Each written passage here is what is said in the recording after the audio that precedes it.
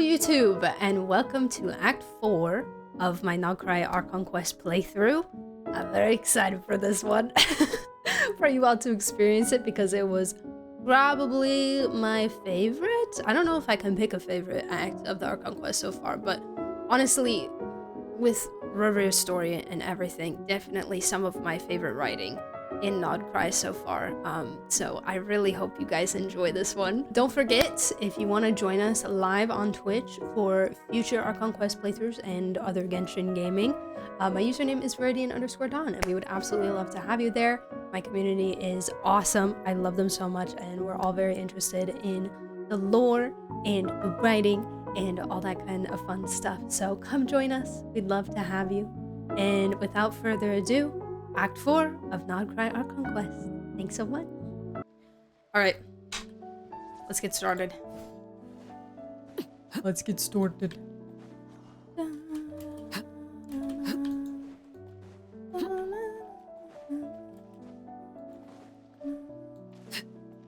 Why does the base not have a nicer teleport? Why is the base so far away?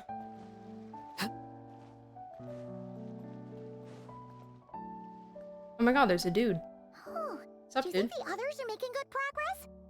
Hope it's all going smoothly. Oh, hey look! They made it back as well! Because it's a secret, but like, the teleports are just for us, you know? Flint's, Llama! At least as far as we know. How did it all go? All is well, thank you. Nefer and Yehoda had to stay at the curatorium to wrap things up, so they won't be joining us for now. I ran into Miss Nefer and Miss Ino on the way back. Their work is still in progress, so I suspect they won't be back for a while either. You seem rather cheerful today, Mr. Flint's. I certainly am. I achieved what I set out to do and came away with more than I bargained for. More than you bargained for? Fighting alone can get Oh my god! tedious, but I had the good fortune to run into a pair of brave young warriors.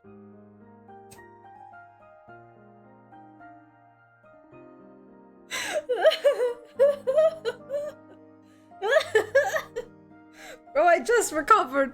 I just recovered from the last one. Ah! I just recovered.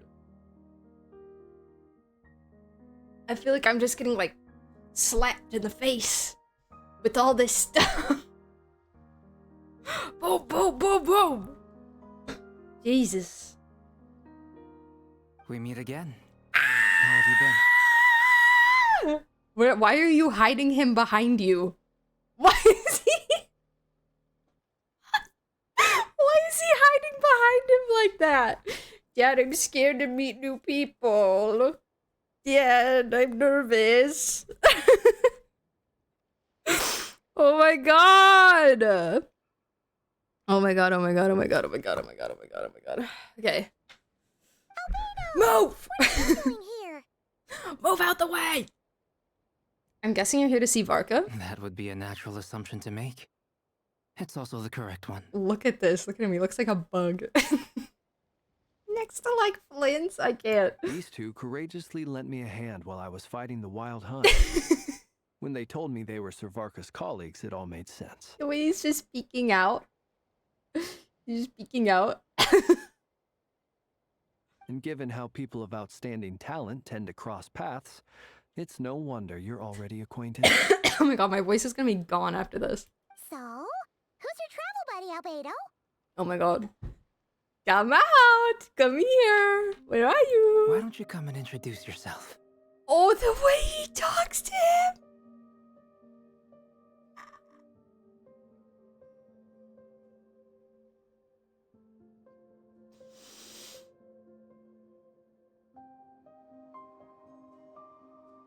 Oh.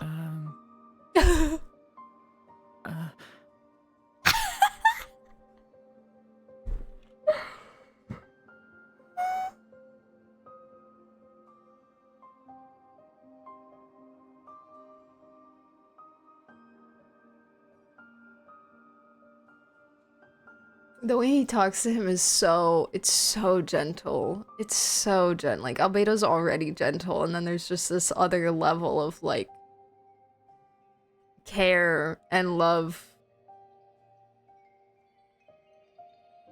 and like, what are those little tinkly sounds in the background? A gentleman of few words, I see, and a rather stern countenance. I presumed you were acquainted with him. Is that not the case? He's so pretty. Look at his pretty eyes. Look at his pretty, beautiful eyes. Those horns, you must be. It's nice to meet you again. We've technically met before. Oh.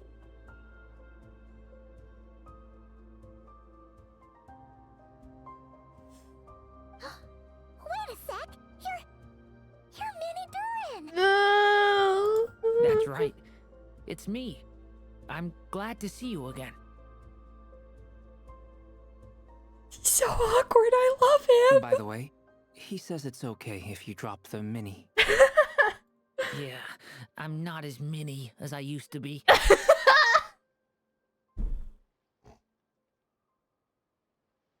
Oh, he's so goofy. Interesting, isn't it? The first step towards blending into human society appears to be reflecting on whether one's name really reflects who they are. Oh, congratulations, Stern. You're a new test subject.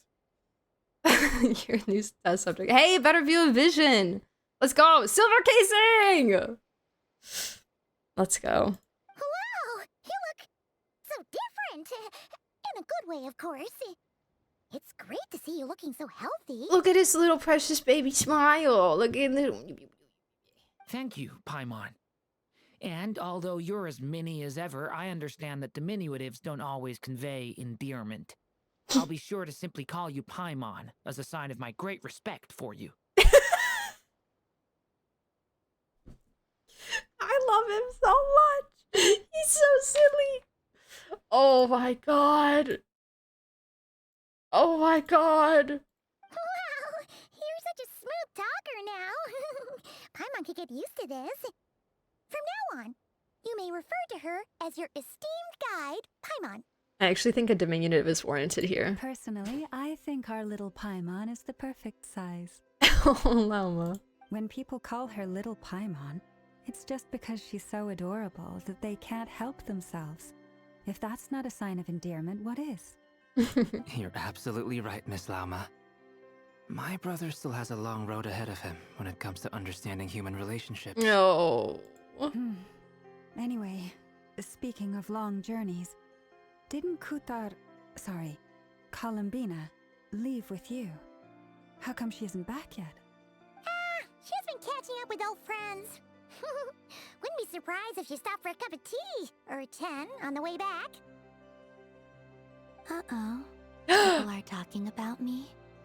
Hope it's nothing negative. The way they slow walked. Seems like she's in much better spirits after meeting her old colleagues. Judging from your expressions, I'm guessing it all went Wait, well. they look so good next to each other. It's getting crowded here. I'll go grab some chairs. For outside? What? Shouldn't we go in the place where we need to shouldn't we go in the... No need. This is a job for an alchemist. I'll whip some up momentarily. Okay, sure, but Thank you for your hospitality, ladies and gentlemen, but I was merely escorting my friends back. you better not leave. You better not leave. I'll be meeting Sandrone shortly, as we still have some things to discuss. It's been a pleasure. As long as you're still in the everyone. area. But this is where I'll say goodbye. Bruh. We really appreciate your help. Thanks for standing by us. Oh, come on. Spare the formalities. I'm just glad I could help out some true friends. Father, I owe you my life. I understand. Well, bye for now, Harlequino. Yeah, true. She has to go to a tea party. Oh, this place is hopping. Probably a good thing one of us left. Otherwise, we might not fit all these people in. Are you saying we're about to run out of chairs? As a matter of fact, I am. Come on in and see for yourself. How many people are in there? Are the kids in there? Did the kids leave? And come to the base? Oh my god, the crossover is insane. Oh! Let's go! Oh my god. Oh my god. This is what I'm talking about. I'm getting slapped in the face every 5 minutes. Oh man. Oh man.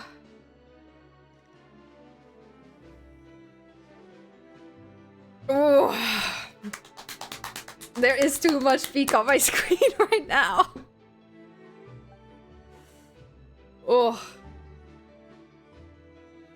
Did he really say it's getting crowded just because Dane was there? By the way. With Miss Columbina's colleague gone, we should be back to the original crew plus the other colleagues I brought in. Though it looks like we have another new face. Oh, just showed up. Someone else managed to rope in a colleague too? Sorry, he's probably here for us.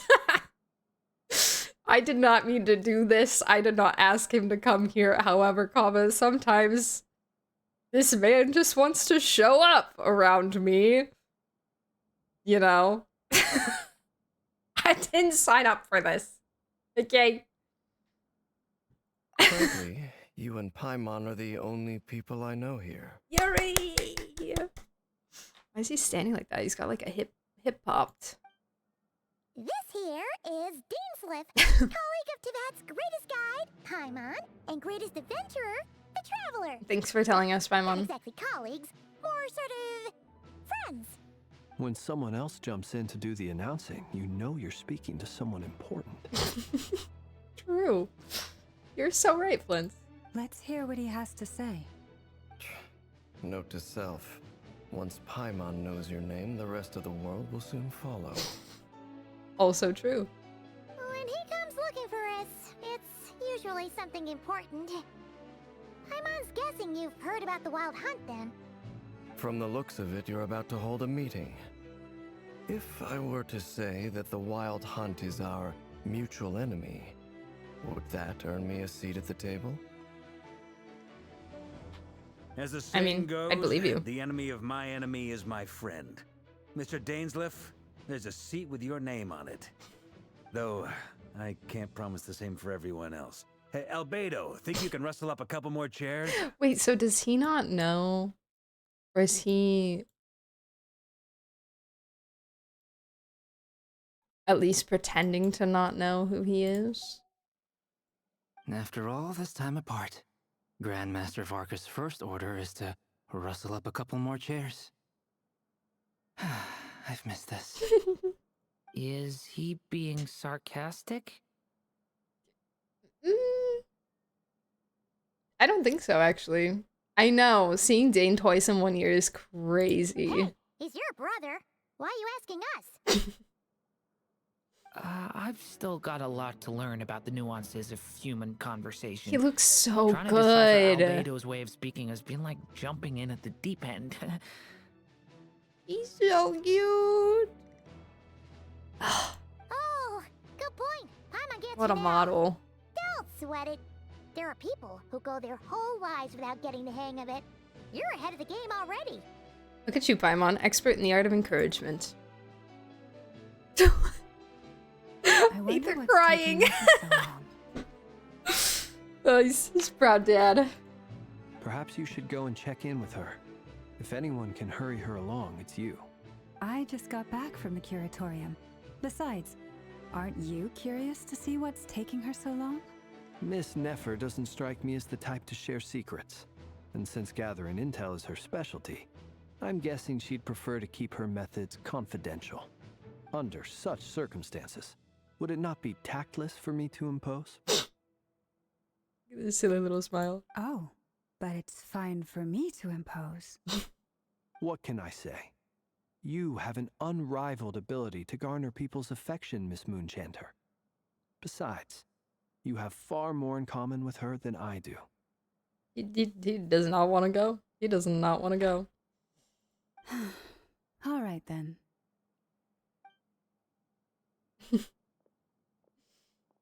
Impressive. She barely fought back at all. I admire your powers of persuasion, my friend. Oh my god. Now kiss. As I'm sure Miss Lauma will realize soon enough, the trick in life is to always pitch in with other people's responsibilities so that you can be selective with your own. Another trick is to simply hide in the background. I love this! I love this! Oh my god. Oh my god. Spoken like a true sage. Oh my god. Anyway, looks like we've got some time to kill before the meeting. Let's take a little Iconic. breather, folks.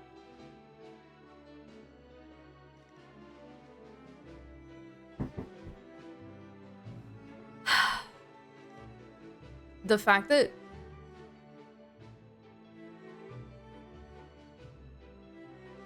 depending on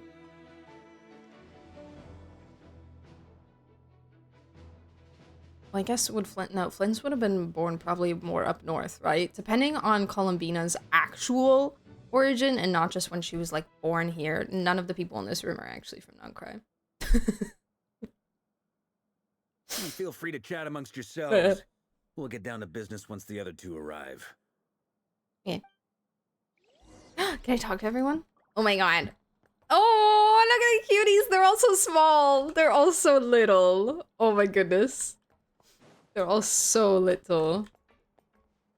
Check the meeting board when you get the chance. This thing. There's some handwritten messages on the whiteboard. I took the time to do a few sketches that represent the staffing for different units. The art's pretty good, huh? Bet you'll all like it. Mika always used to say I had the talent to make it big. These seem to have been written by Varka. Another message appears after these lines, written in a different hand. Your creative work has, by the testimony of our fellow knights, proved excellent food for thought, Grandmaster Varka. I have looked through it carefully, and I suspect that this is because your work is novel, yet your technique remains slightly unpolished. This is only natural, of course. After all, you have never received any formal education in art. In accordance with requests I have received, I shall complete a few new paintings to serve as mementos for everyone.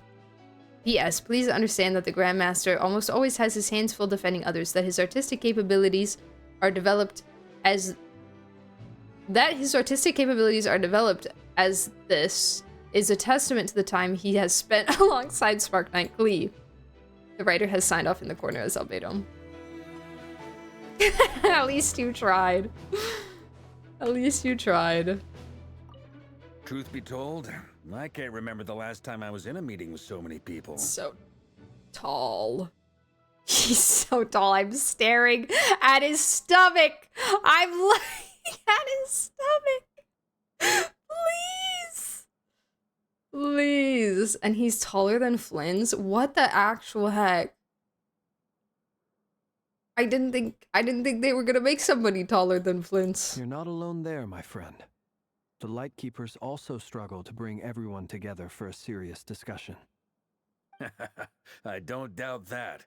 I've only ever met two Ratniki, one being you, and the other being that young guy, Itlua.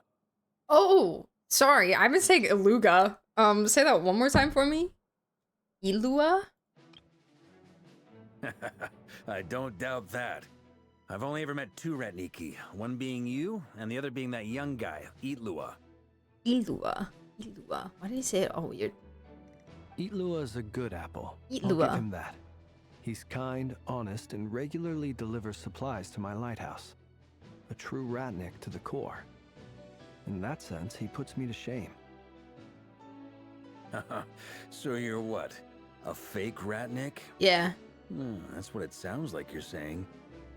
But I get the feeling that's not quite what you meant. Iglua. Iglua. Iglua. Come on, why the awkward silence?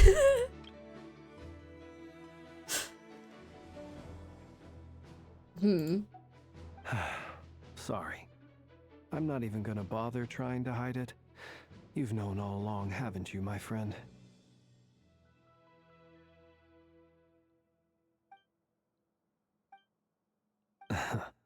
Now that was an awkward silence. Let's just keep this between ourselves. Probably best if Itlua doesn't know, huh? That goes without saying. Gotta be careful what you share with youngsters, after all. Anyone else in the know? Let me guess. The Traveler and Paimon? It's dangerous being too sharp for one's own good, you know. Then, in the name of the Animo Archon Barbados himself, Whoa. I swear, your secret's safe with me. Careful, you'll summon him and then things will go haywire up in here. When we went for drinks, you said that you and Barbados were practically best buds. In the light of that claim, do you really expect me to take your oath seriously? Practically best buds. Of course. Just as long as you don't go spreading around the fact that I'm close with Barbados. Oh, what alright? was that? Oh, we got a little Angie there. Oh, the wink? Wait, he's winking.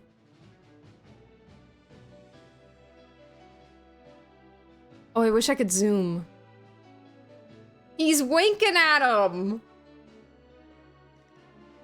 Ah!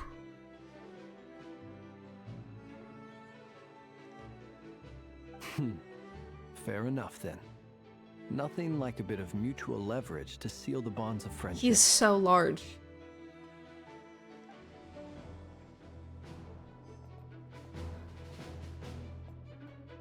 Alright, well, y'all have fun, I guess. I'm gonna talk to you later. what do you...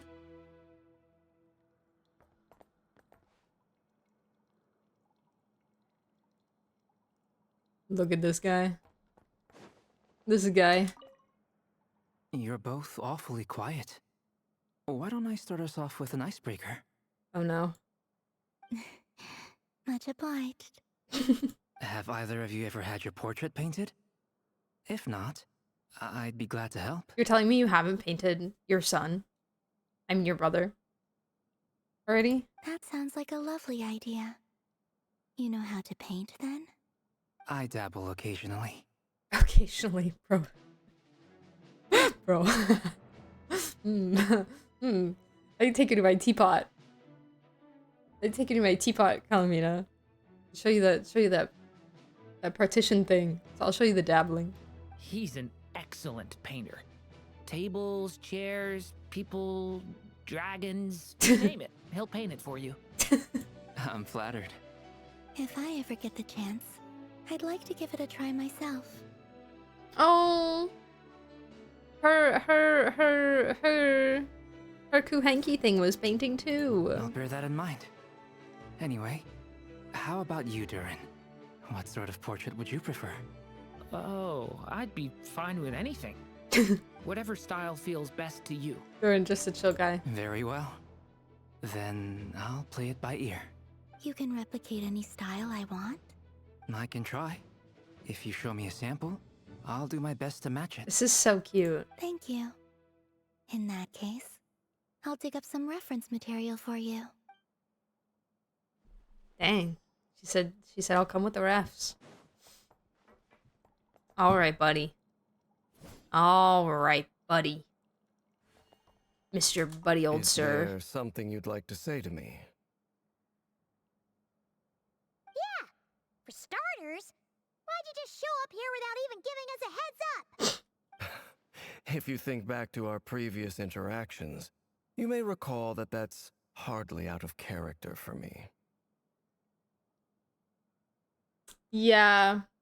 No, yeah. No, you're right.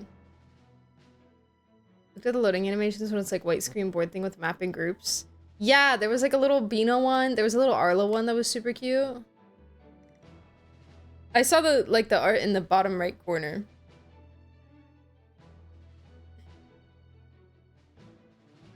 Interactions dispatch. My favorite cast of characters and interactions. Maybe tied with Sumeru. I would agree. I would agree. This is giving very much Sumeru vibes where things felt very connect. Granted, bringing old characters back does help a lot, so you can kind of have that like connection. It's like a bit of glue to kind of pull people together. But yeah. You do have a point there. Sorted out your accommodation yet? Oh yeah! You'll need to find somewhere to stay the night too, right? Wanna tag along with us? You never know. We might get a group discount. Oh my god, Dana and I sharing a room? Oh my god. Sure. Let's do that. Whoa. I didn't think he'd actually accept. Great! Paimon will handle it! I didn't think he'd actually accept that. And in return, We can get Dainsliff to be our very own personal bodyguard. Is he just gonna, like, sleep on the floor? Or maybe he'll take Flince's room. It's not Flince's, but the one that Flince stayed in. Paimon, you're thinking out loud again. If that's what you had in mind, you should have said so sooner. I'd be happy to help. It's crazy. Oh, okay then. Big I'm spoon? only kidding, No, we but cuddle. good to know. Okay. I mean, hey, I'm not. Anyway, since we're all here together, I'm not we might as complaining. well watch each other's backs. That's just what friends do, right? All three of us cuddle? Yeah, so Dane is the big spoon, and then Ether's the middle spoon, and then Paimon's the little spoon.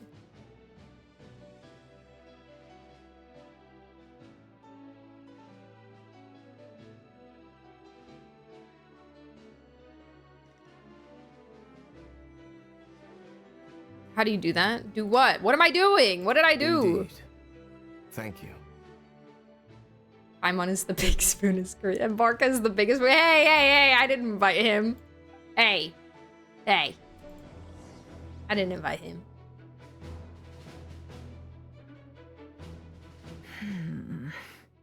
I would, however, invite Flint. What are these facial expressions? Holy crap.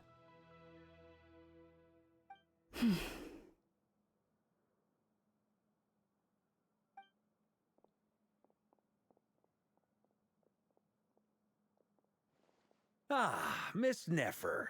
You made it after all. But what about Yehoda? She died. I'm here to give you an update on how things are going on our end. Sorry. Once this is over, I'll be heading straight back to continue my work. I left Yehoda back at the curatorium to watch over things while I'm gone. Huh. So much for just this once. Shh! Not so loud! We're on a roll here. What if she remembers and suddenly decides to back out? True. Gotta play it cool. Nefer's locked in. Did you say something, Mr. Varka? Huh? I didn't say anything. Right, Flint's? Why are you asking Must Flint? have been a frog. They get so noisy around here at nighttime. It's Oh like my they're God. putting on a concert in the background. What a cute frog. Anyway, before we begin... Why does that frog look there's so a few high res introductions to compared to other frogs? Let me start by saying that it's an In the honor to game. be speaking before so many distinguished colleagues and collaborators. Okay, buddy. First up, we have Miss Lauma. As Moon Woo! Chanter, she's Yeah! the leader of the Frost Moon Science, Llama! the local religious community in NOD-KRAI. Let's go. Then there's Miss Nefer, Woo! boss of the Curatorium Let's of go! Secrets, Nefer! an intel gatherer extraordinaire. Let's go. Nefer is Round of leading the applause. investigation into Rerir's background. It's assisted not like by other Yehoda and frogs. Lauma. From the little I've heard, they're making some great progress. Over here, we have Mr. Flint's, a ratnik and guardian of the abandoned lighthouse. In our last operation, he courageously distracted the wild hunt to buy time for the rest of us. For those of you who've never met, this is Mr. Albedo, a renowned alchemist and captain Sorry, I of the forgot to- Knights of I forgot to keep Favonius clapping. investigation team. By his side is a new face for us all, myself included, Mr. Durin. who's come to Mr. lend his Durin aid. is crazy. Next up, we have the Moon Maiden and former Fatui Harbinger, Miss Mr. Columbine. Durin. Then we have Never the in a million Traveler. years did I think I'd These are hear more that. titles than I could possibly hope to list out, so I'll spare you the rundown. And Paimon, the ultimate travel companion and quite possibly the best guide in all of Teyvat. These are more titles than I could possibly hope to list out, so I'll spare you the rundown. Hey, no, give me my due recognition, Varka. Please. I want to hear them all. You just can't remember them, can you? Wow! That's a lot of people. Great turnout. Miss Nefer, it looks like you might have another job coming your way. So, congratulations on the booming business, I guess. You think I haven't got enough on my hands as it is? He did skip Who's Dane. looking for me now? He forgot his name already. That would be me, Miss Nefer. Oh. I have a commission for you. Oh. And you are? Who I am doesn't matter right now. What does matter It's like is kind that of I'd important. like you to It's gather okay. more intelligence about the Rerir of Solnari. Well, it's not as if we never take on anonymous commissions. But in your case, I'll have to decline. I'm gonna take a wild guess and say your job's probably more hassle than it's worth. Something about you seems like bad news. Oh, it couldn't possibly be It's my the eyes, isn't it? it couldn't possibly be the dark knight outfit with the stupidly high pointed collar and the spooky mask on one side of the face and the Conrian pupils. It couldn't possibly be that. Conrian, I assume. And what's with the mask? Yeah, I'm Are you saying. trying to hide your identity? In any case, the fact that you're even still alive raises an awful lot of questions for me. Bro is a walking suspicion. My name is Dainsleif. And yes, I am from Conria. As I'm sure you're aware, the Rerir of Solnari's real name is Rerir. He was True. once Yeah. an acquaintance of mine. Yeah, she would know his name from the memories. Really? Then you must have been quite an influential figure yourself. I wonder if, like, he even... Like, I know they were trying to gatekeep, like, Vetterfulnir and Young Dane from us. But, like, do you think that, like, Nefer even saw him? Like, do you think that, canonically, what Nefer was shown in the memories was all that was there? Like, what we saw was all that was there in the memory. Which would be interesting, because then it would be, like, Rerir forgetting their faces over time. As he, you know, as he fades away. I like that. I like it. You flatter me, but none of that matters anymore. My point was simply to clarify why I have asked Miss Nefer to investigate Rerir's background. So you're both from Conria, and it sounds like you used to be friends. What am I missing here? Surely you already know how he became one of the 5 sinners. I'll tell you everything I know. The history of Conria, the names and identities of the 5 sinners. I remember it all like it was yesterday. Stream lag? I'm good on my end. Currently. On if Rerir himself remembers what they looked like because she was able to do it from the fragments of his body that Flynn's gave her. Which would be not his current state of mind, but his old body. But he could still have, like, tried to block them out in some way, shape, or form, just depending on everything that happened.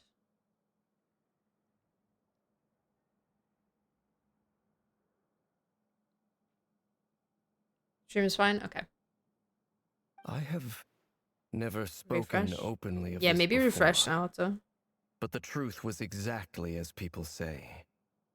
The 5 sinners were each driven by their own desires, and it was by playing upon these that the Abyss tempted them to their fall, tearing Conria apart in the process. The visionary, Vetterfulnir, who wished to foretell the future. The wise, Horoptatir, who sought limitless knowledge. I have them all on this page, but there's no room there for them.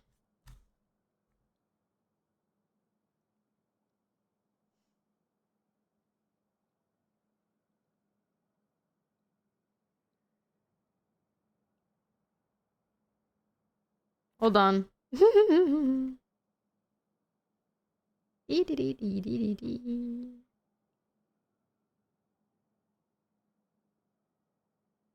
Gold, Rhine-daughter, who desired to create life. The foul, Sertologi, who pursued supreme strength.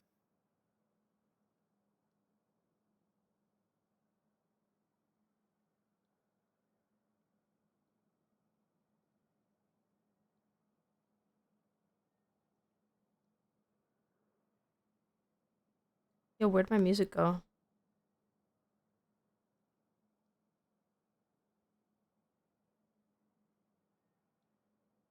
And last, but not least, Rerir of Solnari, Rerir, Ravager of the Moon.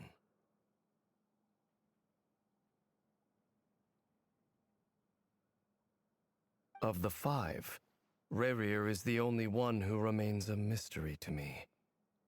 He never harbored grand ambitions. Yeah. So what changed What did in the he space want? of a single night? How did he come to fall like the others?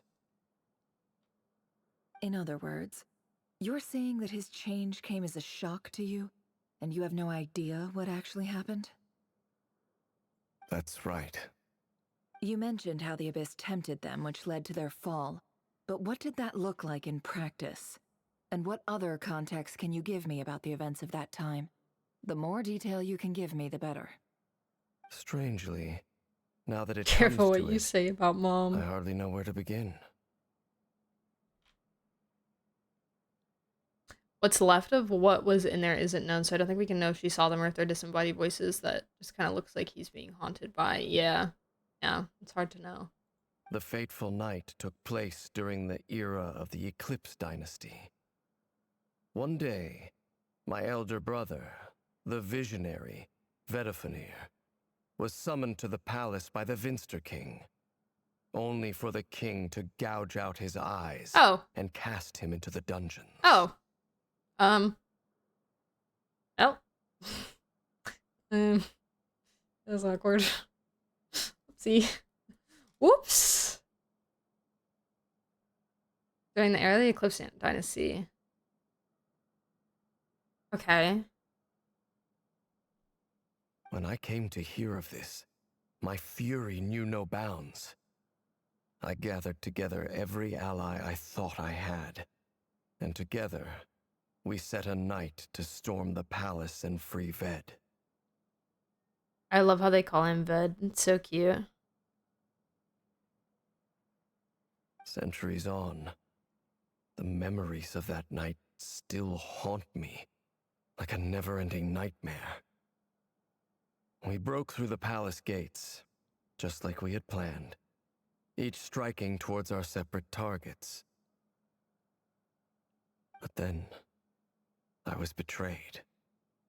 Even Vedafenir, the very person I had come to rescue, abandoned me and partook of the Abyss's power. Dang, they really said, let's all steal this power and not tell our buddy Dane.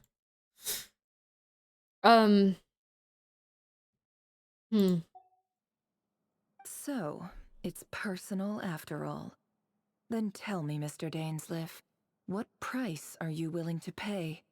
You, of all people, must know that nothing comes for free. I cannot say what price would be worthy of such a commission. But know this. Rerir was not always a madman. Believe it or not, there was a time when he was just an ordinary man. Just a guy. Working for the Conrian Intelligence Service. Just a guy. Uncovering the truth of Rerir's past is the only way to unravel this mystery. But before you decide if you will accept my commission, I will tell you more about him. Enough, I hope, to help you plan your next move. Sounds pretty good to me. Feels like we just flagged down a random passerby, only to discover he's actually a master strategist who has a score to settle with our enemy. Must be all that good karma I've been building. Who knew having a Conrian friend would come in this handy? Can I borrow your halo? It could be useful in the lighthouse. What? Oh, me? Who, me? Oh, yeah, sure. Hey, enough with the wise Oh, crap. Paimon. I was like, what? Isn't that lamp of yours I'm bright sorry. enough We're already? speaking metaphorically. Relax. It was meant to be a compliment. If that was a little over the top for your liking, I'll make sure to tone it down next time. I love how he's looking at me and not Paimon. I'll give your proposal some serious thought, Mr. Dainsleif. Let's speak in private once the meeting is over. Before that, there's a few things I'd like to share. Hi, buddy. Hi. Hi. He's using his voice. I'm so proud of him. You recount the meeting the Knave and how the iridescent moon's marrow was retrieved from the Crimson Moon space. You make it clear that the Knave chose to help you of her own accord, then conclude by reporting how the hearts of the 3 moons are finally in your hands. Now that we've united the hearts of the 3 moons, your power should be greatly enhanced. But it seems like that hasn't happened yet. I believe it will take a little longer. You've done so much for me, so I want to be completely honest with you all. Even though I'm doing a lot better now, the truth is, my recovery will likely be an ongoing process. From the moment I was born, my power has been slowly ebbing away. And that is because Tevat has never accepted me. Even with the moons united as one, it seems my rejection cannot be undone. Magnets. So far, I have yet to find a solution. It may turn out to be a problem that will plague me until the day I finally leave this place behind. Even so, I will do everything in my power to help you drive out the Rerir of Solnari. As Arlecchino put it, this is not about chasing the spoils of victory. It's just a gesture of heartfelt gratitude. Kutar. She seems a lot more energetic and positive than she did when we first met. Defeating the Rerir of Solnari. I know will he be was no supposed easy to make task. chairs. While my strength He slowly debated recovers, us. we'll also need to gather more intel. Naturally. We should take all the help we can get if we hope to defeat him. We've considered several viable plans now, but our choice hinges on the answers to a few key questions. Is it even possible to kill Rerir? What experiences shaped the person or monster he became? And what's he really after? Given Albedo's expertise Everyone's in poor alchemy, feet. I think we should leave him to try and answer the first of these questions. I'm so tired. Understood. As for the other two, I'm afraid we'll have to count on you again, Miss Nefer. Believe me when I say it's not my wish to burden you. But right now, relying on your skills is our only option. So you're placing all your hopes on me, huh? We can't thank you enough for Good night, agreeing to Bee. help us. Honestly, See you later. I can hardly believe how lucky we See you are. later. Bye-bye. Also, okay, alright. Thank you so much for the follow. Welcome in. Greetings. Oh, that was a little bit ago. You sure have a talent for changing your tune, Miss Moonchanter. Timid like Yehoda one moment, then flinches insincere flattery the next.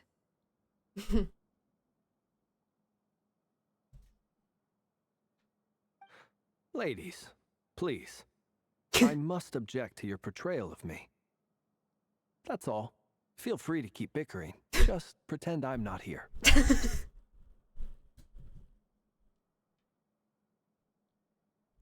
Oh, I love him. That's all. He said, do not talk about me. Otherwise, you can do whatever you want. I almost don't want to leave this room. I'm curious to see how this plays out. Oh, she wants the drama. I have faith in you, Miss Nefer. Something tells me you'll stand by us until the very end. Oh? And what makes you so sure of that? What if I suddenly decide that my compensation is insufficient?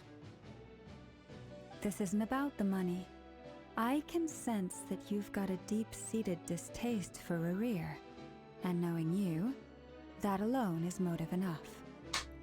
Look at them getting along so well. Like two peas in a pod. And I'm the one they accuse of insincere flattery. There is no justice. Look at it. I love this look. I love this angle. Oh. He's just a little guy. Miss Lauma, you have to understand something. Unlike you, I don't actually enjoy having everyone's hopes on my shoulders. Is that right? Well, maybe the fact that I'm willing to put my hopes in other people says more about me than you. But the fact is, I also trust you. And that's because I know that you're someone we can count on. Anyway, we've got our plan, so let's get moving. Mr. Dainsleif, let's talk. And Traveler, once we're finished, if you've nothing else planned, I'd like you to come with me. Oh. This whole experience ma'am. is teaching me a lot. For instance, I now know that when other issues come up in the future, I'll have far more luck getting Lauma to convince Miss Nefer than trying to do it myself. Hate to say it, friend, but that's one of the funniest things I've heard in a while. I'm sorry. Why? You think I've got it wrong? Quite the opposite. But what makes it so hilarious is how long it's taken you to realize. Yeah. Yeah. The Yuri is pretty blatant. Nefer and Dainsleif converse intently for quite some time. From the gravity of their expressions, you can tell how heavily the next stage of the plan weighs upon them both. After a short chat, Albedo and Durin head off with Varka on what they describe as a sample-finding mission. Lama steps out for a while, then comes back loaded up with emergency medicine. She tells you that while people rarely expect to get hurt, it's her duty to be ready when they do. You and Paimon wait patiently for Nefer, content to see how well everyone is working together. Once Nefer is finished, you follow her and Lama back to the curatorium. Wow. What a team. What a team. Oh. Hi, Ashru. How you doing? Oh, can I have my chest now?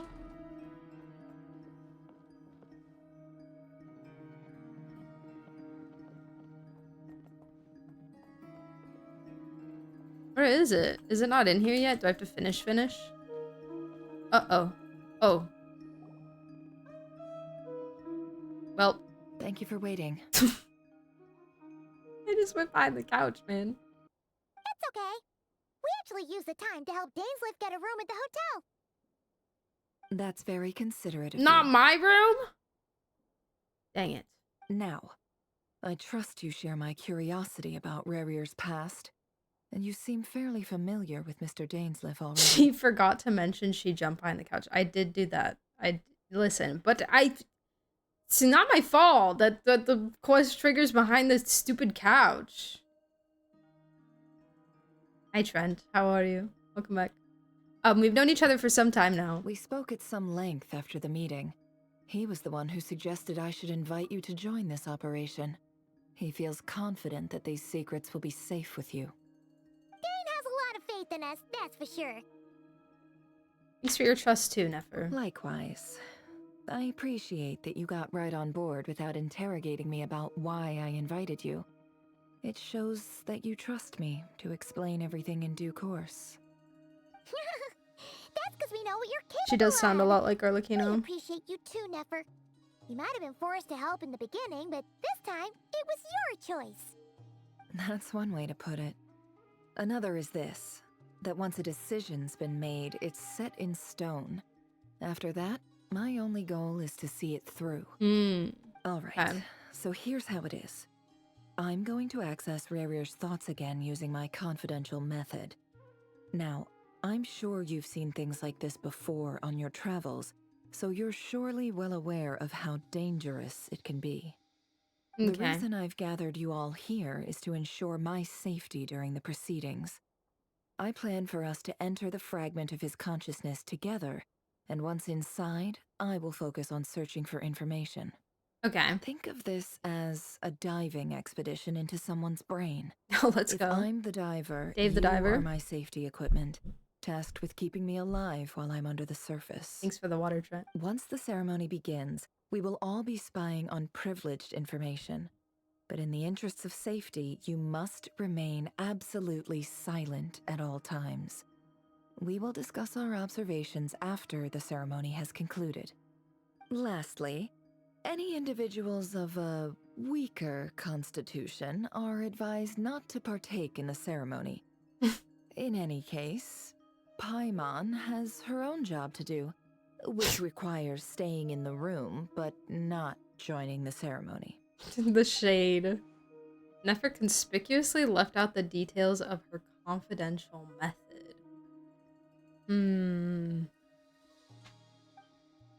I guess her brain diving techniques are a trade secret. Well, good luck, everyone. Sounds like all Paimon can do is cross her fingers and root for you guys. There's a little more to it than that. I was being serious when I said you have a job to do. While the rest of us are inside Rerir's mind, it's imperative that we have a team member on the outside. In the event that something goes wrong, you will be our first responder. I don't anticipate any issues, but the extra level of safety will be greatly appreciated. I second that. This is a dangerous operation here, and you're our whole rescue team. That's pretty much the most important job in the crew. Paimon finally has a job. Paimon's like the lifeguard? Yeah. That makes sense. All right, got it. Perfect. Good. Please, take a seat. We'll get started momentarily. Okay. So, did Mr. Dainsleif tell you anything else? He told me that he believes Rerir kept some big secrets in his life. He's not sure that they were the cause of his eventual downfall, but he's asked me to uncover what those secrets were all the same. But surely you're not planning to go through with this, no matter the cost. If you think that, you'd be overestimating me. I'm a businesswoman, not a mercenary. But I do have my own professional reasons for taking this job. You think I'd turn down the opportunity to get a first-hand glimpse into Conrian history? No chance. Well, as long as you don't let morbid curiosity get in the way of safety concerns, we're good. We'll do whatever we can to help you. You're such a killjoy. She's got incense, candles, almost feels like a summoning ritual. Yes, it's a seance. Ether. Seems like Nefer still has no intention of sharing her trade secrets, but now's not exactly the moment to pry. See, there's a chess set on the table. Could that have something to do with her intel gathering methods? All right, I'm good to go. Magical chess set. All set over here too. All right, let's go. Let's go into Promise, Paimon, you'll be extra careful. the seance. Pinky promise. All right. Let your whole body relax. We're about to begin. Alternatively, Close your right? eyes. Sorry.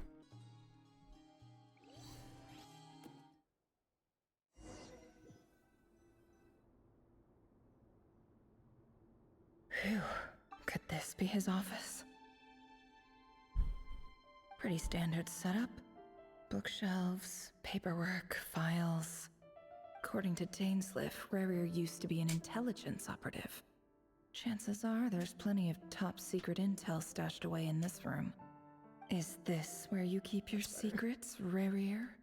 Can't say I'm not looking forward to this. I got new pens off a off a TikTok shop, and I'm very excited to see if they're good or not. I love stationery. Examine device. Wonder what kind of encryption technique this is. Seems like it has to be inserted into that camouflage device nearby. Aha! It's an audio recording. It's a Please, what? hear me out. I can't shake this feeling that someone's been spying on our house. No, I'm not being paranoid. It's true. I saw someone dressed in all black. It was a couple of days back, but that was on another street, not near my house. I swear, I know what I saw. There's a note in the margin. Surveillance of the Runforther residence has concluded. We apprehended the target and filed the mission report last night. Could the voice in the recording belong to one of Rerir's targets? The Runforther residence. Okay. Cool.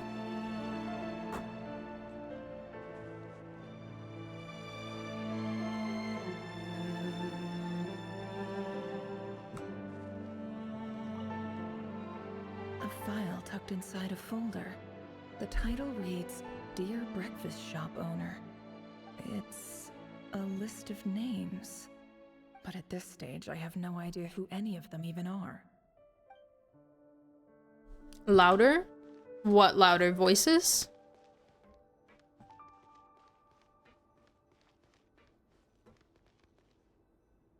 Hold on, I was not paying attention because I was reading that. A file tucked inside a folder. The title reads, Dear Breakfast Shop Owner. It's a list of names. But at this stage, I have no idea who any of them even are. Breakfast shop owner. Voices? I can't right now, I'm so sorry. I'm so sorry, but remind me again when I'm out.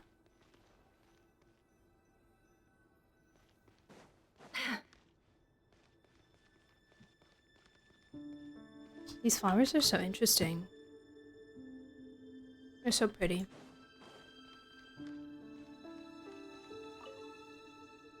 A box containing a ring inlaid with a precious gem.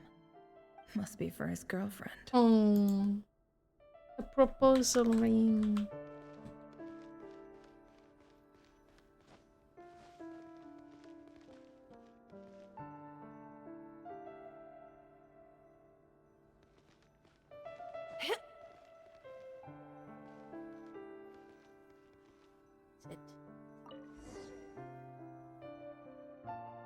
Oh, hey. Today's files are in. Time to wade Oh my God. through them, just like usual. Paperwork. This is a guy. That's a lady. Oh, Jesus. Male, 51. Occupation, cook. Confirmed Crimson Moon descendant. Has maintained frequent contact with other descendants over the past year. Why did they put me in a Poses a desk threat to the dynasty. job? Why did they put me in a desk job? What is this? What is this? Confirmed Crimson Moon descendants maintain frequent contact with other descendants. Poses a threat to the dynasty. Neutralized. Oh. This Oh, I one see. Should be archived under purged targets.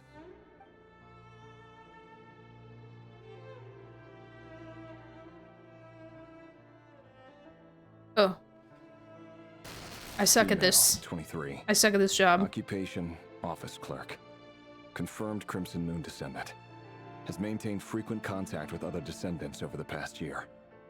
Poses a threat to the dynasty. Neutralized. Another one for purged targets. I see. Sounds like she was that other man's daughter.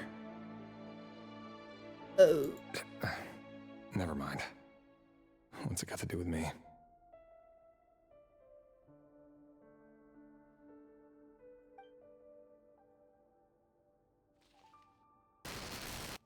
Male, 40. Occupation, teacher. Confirmed Crimson Moon descendant.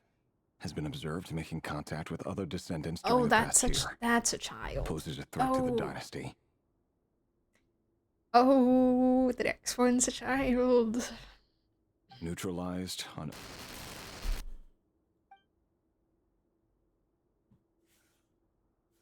Just another nobody for the archive. Come to think of it, I remember surveilling this man. A case like his never would have been considered a priority in the past. Huh. He barely even interacted with other Crimson Moon descendants.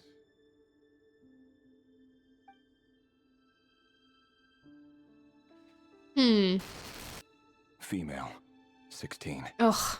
Occupation, none. Orphan and confirmed Crimson Moon descendant.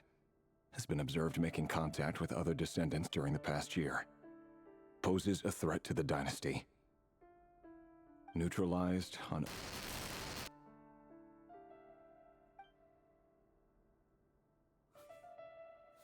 Filed. I have no recollection of this girl. None whatsoever. She doesn't seem to be anyone important, but then again, how many of them really are?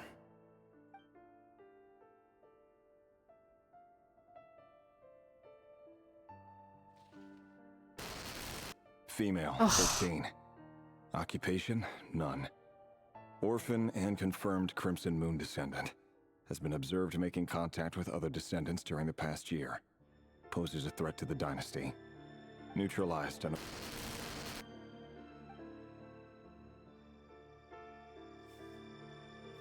Filed.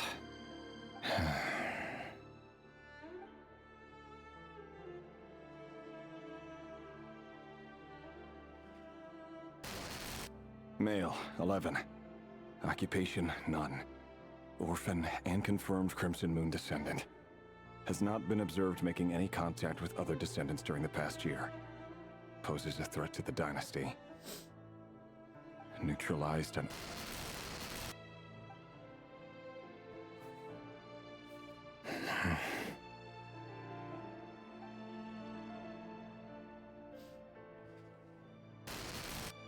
Male. 6. Oh. Occupation, none. Orphan and confirmed Crimson Moon descendant. Poses a threat to the dynasty.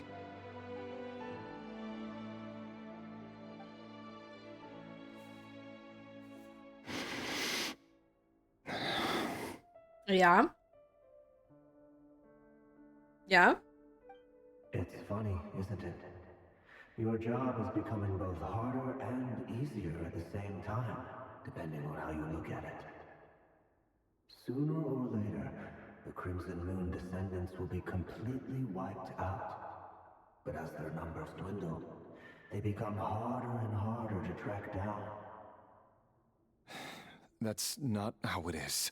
Fortunately, however, most of the able-bodied adults have already been taken care of. The remaining weaklings will be increasingly easy to deal with. No!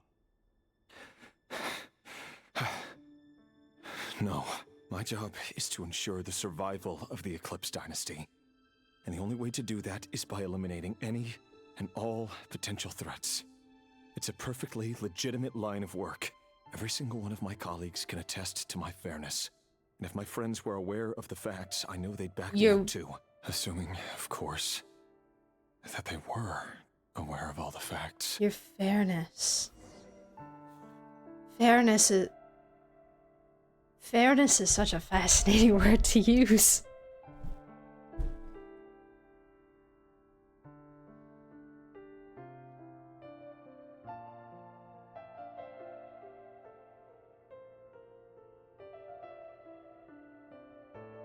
Looking at, like, not discriminating on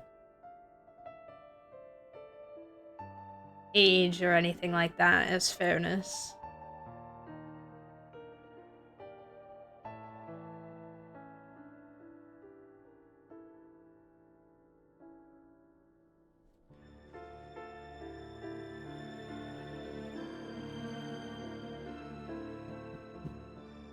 Hmm. That was Ved talking to him?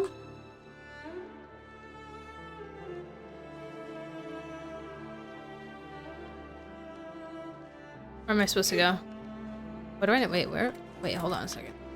Wait, hold on a second. Where am I going? Hold on, wait, where am I? Wait, what? Wait.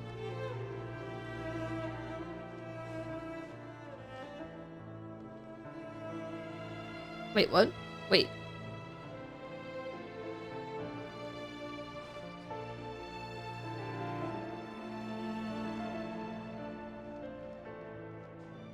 Can I leave?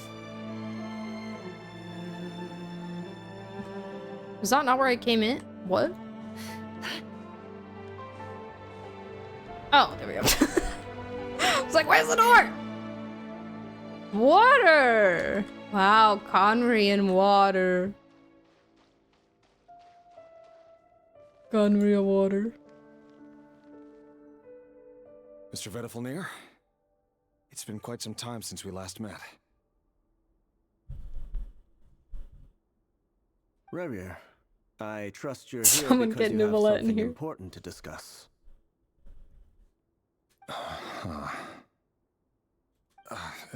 Forgive me. I wasn't tuning out, it's just, I noticed you didn't even phrase that as a question. As if you knew I was coming. Well, yeah. Tell me, does someone in your position ever feel the need to ask questions at all? It is indeed within my power to foresee certain things. Things like your arrival. I was just thinking. It won't be long before I'll be inviting both you and Dane to my wedding. That isn't a lie. Marriage. But nor is it a fact as such. It's a wish, isn't it? Okay. No fooling a prophet, is there? Ever since that day we met for drinks, I knew it was only a matter of time before you came looking for me. Does it feel good? Knowing how the future will unfold. I'm afraid the notions of good and bad fail to capture the complexity of what such a power entails. Once you've seen what will come to pass, it can be all too easy to succumb to fear and melancholy.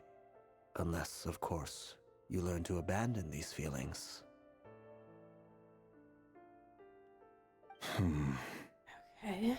You fear my silence, and long to hear the words I left unspoken that day.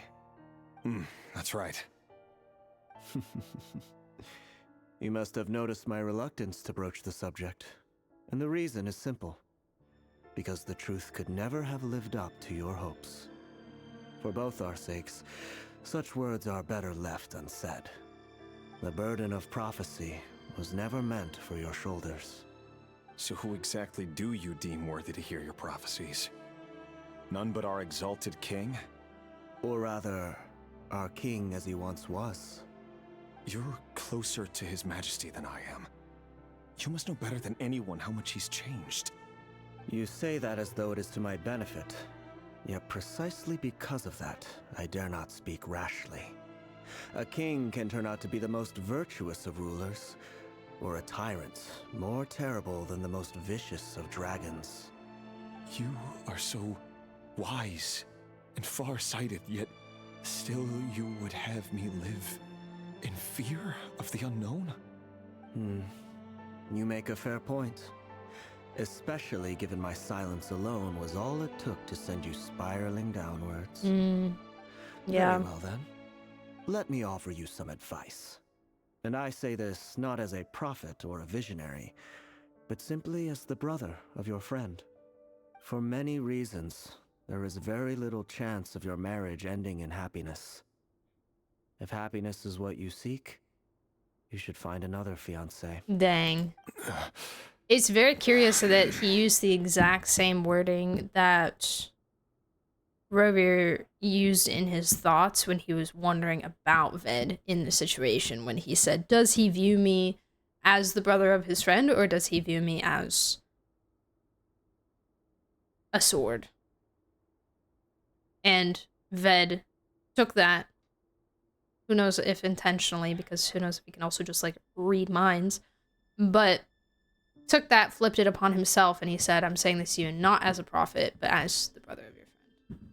The friend, sorry. Rerir said the friend of your brother. You guys know what I mean. Interesting. Sympathizing a little bit with him. Hi, Stray! How are you? Questing is going well. Things are Rerir did things. He did some stuff. Yeah. Yeah. Hold on. You know. There's that same black fog again. Could this memory belong to Thelindis? Thelindis is Shao. Guess I'd better tread carefully. True. Brother's friend twice removed. Yeah, something like that. Brother's friends, cousins, moms, friends, stepsisters, dog.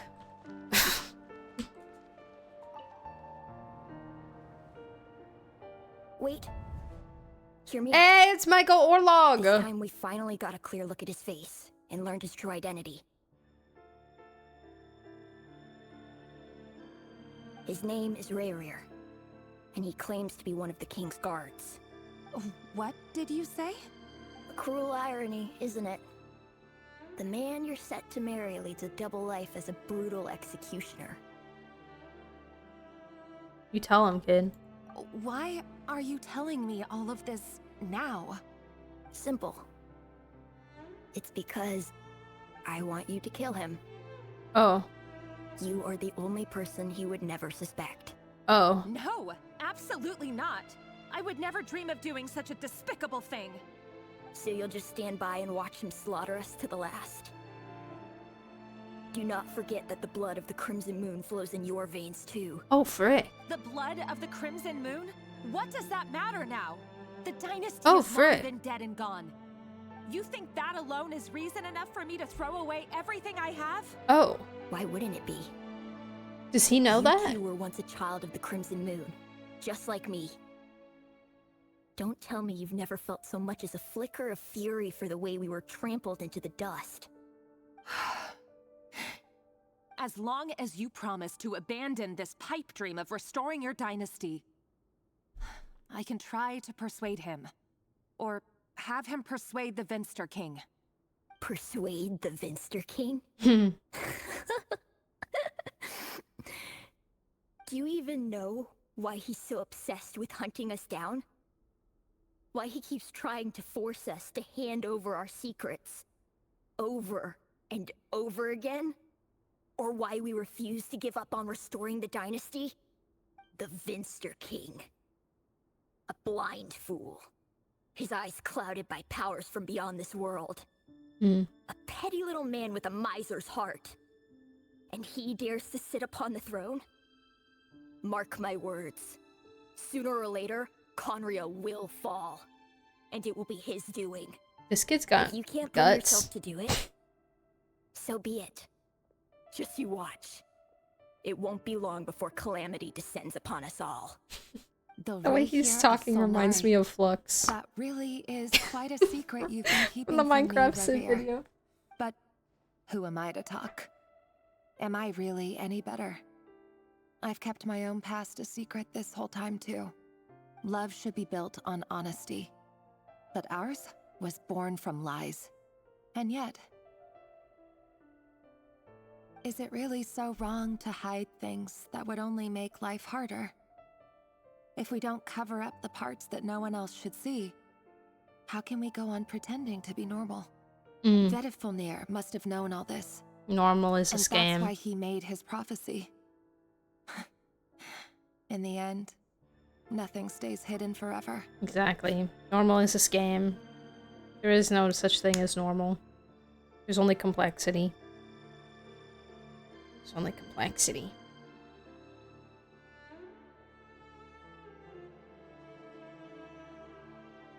I don't think that's a spoiler, Walker. That was all stated. But I won't just sit by and Stated watch facts. this disaster unfold. I'll do everything in my power to protect what I cannot afford to lose. No matter who I have to face.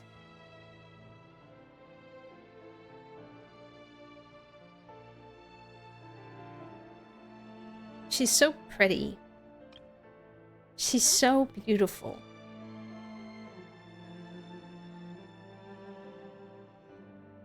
I love her eyes.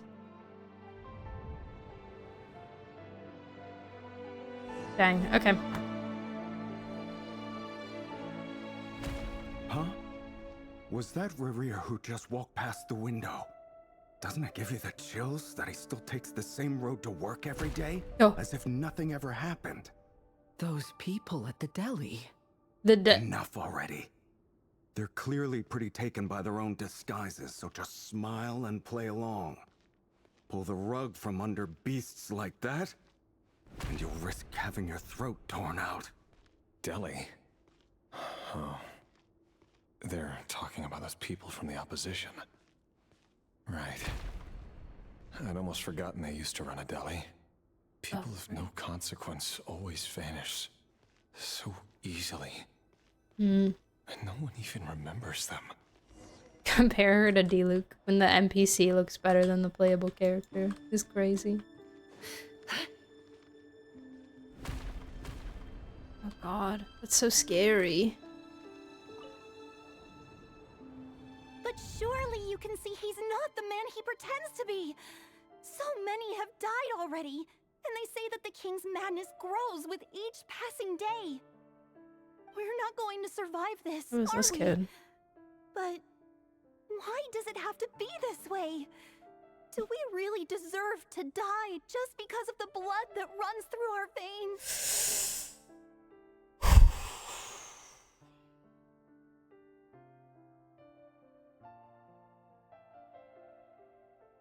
Felindis!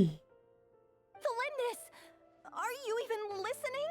She's so cute. What the heck? Sorry, Freether.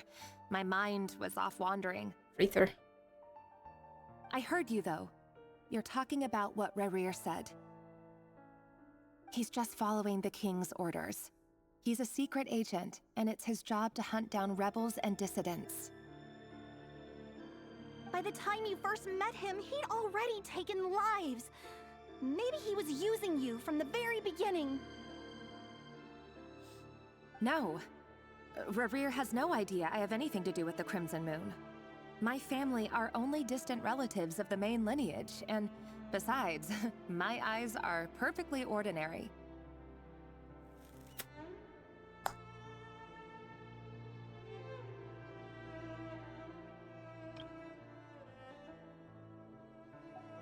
Truth be told, apart from my teacher, pretty much no one knows I have any connection to any of it. It's been a long time since my family severed ties. It doesn't really sound like they care. I'm not gonna lie. My eyes are normal, so best of luck to the rest of you peasants. Yeah. I wasn't really sure what to expect with where she would go with all of this, but defending him was definitely a choice. It's okay, I can fix him is crazy. The little girl's name means peace in Norse mythology. Oh, Freether? Freether. Got you. Thank you. But as Orlog said, who could possibly talk sense into that raving lunatic of a king? No one. I'll work something out. Trust me, I'm with you all. But for now, you need to keep yourselves hidden. Don't let anyone find you, anyone at all. Don't forget that Rerir is an Eclipse operative. You need to be extra careful when he's around. And when I am too. For now, don't come looking for me. And if anything happens to me, just act like we've never met. If even you can't escape this, what hope do the rest of us have? But after all this time together, surely he wouldn't lay a hand on you. I won't speak in his defense, nor can I give you a clear answer to that question. But you just did, though. But I'll do everything I can to put an end to this. But you just did, though, girl. Hold on to this. If an opportunity to escape presents itself, take it. You'll be glad you took some spare change. I think they're just blind. I think they're just really blinded. Or at least she's just really blinded. I'm not really sure by what right now. She is a researcher, so I think a lot of, like, the knowledge that's probably... I don't know. We're gonna have to see more. If there's any other, like, motivations or goals out of this. But blinded by love, at the very, very least. So I don't think it's either she doesn't really understand that, like, he would kill this child, you know? But she's not even like trying to tell the kid like, oh, you won't die. She is telling the kid like, you have to be careful. But then earlier she's all like, oh, he's just following the orders. It's just his job. Like, she's not directly defending him, but she's kind of just skirting it. Skirting the topic a little bit. You call that change? But what about you? I've got a job, and there's still money coming in. But you can't go anywhere right now. Please think about yourself for once. Oh, she just gave her like a crap ton of money. Okay. Belinda's rich.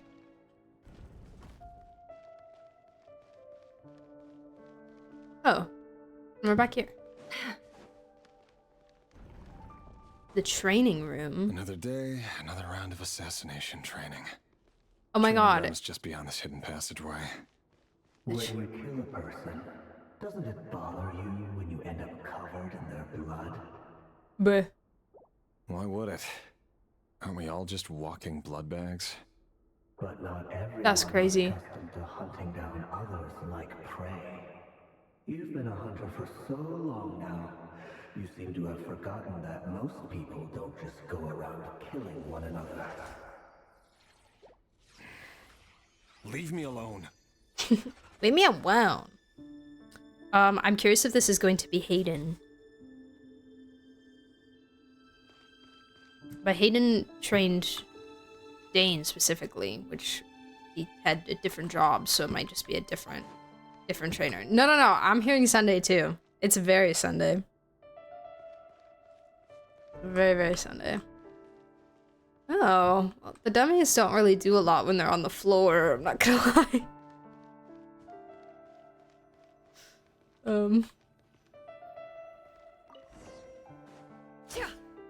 Make sure you have a firm grip on the handle, then choose your angle well. Keep your movements light and brisk, and the prey won't sense a thing. I doubt that. I'll bet no one's ever died a quiet death at your hands. I work clean. There's no traces. The auto-targeting on these is terrible.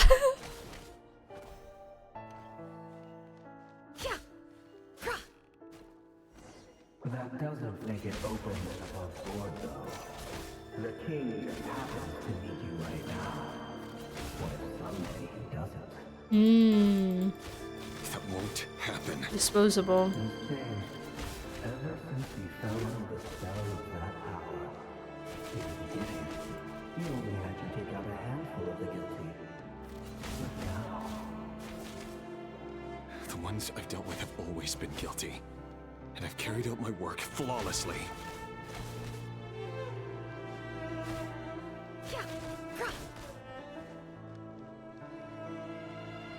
Oh, okay.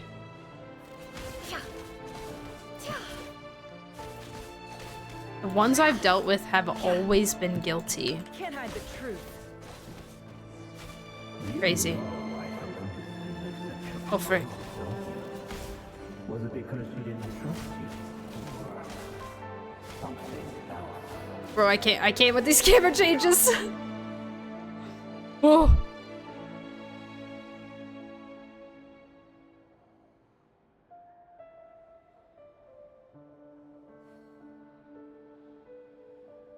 Don't trust your eyes uncritically.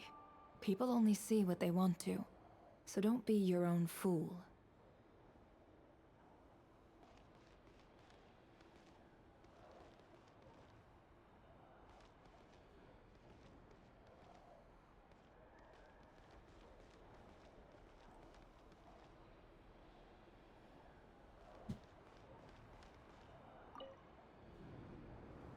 Delindis.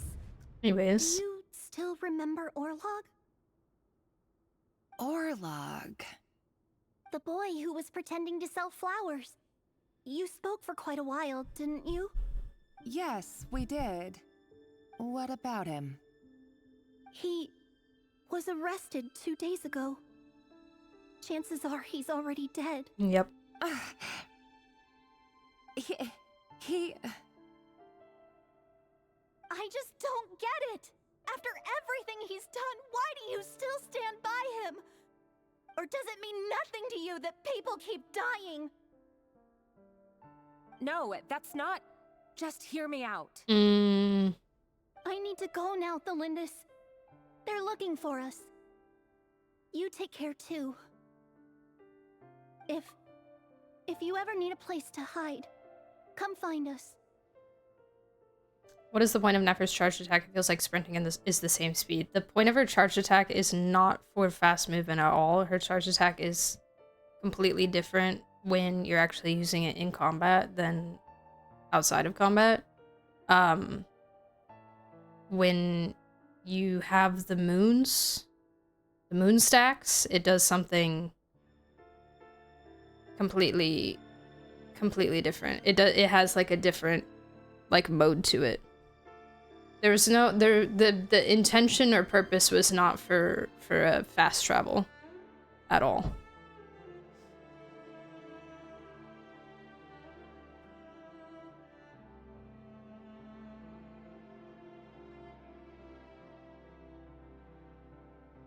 Why make it a run thing? I don't know. It's not for combat though. Or exploration either.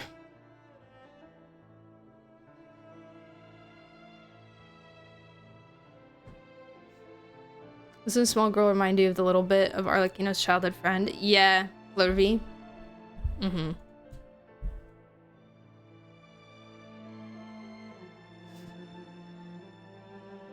You sprint at the alchemy table and open it while you're in it. Nefer does a funny kick in the air for 0.1 seconds. Worth.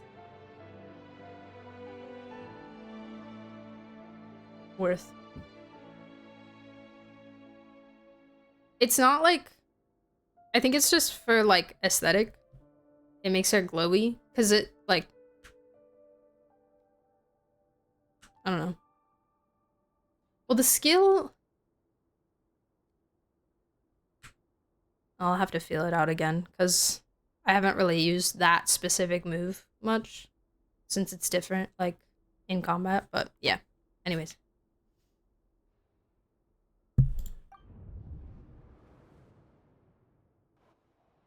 Oh, perfect. Okay. So, even, like, if I were to do this in charge, it's the same. Because I don't have any moons. But if I had moons, then she does her big kaboom. Her big triangle move. If you're in the skill state, don't have verdant do, you'll sprint. If you get a do, you'll automatically start the upgraded one. Yeah, the way I've been playing her is literally like setup, skill, and then I just hold. I just hold left click. Because the dues will like slowly recharge. So usually I'll have, if I don't have 3 dues, I'll at least have 2. And then by the time I use the 2, the 3rd one will be recharged again. So it'll just keep, like I just hold left click and she just keeps going and going and going. It's so fun. It's so satisfying to play. I love it. I love her. Curious about the run. I don't think it's like she's just moving in this state. This is a charged attack state that she's in here. And then it ends, right? From what I understand. And then it ends because she doesn't have any dues to consume. And then this is literally just her running in that state. There's no other point to it. It's just me pressing W. It's me pressing W in that state.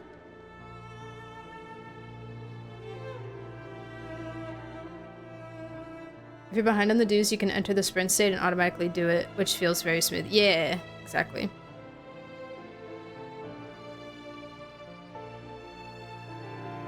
My Nefer team. What I used to test yesterday was Aino Lama Baiju. But I think Aino Lama Nahida is best. I just wanted sustain. And if you try to ignore them entirely, you'll end up tearing yourself to pieces. Nefer is just Ito in terms of gameplay. But see, when I hold left click down, she actually starts going. It's because he's a man. Are we trying to insinuate that I don't like male characters? I'm confused. Sorry, I don't get the point here. Because I think that it is, if anything, it's, you know, a little bit more favored the opposite direction.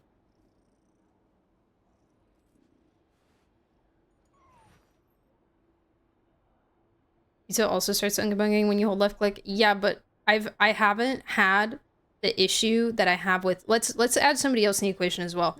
I haven't had the issue that I've had with Ito and Malvika with Nefer yet. It's just personal taste. It's just personal taste. I'm not saying the kit's bad. I'm not saying it's well designed. It is most likely user error. And that's okay. It's just not, it's not for me.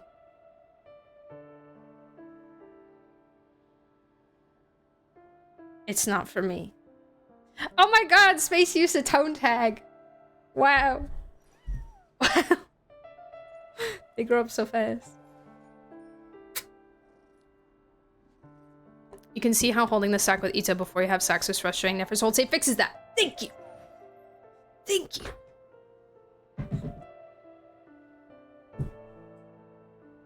It just happens. You just do your thing, and then you have your sex, and then you go, and then you get more as you go, and you don't need to, like, do anything for it. People only see what they want to, so don't be your own fool. Which isn't, it's more just like Ito and Malvika. The timing of the actual charge attack, it just doesn't, I can't hit it. I can't hit it. I don't know what it is, but it's so, it feels like such a narrow time frame window that does not feel comfortable to me ever, no matter how much I've tried.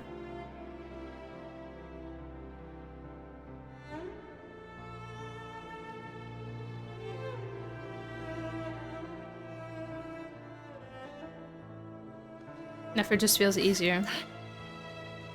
Anyways, yeah, the pin message is gone for me.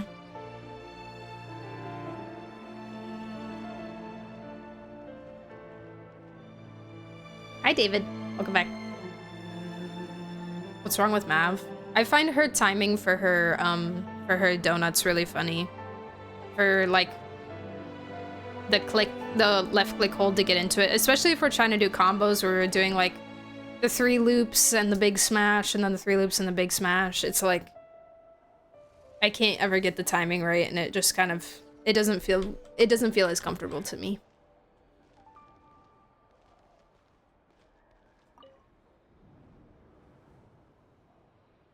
Author Thelindis. Now, over the course of this week, the research Sorry. object was subjected to interference for a total of 47 hours for experimental purposes. The results are as follows. Sorry, Linda, so sorry to interrupt you. Now, the Mav charged dash combo that I've been seeing going around actually looks like a lot of fun and seems like something that I might be able to get behind. Because it's fast. Because it's quick. And I think that I can get behind that. All right. Anyways, continuing. All subjects of observation that were sent inside have now... The situation within is proving more problematic than anticipated. No progress whatsoever. What now? Won't you give me even a glimmer of hope?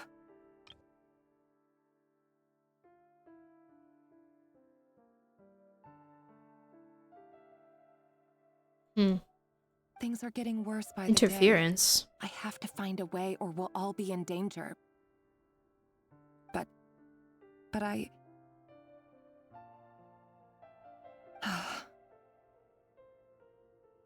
If all this research comes to nothing, what then? Sooner or later, it'll be my neck on the line. The sweat beads. But could he really bring himself to kill me? Probably. Probably, yeah. Probably. That's probably what made him go insane, but yeah, probably. If he can kill a 6-year-old child, then, you know, probably. I wouldn't be surprised. It's kind of a lot of stuff is out the window at that point.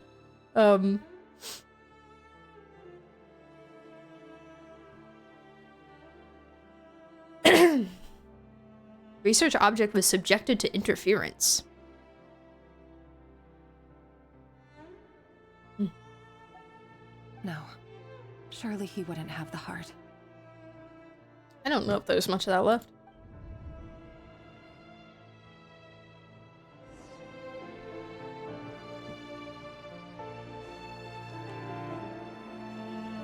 kids are gone. Whoa!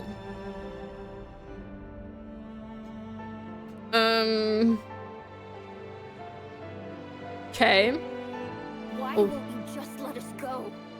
We don't even know each other. All we want is to live ordinary, peaceful lives. You want to live?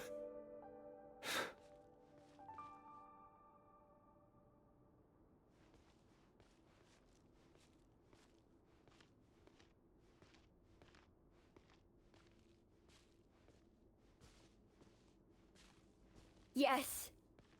I just want to go on living. Is that really such an unforgivable crime?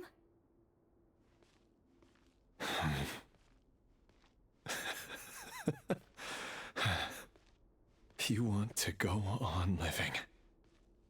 I want to keep living too. To keep living forever. That's why I have no choice but to continue on the path I'm on. If only some savior would suddenly swoop down and change the way the world is. Too bad that's not going to happen.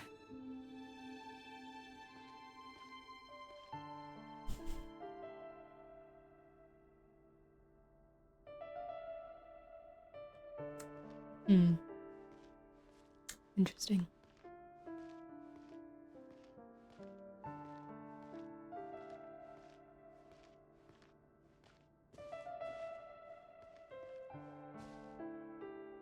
It's tough. Imagine that. If there really were such a person, you and I wouldn't be standing here like this, would we?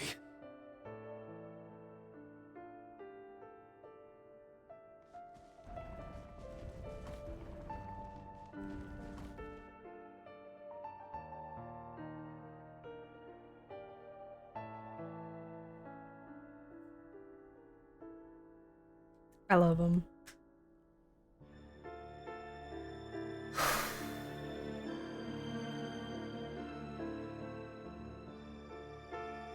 Why does Ashru sit up on the counter? To welcome our clients, of course. A kitty's gotta earn his kibble somehow. Okay, sorry, I'm gonna keep going. I'm like... Oh. These files are in. Time to wade through them just like usual. This is also making me really excited to get more into like the Dory stuff. More incredibly morally complex characters like this. I need more of them. Give me more. Give me more. I eat it up. No, I don't get tired of it. It's my job. And not only A very am I realistic lucky thing to he have said. been good at Yep. it too. Yep. And like the amount of like mental gymnastics and self-gaslighting that's going on to make himself feel okay about something that he doesn't feel okay about. I'm lucky to have this job. Yeah, mental gymnastics right here.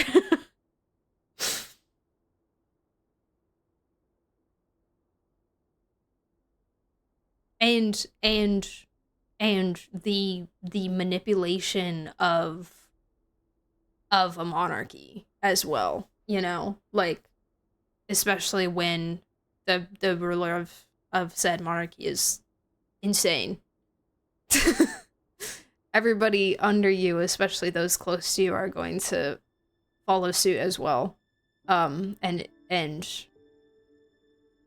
the emotional manipulation and, you know, well, this is my job. I'm lucky to have this job. This is how I'm supporting myself and my fiance and my life. And, you know, I just want to live. I just want to live my life. And like, this is how I'm doing it. I'm so lucky to be here. And,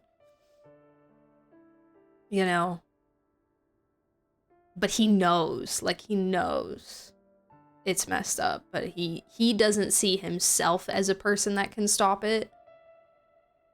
That's somebody else to him, but that person does not exist, you know? he does not believe that, and possibly for good reason, you know, considering that it may have been incredibly impossible for any of them to go up against the Vinster King in retaliation.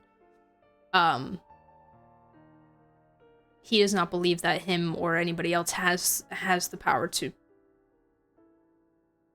say, hey, stop this. stop doing this, it's messed up. You know, there's something to be said about the fact that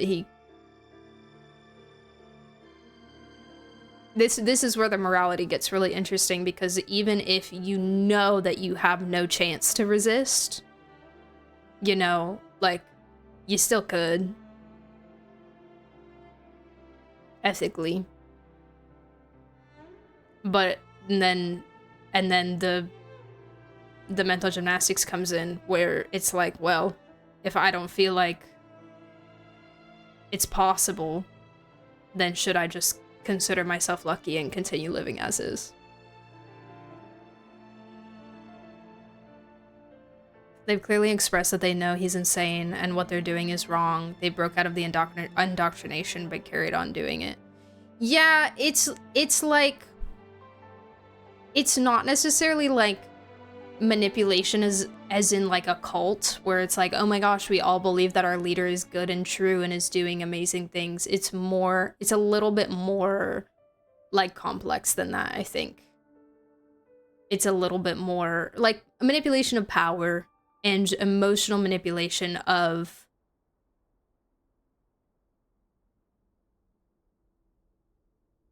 like giving them good things and making them want to protect those good things and making them scared that if they retaliate, they're gonna... It's very Sertologi to Skirk, you know?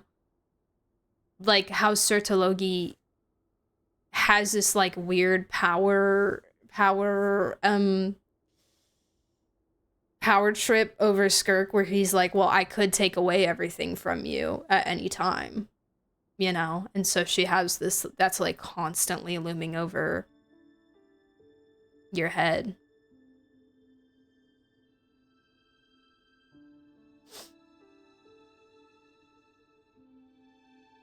Quit and open a deli. There's an opening in the market. Is crazy.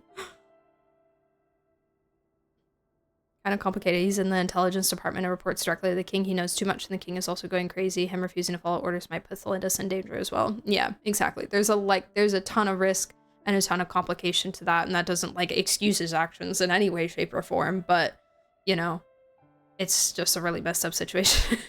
It's just a really messed up situation in general. And a fantastically written character. My god. My god, I love it.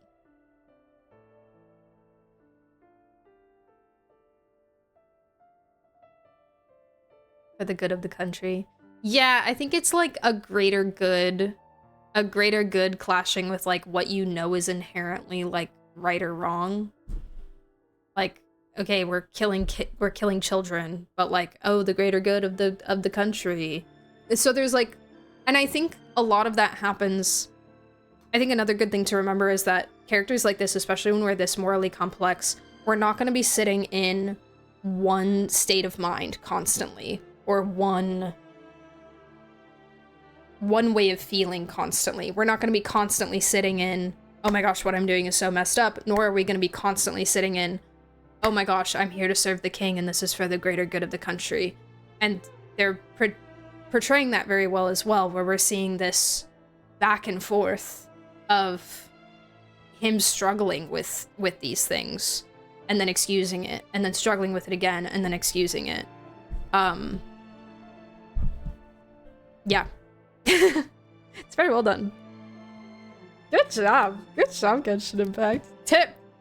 Terrible, awful stuff. Good job. Oh man. I almost, when he was going through the files, I started tearing up a little bit. Anyways.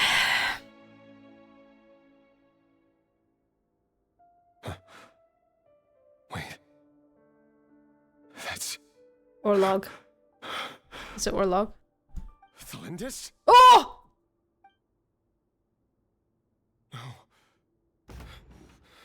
No! No! Why? But you bear no mark of the Crimson Moon. Hold on. Paimon coming in! Paimon coming! How could you possibly have anything to do with them? It cannot be! Tell me if the voices are too loud now. I just really wanted to hear Bly's life-changing lines in max quality, you know?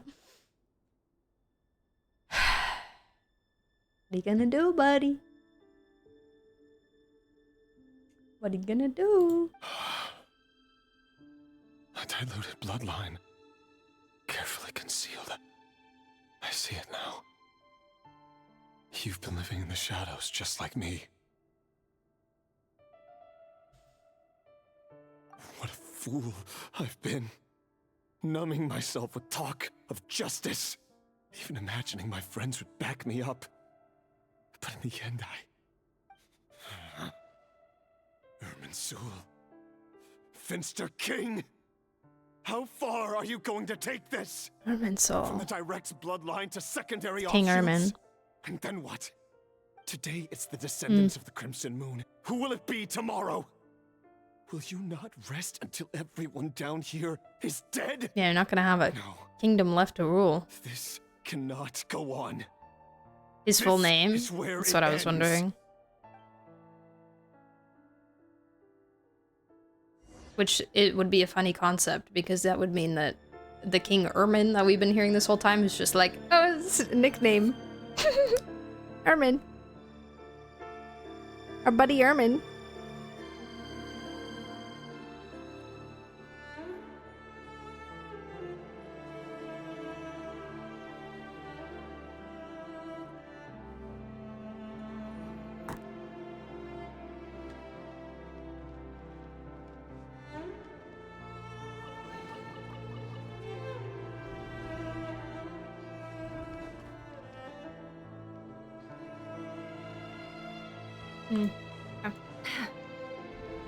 Five Primo for witnessing all that.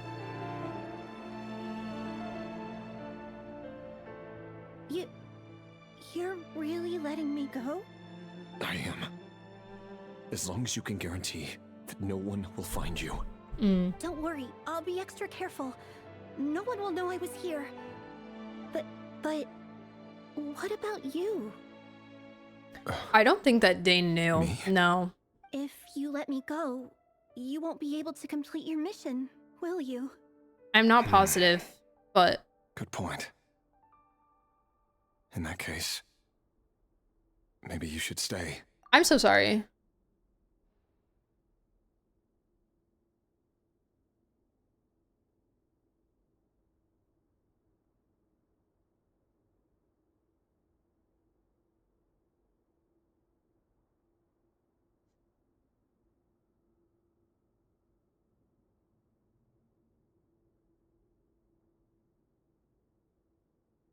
I'm really scared to click on the screen right now.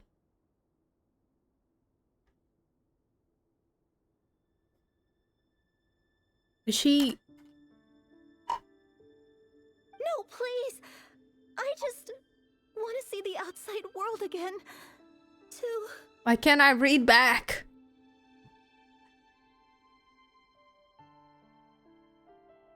Go on living? Yes, I know you're a man of your word. So please, just let me go. Man, kids are so stupid. I'll let you leave. Why did she say that? Why did she go, oh, but if you let me go, you won't be able to complete your mission. Just leave! Just leave! Just get out! Get out. Oh my god.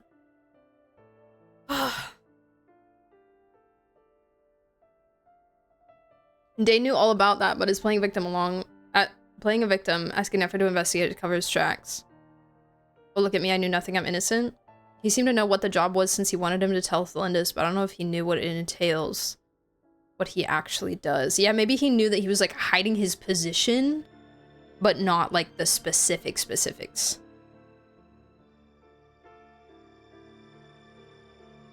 Rerir kind of confirms he probably didn't know this whole thing about if my friends knew all the facts, they'd support me. Yeah. Like, he's suggested a lot that he's not just hiding this from Thelindis. Are you sure you don't want to do your job? Are you sure I can go? Turn around and run. Jesus. Just kidding.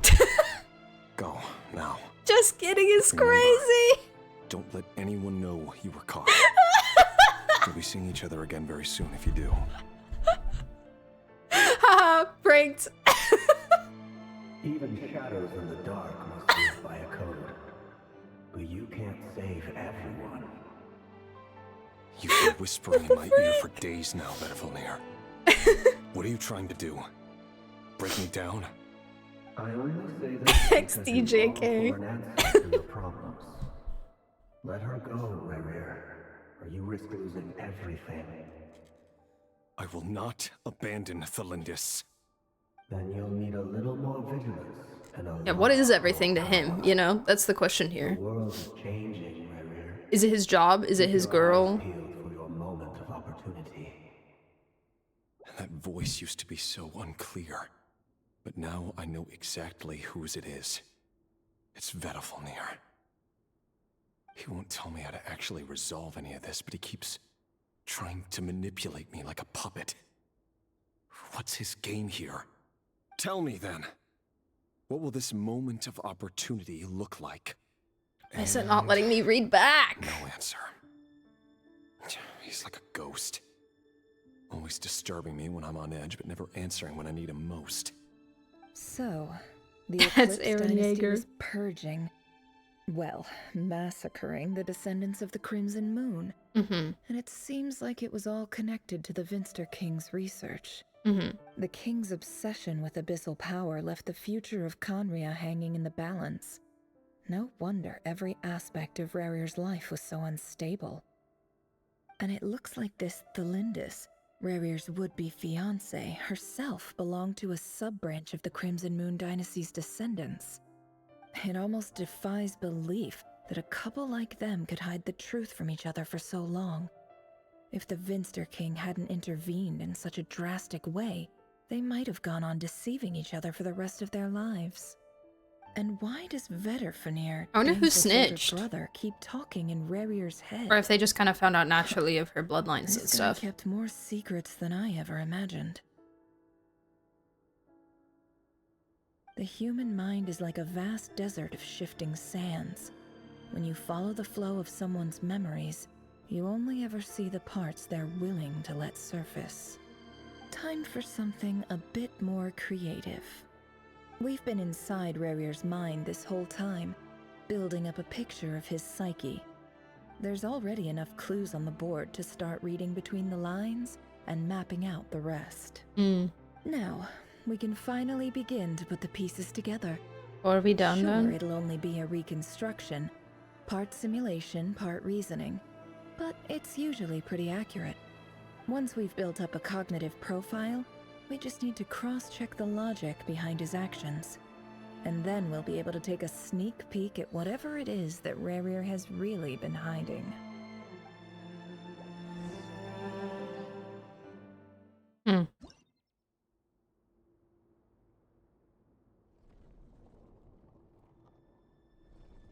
The chess pieces are here, oh my god!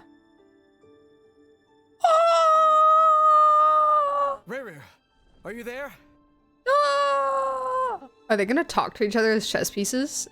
Oh my god, I have to play a board game? Moving pieces consumes action points. When all your action points are used up, you'll be returned to the previous save point. When a piece moves to a square with this marking, you'll gain the corresponding number of action points. This square will also become the latest save point. Ah! I see. Like this? Wow!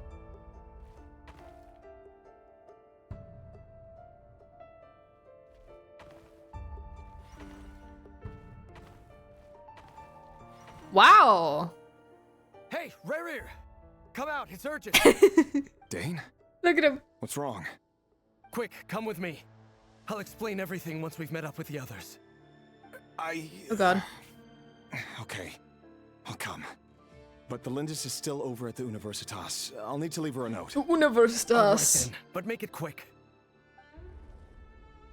I've never seen Dane so worked up before. Whatever this is, it must be big trouble. Dane still sounds so like bright and happy. Even though they're in like distress.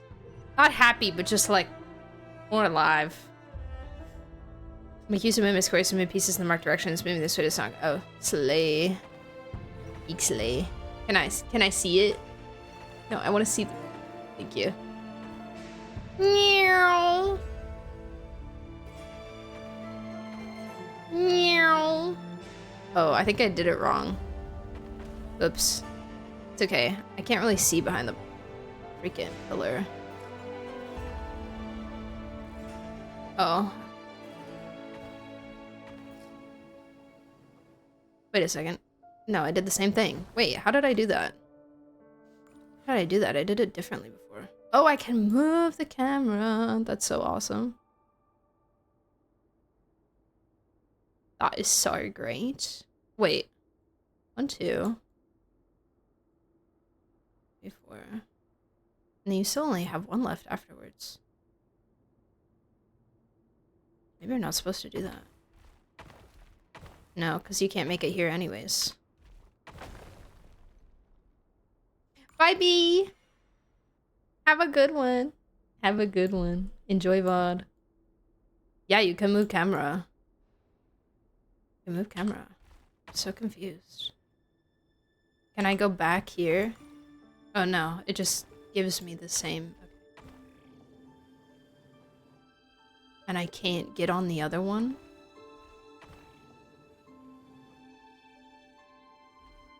I'm so confused. What the freak? Wait, can I go back and get... No, I can't. No. That wouldn't do anything. And I can't get off the rail. I can't get off the arrows. No, I can't get off the arrows.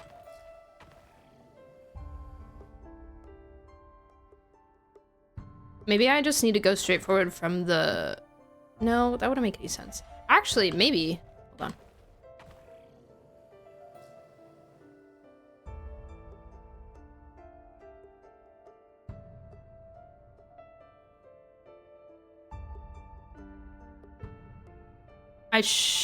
That should give me more if I come back here.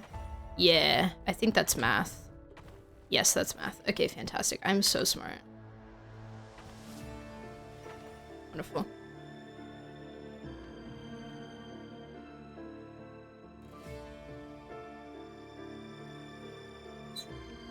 Well, this is a nice change, meeting you Oh my God! this hour. When men and women of ambition can speak face to face in broad daylight. I love her voice so much. Oh my God. That's a big step forward for our dear Conria. Don't be ridiculous. We do not fear the day. Why would we seek refuge in the night? Hi, King. You might ask your horrible, blade awful that same a person. question. I'm told it prefers the cover of darkness. The word on the street is that Sir Delogi only strikes when he has an unfair advantage. But that is patently false. I see you're missing an arm and a leg. Fiction should be here, yeah. Surely only a fair fight could explain that. Fiction! If this is your way of offering me replacement limbs, Fiction! believe me, I'll take them. Oh, we can certainly discuss that. With bioalchemy, I love that she's a anything is horse. possible. Unicorn.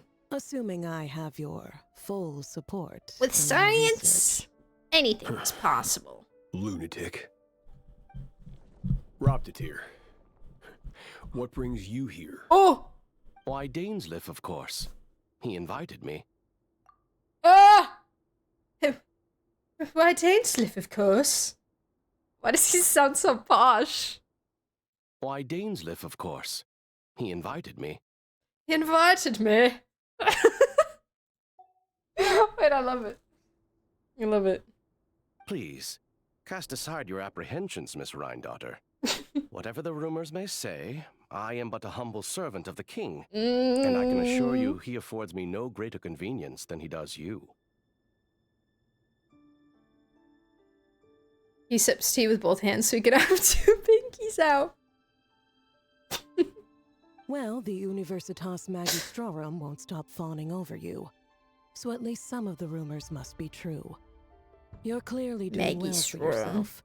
So drop the humble servant act. It endears you to no one. Oh, not on autoplay anymore. Universitas Magistrorum, the chief royal mage known as the Wise by royal appointment, and by far the most favored among the 4 pillars of Conria. Optus was the president? Zeet doesn't even try to hide his envy when he sees you. My success is the product of hard work and good luck. It's as simple as that. Were the king not such an extremist, I hardly think I would have received a senior post at my age. Of course, no job is without its gripes. Serving a king like ours can be a challenging task, as I'm sure you can imagine. And as for Eftervit, in missing out on the presidency, he's dodged a mountain of stress. Like everything else in life, it comes with pros and cons. Eftervit. You're all here. I apologize for the short notice, but it was an emergency. Hello. The gang's all together. Rerir.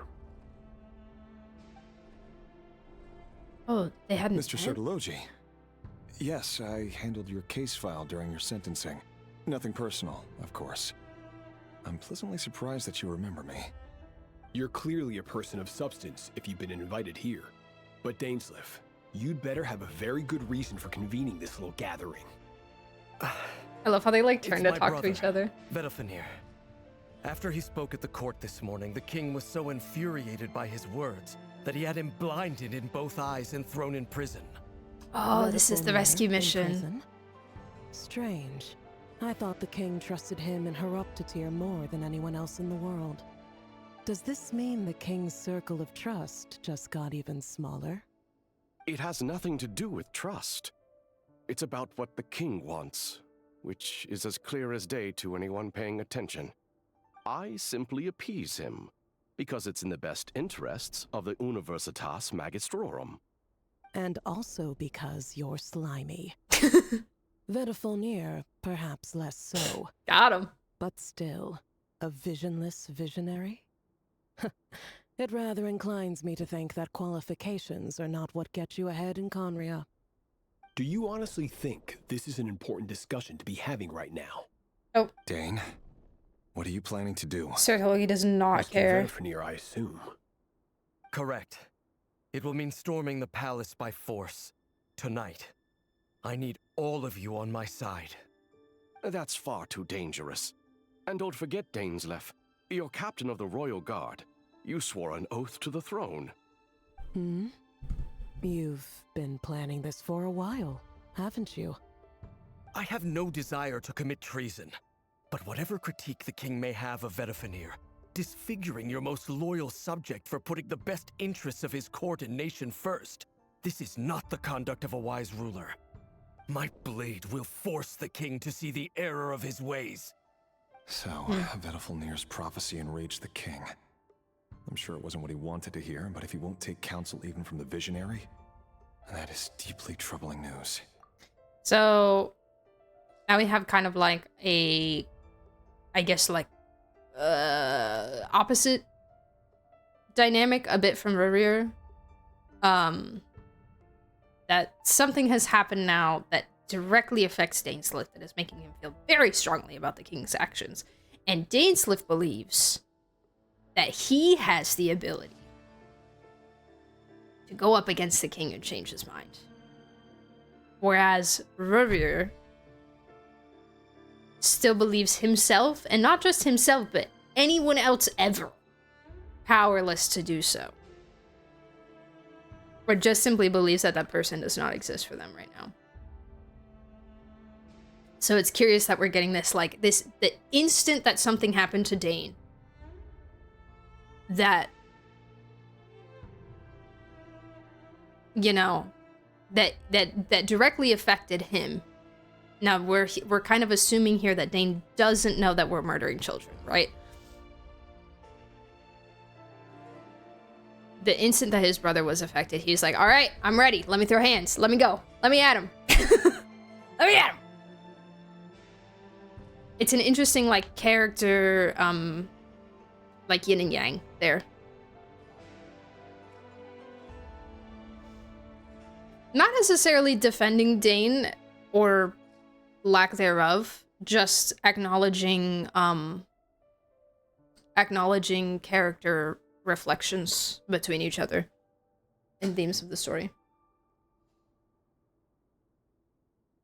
Horoptos's mask is comedy and Piero's is tragedy. I'm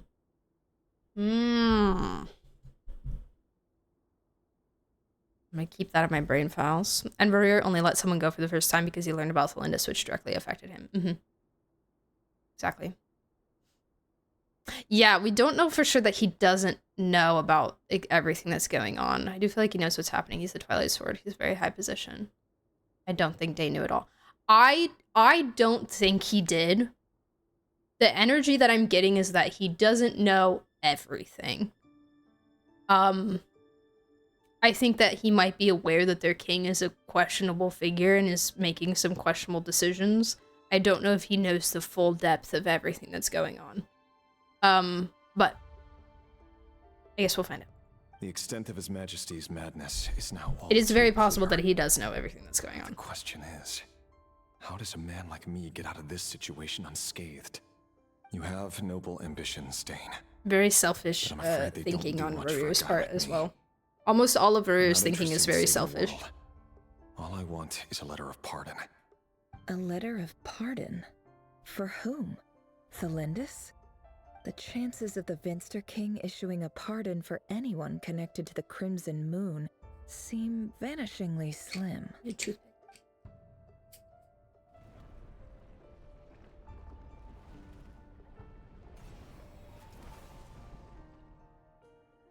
Oh, it's the chunks of soy sauce. Black fog over From the trailer. board must have some connection to Thalindus. But why is it taking this form? Does it have something to do with Rerir's past? Another mystery I'll need to unravel.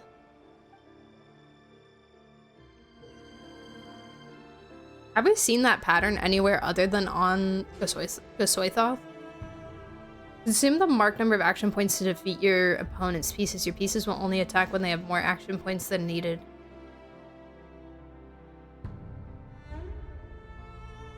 Ah. This pattern that's on the cubes here. It was on,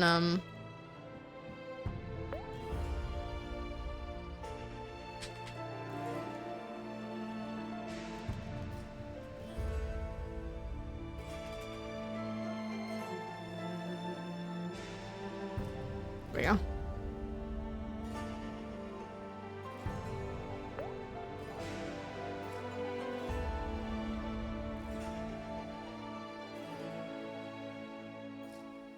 This was like the shield around Gasoithoth before we go into the boss fight. And it kind of like splits open.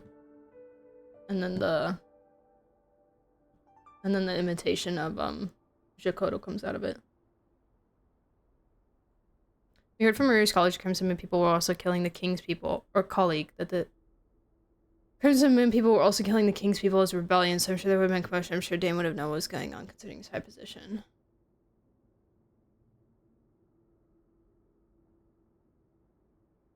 Why don't you tell her what your real job is? Yeah, mostly we're just questioning if he knows the depth of everything that job entails.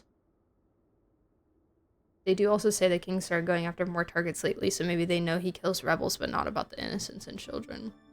Yeah. Okay. So, I have to kill things. Death to thee! Wonderful. Oh, and then I take the space. Okay, great.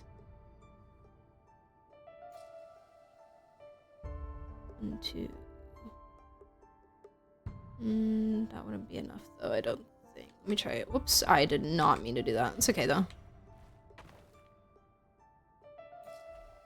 Try going up this way and seeing how that feels. No, literally impossible. Okay, fantastic. Alright, so it's kind of like a maze.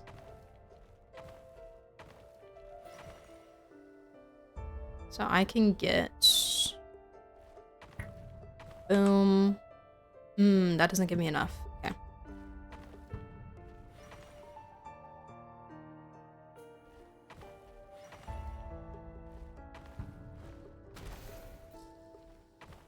Oh, but I can't get back. Okay, so I have to go to the other one first. Okay. Oh, it just restarts me here? What? That's not how that works. But sure.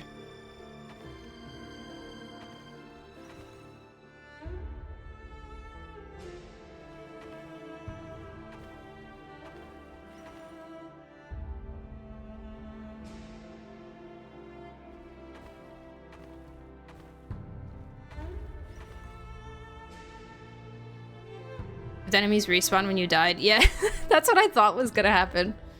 I thought when I died it was just gonna like reset. Or at least reset that one. I don't know.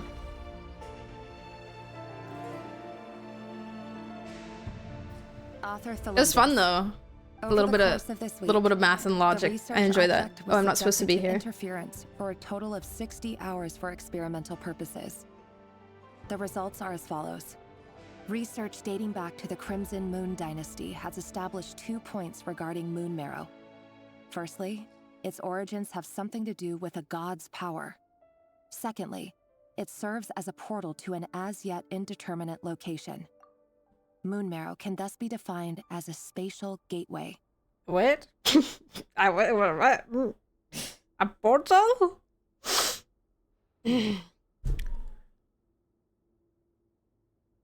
Its origins have something to do with the god's power, like Nibelung, or like what do you mean? Like, are you just stating things that we already know? A portal. Yubina has portal powers.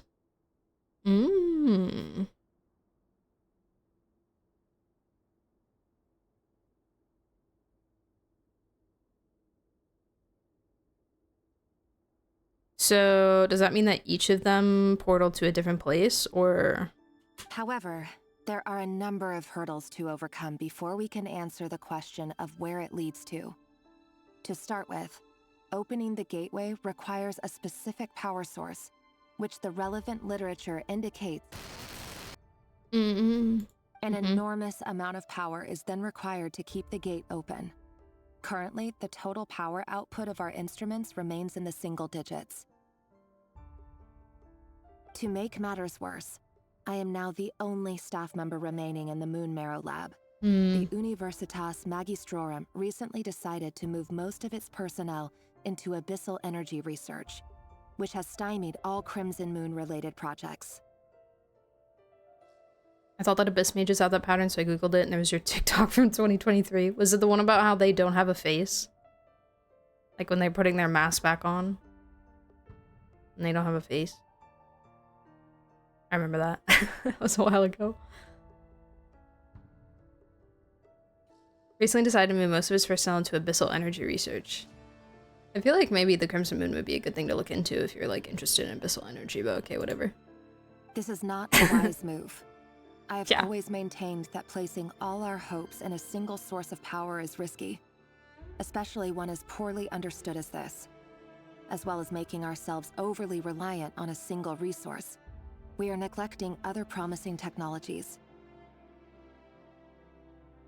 I apologize if this comes across as disrespectful, but as a Moon Marrow researcher, I desperately want to see the world beyond the gateway. If we really made it there one day, what would we find? And how would we go about taming the unknown? My imagination is endlessly fueled by questions such as these.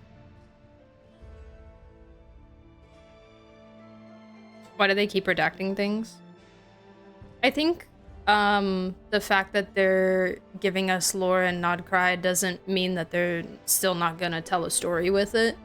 I think that mystery is an important element of storytelling, and there is still going to be mystery. Regardless of the fact that they're giving us a lot of the information that we've been missing for years.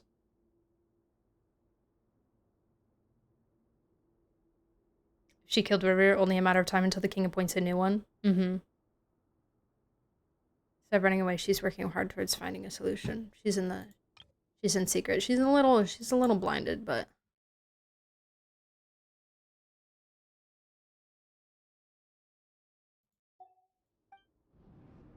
you know.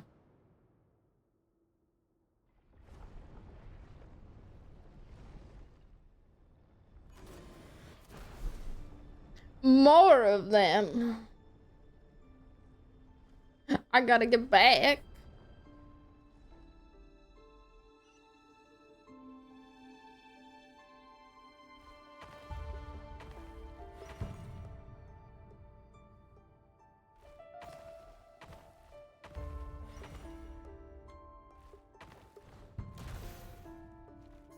Dang it, I messed up.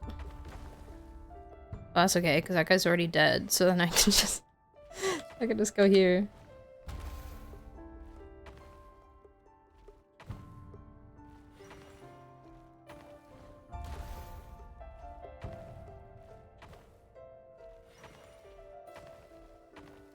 Perish to all of ye. Oh no, I died. Wait, I wasn't counting. What if I go this way instead?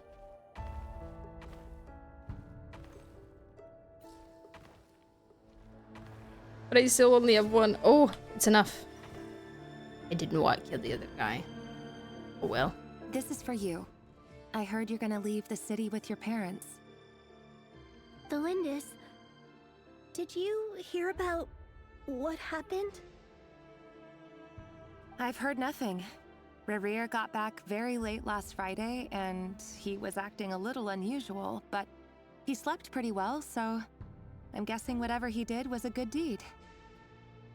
So... someone had to make it out for Arlecchino. Someone had to make it out.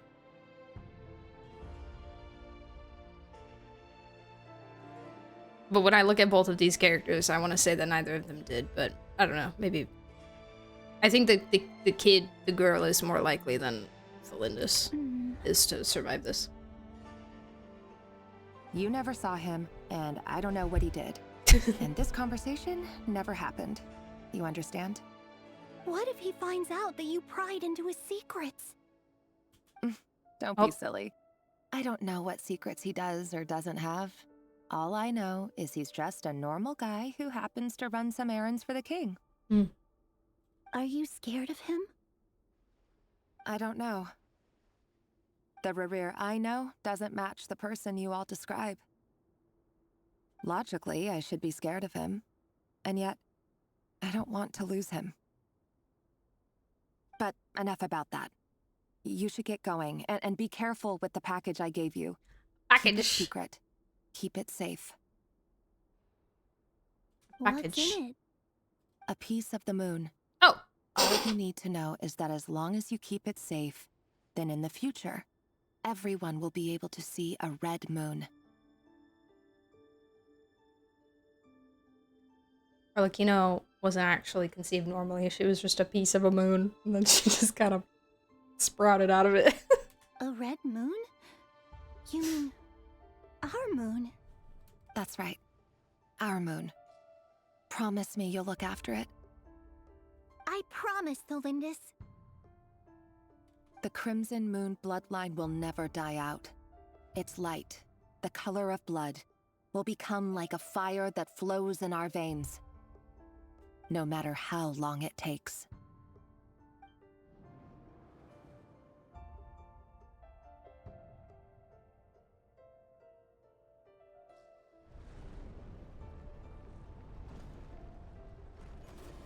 Interesting. Yeah, someone had someone.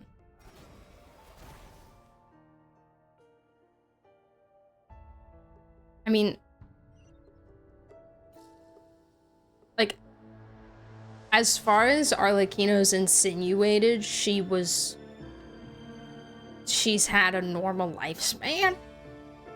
Kinda, I guess. She aged at the same speed as Clervy, but who knows how long she existed when, like, before she came to the orphanage, I guess? I don't know. There's so much of, like, her early life that's kind of still a mystery, a little bit. Linda's saying he treats me better than the people he's trying to kill. Like, wow, what a revelation. I know. It's a lot of selfishness. A lot of selfishness going on in the story, which reflects, like, the sinners very well, honestly.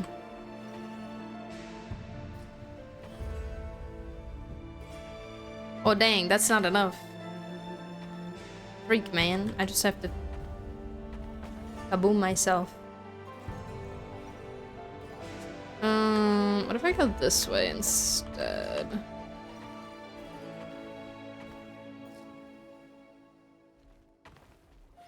It's a lot of like Rerir literally said it earlier, like, what does this have to do with me? And that's how things have been justified.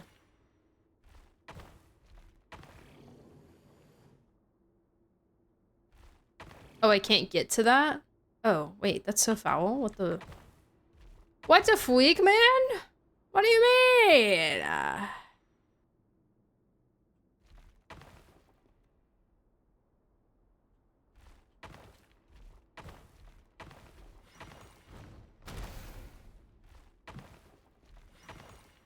Interesting that the fast way isn't always necessarily the best way. Here.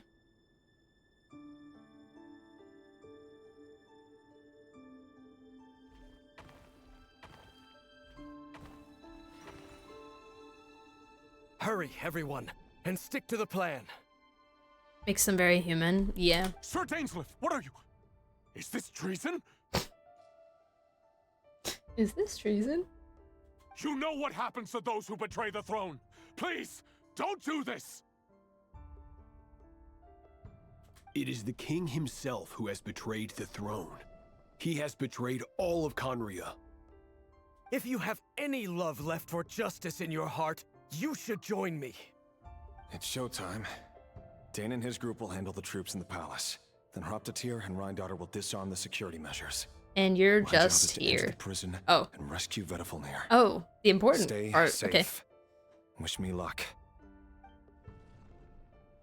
Look after my brother. Oh god. Draw your blade. It is time for justice to prevail.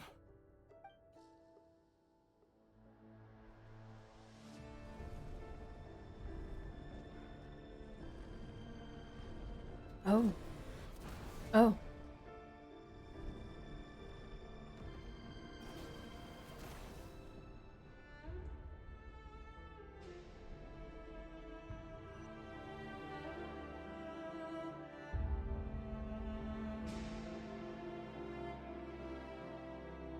I want to look at this over here, but I can't see it. I can't see it. Whoa. Cool. Okay. On me way. Dun, dun, dun, dun, dun, dun, dun, dun.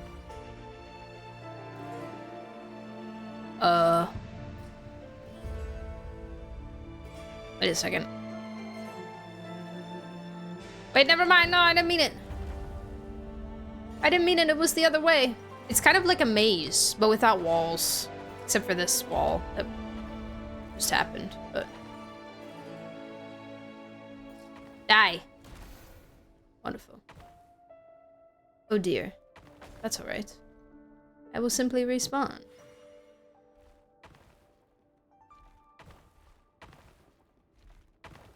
Get some more points before our trip.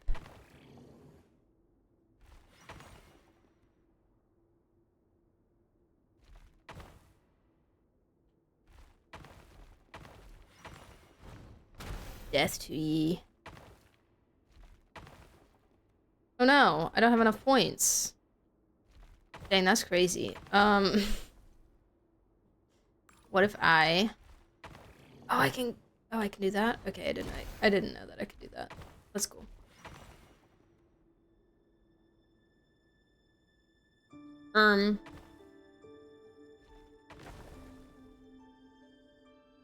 It's fine.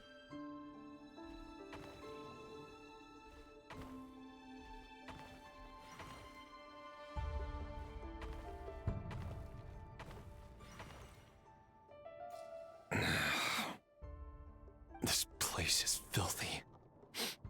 And the smell is abominable. Clearly, the king doesn't allow his prisoners a single shred of dignity. This is dire. Found you. Hello, Mr. Vedafulnir. Ah, it's you. Surprised? Oh, wait. I guess surprise isn't an emotion that prophets feel very often. I certainly felt some surprise in the moment when I was blinded. Surprise at the king's sheer ignorance. Surprise at just how unfairly this world responds to words of earnest remonstration. I'm curious. What did you prophesize this time? It wasn't a prophecy. Wow, that looks cool. Someone had to say it. The king has forsaken all reason in pursuit of his obsessions. I simply told him that if he continues on this path, Nefer will surely fall. But he didn't listen. Worse still, he stabbed you in both eyes and locked you away. Dane asked for my help. The court is in complete chaos now, but I'm sure you predicted that. Ouroboros. Everything is transpiring as I foresaw. Yet I am powerless to change it. Fate is an immutable force. I can but lament as the inevitable unfolds. I do wonder whether giving a man the power to see the future is nothing more for him than slowly crush his spirit. Forgive my curtness, Vedafulnir, but the king did not suddenly turn on you today. His suspicions have been brewing for a long time. You can't have wisdom beyond the reach of your fellow man without attracting his fear and suspicion. There are things the king does not want to see. So, he doesn't want you having visions of them either. He blinded you because he thought this would make the visions stop. He wasn't entirely wrong. I did indeed lose my power to see the future. That's funny. Right up until... That's funny. It like it kind of worked, apparently. Like he did lose some of his power, but that's funny to like just assume that somebody that can see the future, if you remove their physical eyes, that they won't be able to do it anymore. Maybe like since it did work, maybe King Ermin like knew the ins and outs of his powers, but just like with no context. Like, oh surely if I remove the fortune teller's eyes, physical eyes, they won't be able to tell the future anymore. Until what? Just now. I believe I saw something new. Well, tonight could go a lot of different ways. 5 of us banded together to storm the palace, also we could rescue you. This will go down as the most tumultuous day in Conrian history. I sense hatred in you. I don't know about that. But also hope. A desperate hope that with the tyrant deposed, the most tumultuous day in Conrian history. But this is maybe not second most. It is the beginning of a new chapter in a whole new story. What'll he do? I sense hatred in you, but also hope. A desperate hope that with the tyrant deposed, that will be the end of the story. There are many men of honor and courage in this world, Rerir. But you are not one of them. You're not here for justice, are you? You're here for yourself. Is that a dagger? Interesting. Why not the polearm? It was always your weapon of choice. With your abilities, I don't doubt that you were able to recover some of your sight. But I also doubt that you want to make an enemy of me right now. Of course not. We're on the same side, aren't we? We could be. But I need you to be honest with me, Vedafulnir. At this point, you're my only hope for the future. You mean your future? With your beloved, Felindis? Yes. And I know there are bigger things at stake here. A dynasty, a nation, maybe the entire world. But forgive me, I care first and foremost about myself. I can't abandon the one I love to save myself. I just can't do it. But you see a broader picture of the future than I. You see the solutions to the biggest problems of our age. So tell me, what is my solution? What's the answer? In matters of fate, answers are either right or wrong. What will be and what will not. Maybe you are willing to pay a certain price in the pursuit of happiness, but unfortunately, fate does not negotiate. That is the cruelest thing about fate. It is unmoved by your sacrifices. Yeah. That can't be true. I know it's your voice that I keep hearing in my head, urging me to see how the world is changing, to seek more power, so I can protect the things I love. You show me disaster, but you won't show me how to avoid it? Why? Why are you doing all this? My voice. In your head. It's not him. So, you hear it too. The voice that steals your mind, gains your trust, and drives you crazy. I really think that this is It turns Sunday. out that we are not so Sunday's different, VA. you and I. Vedifulnir just broke into the strangest smile I've ever seen in my life, as if he'd discovered some monumental secret. But then he suddenly switched to looking extremely weary. He's also kind of giving Very me well, like then. My advice to you is like- as follows. You must persevere. personality-wise, Whatever Anoxa. trials Very and heavy tribulations Anoxa you may vibes. face, be steadfast in the belief that they are your path to the future.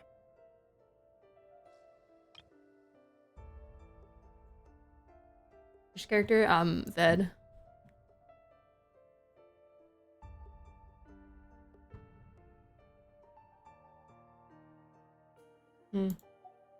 For as long as you live, your story with Thelindis shall not come to an end.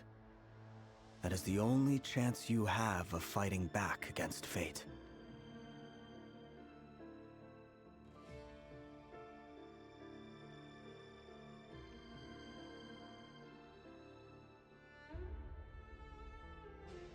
Oh.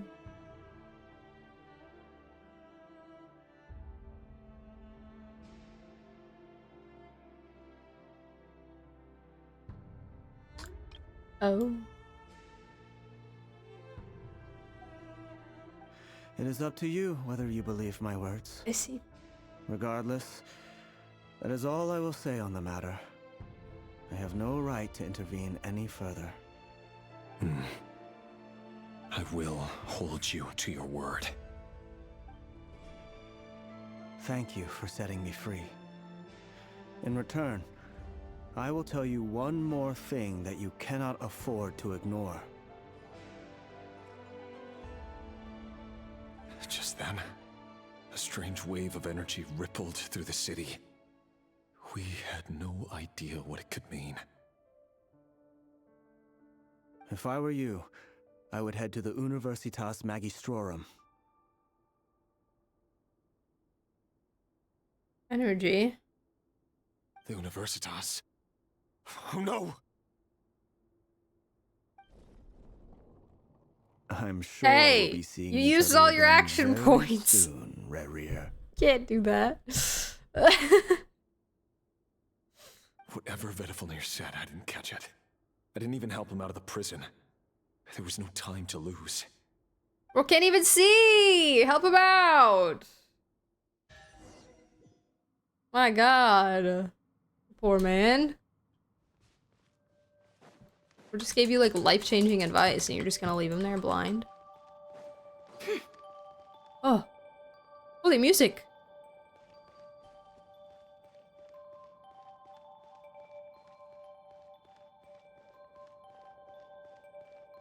He's only credited for Jack. Oh. Monsters? Is this Rhindaughter's doing? Dogs. Or the Universitas Magistrorum? Freaking dogs, man. Out of my way!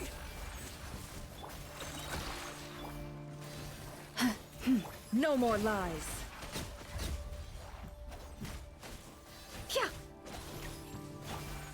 Frick you, Ryan daughter, and your stupid dogs. Good luck! A bitter pill to swallow. Yeah, it all adds up.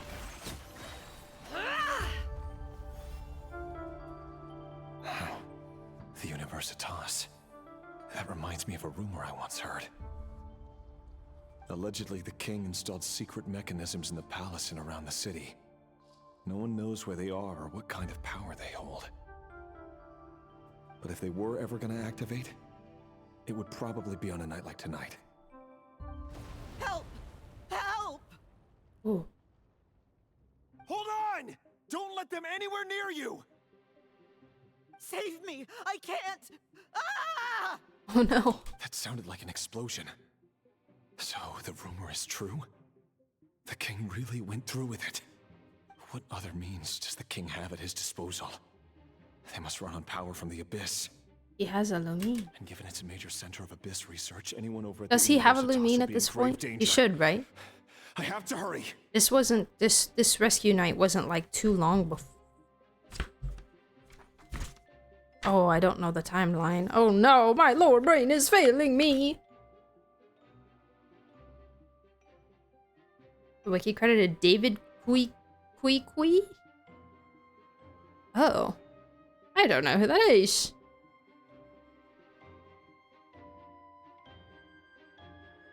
He does have a Lumine. Oh, they mentioned it? Oh, I missed that. I missed them talking about hers.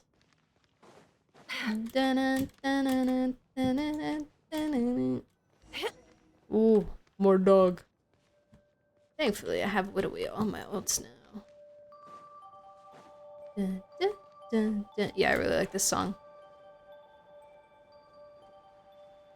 Hey guys, what's going on? Remember, health comes first. The doctor will see. With one heart, we pray. You poor... Ding dong water bomb!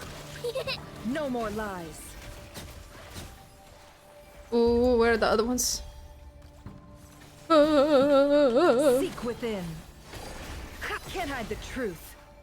Wait. It all adds up. I'm running out of things Taking a because turn for the better. they interrupted A my pill to swallow. Mind the my rotation. Flash attack! No more lies. Let's see what you're made of. Regicide's blood money. Blood debt collector.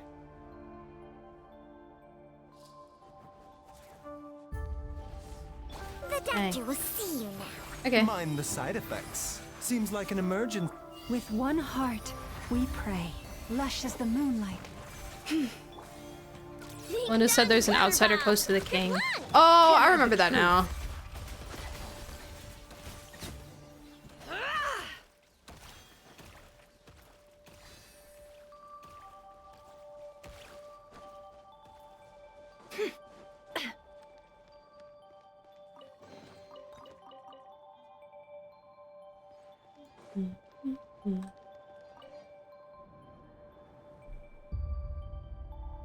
Monsters at the Universitas Magistrorum?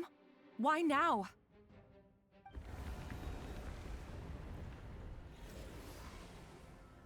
Oh no, they're coming.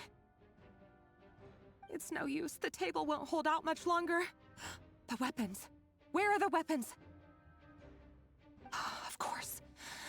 All the lab equipment was upgraded after the inspection last week, but the new weapons haven't been allocated yet. I'm done for. Is anyone there? I need help! Uh-oh. Uh-oh. Stay back! Please stay back! Please!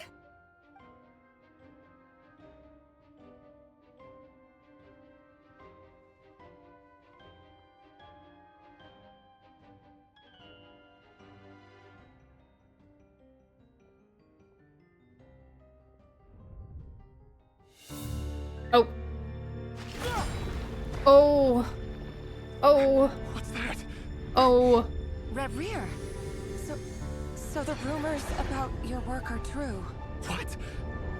No! Listen, something happened at the palace tonight. We have to leave. You don't need to lie to me anymore. What do you mean? I know why you're worried, and I will respect the decision you've made. But it's okay, because I found a solution. I know how to end all this. You can have it back. The normal life you so desire.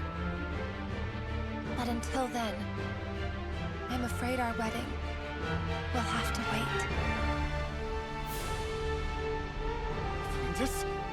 No, don't do it! Celindus! Celindus!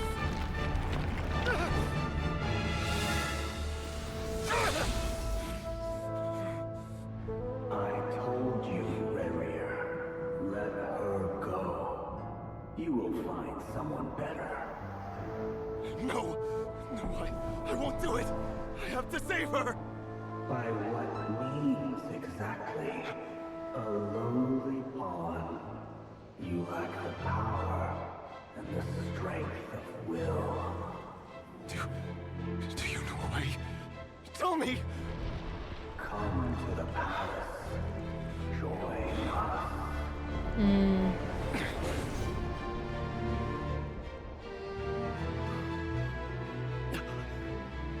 Rerir, thank goodness we... Step forth and take your share. You made it. Not you too. Dane. Hatred or grief, despair or desire. We all have our own.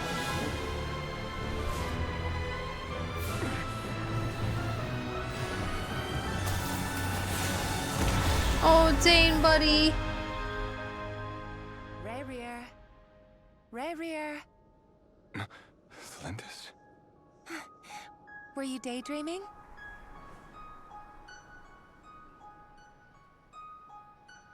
You still remember, Rerir? That question you asked me a couple of weeks ago? Oh. You mean the proposal? Yeah. I'm wondering, where do you think would be a good place to discuss it? Maybe in the garden? Or were you thinking a fancy restaurant? It's your choice. Oh.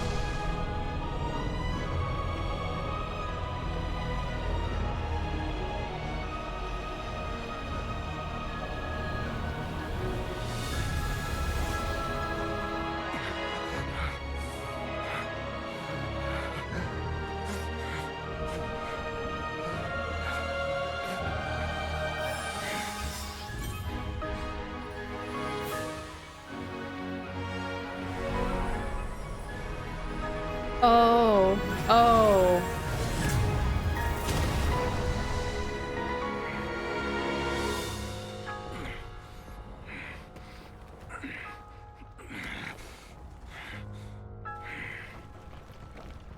I will find you.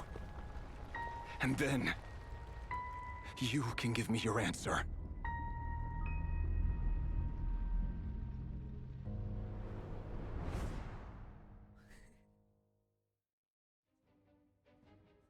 Sorry, the way he jumped there at the end was really funny. Okay, I think it all makes sense now. It makes sense then why he would be going after the moons, because she was, or the marrows and stuff, because she was like researching the marrows, so that would like by considerable logic would bring him closer to her. Interesting.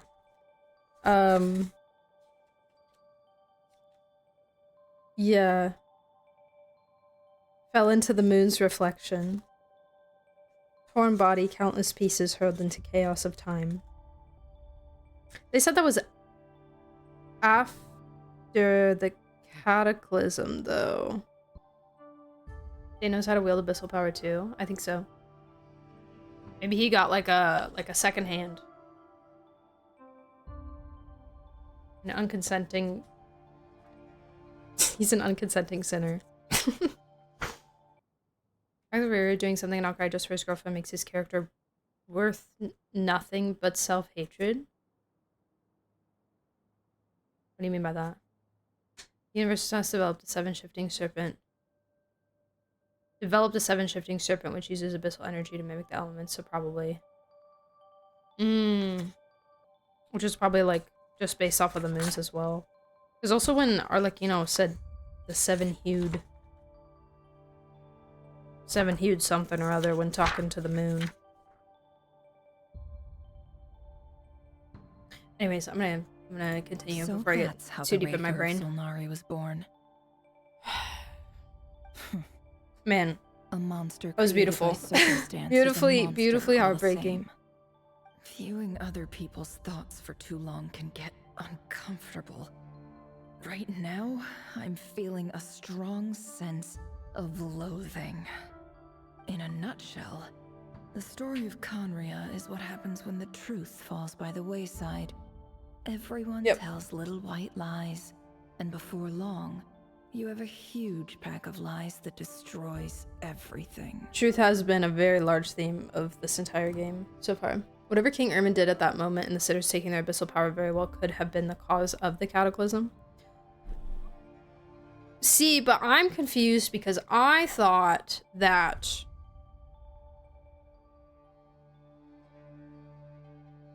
Lumine was supposed to use that power to prevent the Cataclysm.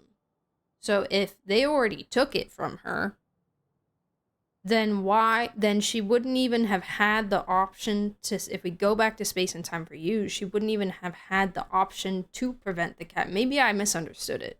Maybe I inferred things that weren't explicitly said. But I thought that she was using that power to, like, she was the only one that could stop it because she had that power. And I was like iffy on timing things, and I'm still iffy on timing things. So I don't know. But yeah, if they had already taken it from her by the time the Cataclysm had happened, or if the reason the Cataclysm happened was because they took it from her, then her choice of, do I save Conria or do I go find my brother, wouldn't have even been a choice because she wouldn't have been able to do it.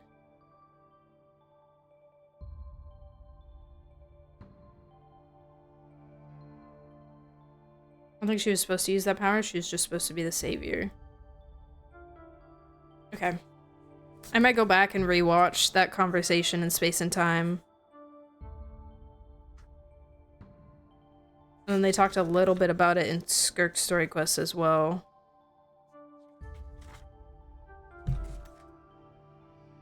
Interesting. The Xbox glider lore. Capitano said something about normal Conrians knowing nothing about the king and the sinner's use of the power, which caused Celestia to intervene. So I'm just going off of that. Got you. Okay. Yeah, they did say in Space and Time that by the time the Cataclysm came, Lumine was MIA, and her abyssal power had already been divided up by that point. So that makes sense. It was confirmed that they took their power from her in Skirk's Story Quest. She explicitly said that they stole it from her. Definitely not the full story though, because we didn't see what actually happened in the throne room. Yeah, that's one thing that I was curious about as well, is that it was just like them getting out of the prison, and then he just like shows up and they're like I think it was Ryandotter who said, oh, you made it. Like this was, I'm curious if it was like solely like abyssal temptation of like the power as an entity was so strong in drawing them in that it was like, I need vessels to be in. Let me go. let me tempt all these people and prey on their weaknesses to pull them in and want them to want to take a piece. You know, or was it a plan by Ermin? Was it, you know, he wanted to gather all the power into Lumine and then specifically split it amongst the sinners? Was it, how intentional was it? Guys, this is so good. This is such good food. This is such good ingredients and such good food. The voice in their head is the actual abyss. Yeah, that's what I'm wondering too. That's what I'm assuming, but I don't know. What even is this abyss? Yeah, that's the thing. Like, I want to try to. What's the concept? Like, is it destruction? Is it corruption? Is it more of like a nihility kind of thing? Sometimes antagonists or like villains' only goal, or like antagonistic entities' only goal is just evil, destruction. You know, deceiving, killing, destroying, and that's it. There's like no other thing for it, especially when it's more of an entity than a person, you know? The voice could be Vedderfulnir from the future. Rockved. Rock Vedderfulnir. He's a rock. I love my rock guy. So fun. He definitely sounded different as a rock, though, than he was as a person. Okay, anyways. Yes, truth. You're so right, Nefer. Truth. Time to get back. You're stuck in here forever! The past is filled with sorrow, but the tale of any fallen civilization is one of endless tragedy. Cruel as it may be, that was Conria's fate.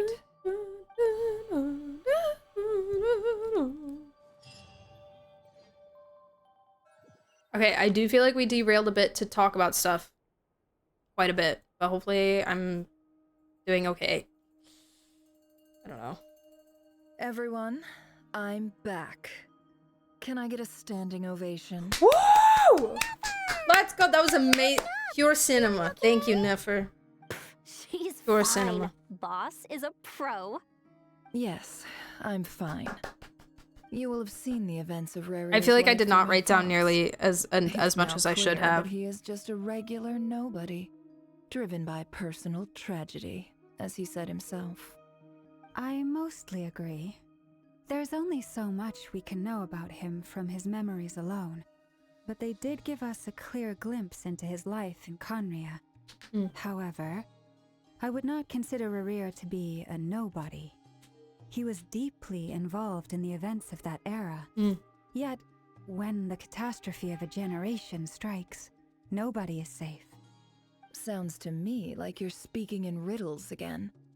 Is this you urging me not to abandon the people of NOD-KRAI in their hour of need? That's not what I meant. Although I do hope you choose to remain a part of the plan. Without you, the mission ahead will be all but impossible. Then try to remember that I respond better to the carrot than the stick. And I don't appreciate being bossed around. Now, as for you, Missy, you were excellent. You stuck to the rules of the ceremony and kept your mouth shut the entire time. Bravo. Cool. Yay. So, can you fill me in on the deets now? Most of what I Proud saw mom. went right over my head. Patience. You'll hear the whole story, don't you worry. But let's meet up with the others first. It will save me narrating it twice. Yehoda? Yes, boss. Let me get that door for ya. That's more like it. For a moment there, I was worried you'd forgotten about the first clause of your employment contract. Forgive my curiosity, but what does the first clause say? It says I gotta do the annoying stuff that boss is too lazy to do for herself. Like opening the door, pouring the tea, yada yada. Is that right? If something is in the contract, it's because she willingly agreed to it. Rest assured that the Curatorium abides by the very strictest of labor policies. You don't seriously think I'm cruel enough to treat her like my slave? In any case, I've hardly shied away from my share of the work today. Hope I don't catch Flintz and Varka lounging about in their chairs, enjoying a leisurely cup of tea. I wouldn't be surprised if that's exactly what they're doing. More than other people enjoying themselves while I'm hard at work. That's valid, though. That's valid. Understandable. Oh no.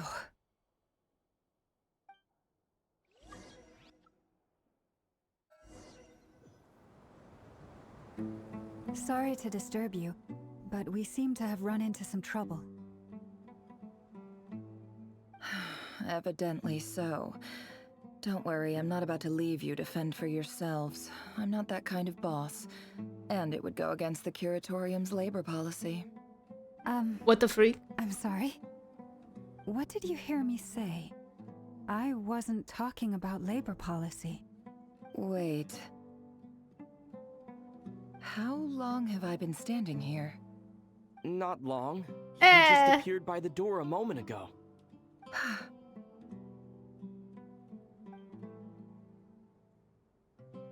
Boss, what's wrong?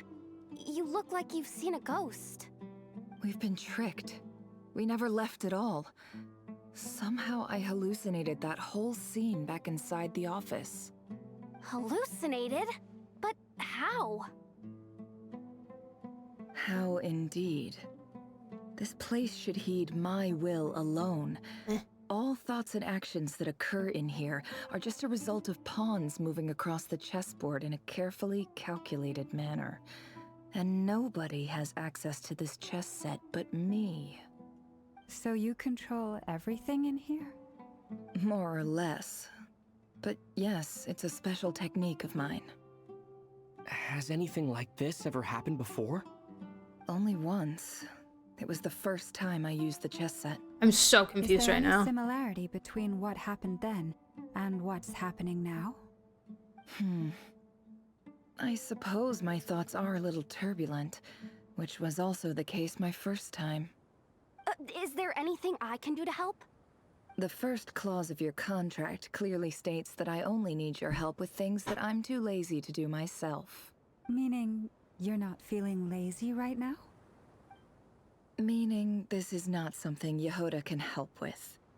The chess set is a personal treasure that I alone understand. I must be the one to find our way out of here. Boss, it's fine. Really. Let me do something useful. Oh, listen to you. Whatever would I do without you, Yehoda? What? Really? Yes, really.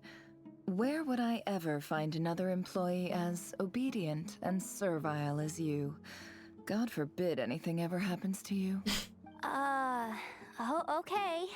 Well, anyway, I was thinking of fetching some water. There's gotta be a source around here somewhere. I suggest everyone find someplace comfortable to take a rest. Yes, please. We gotta conserve our energy. I actually need to pee Even IRL. though all this chess malarkey doesn't exist in a physical sense, mentally speaking, it's all real. And so is our tiredness and fatigue. You don't want to dismiss mental Wait, so we're in Just Jumanji? because it isn't physical doesn't mean it's any less serious. But anyway, I got your back. I think I like disassociated for a second. I don't really understand what happened. Don't I have the best employees? Jellyfish. If we can find a suitable time, I'd love to borrow Yehoda for a day to help out at the Frost Moon Seance. Would you be amenable to that, Boss Nefer? Oh, Lauma. Have I ever told you just how pretty you are? Beauty runs from the tips of your antlers to the depths of your imagination. Ah! Time to rally, everyone. Follow me. Oh my goodness! Oh my god!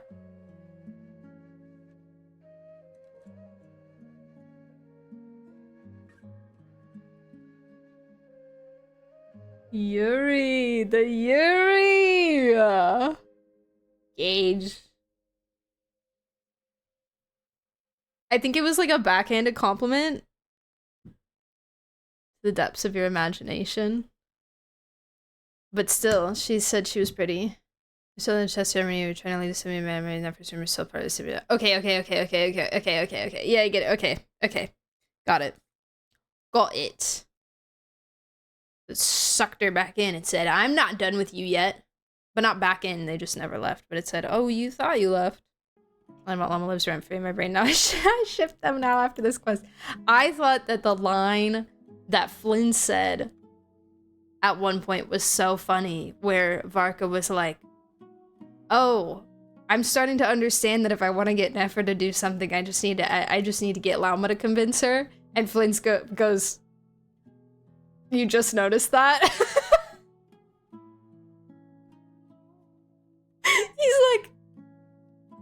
Yeah, we've been known. We've been known. It was so funny. Oh my god. You're just noticing this now? Varka has a terrible gaydar confirmed. Terrible. Wait, so are we actually not sitting down to rest and I should actually just go break now? As we continue our journey, the same rules will apply. That means stay focused and no talking no matter what we encounter. And don't disturb the chess pieces. But I want to talk and I want to disturb the chess pieces. I also stopped at this point for a while, spent the entire day at work thinking about what just happened. Oh no. You have my word that I will get us all out of here. Oh my god, that's crazy. That's crazy, you guys. Okay, let's continue. She is so beautiful. Okay, Mystery Desert Adventure. Nefer lore. Nefer lore. I tried to read her character story yesterday because I leveled up my friendship and it said, nope, you have to finish the quests. And I was like, wait, so true.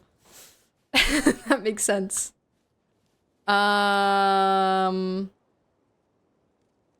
This is by the village. Dun, dun, dun. Statue of the Seven. Yeah, Statue of the Seven's like right. Yeah. This looks familiar. That's not a good sign. I see. Up ahead. Time for a little chat. A little chat. Oh. It's so small. This is our village, right? Am I crazy? I might be crazy. A man. I wasn't expecting visitors at this hour. Retinue. Wait, is that? If there's any character names it's him that have come up before, I'm probably not gonna recognize them. Sinue's been looking for you all day. I think he has some news for you. Oh yeah? What were you doing just now, Uncle Retinue? Hiding away some more loose change? Oh! I know I saw some more. A baby! What do you mean loose change? Oh, come on, I'm too old for this. Just pretend you saw nothing. She's a baby. Hello, random old woman.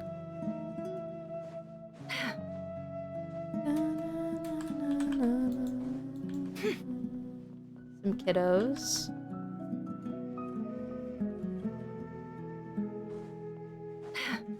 He's a baby. Oh. Hey, kid. Mind telling me what A Sarah's peppy. been up to recently? I'm trying to get in his good books and I need a way in. A pep. Get in his good books? Why? What do you want with my dad, Uncle Apepi? I've written a new song. I was hoping to showcase it at the next festival, but I'll need his approval. A new song, huh? I'd love to stay and listen, but unfortunately, Uncle Retinue says my dad's looking for me. Well, there's plenty of time and I'm not going anywhere. See that pile of stones? I'll be sitting there warming up my vocal cords. Come find me when you're done. Pile of stones. Got it. And bro was warming up his vocal cords till the end of time.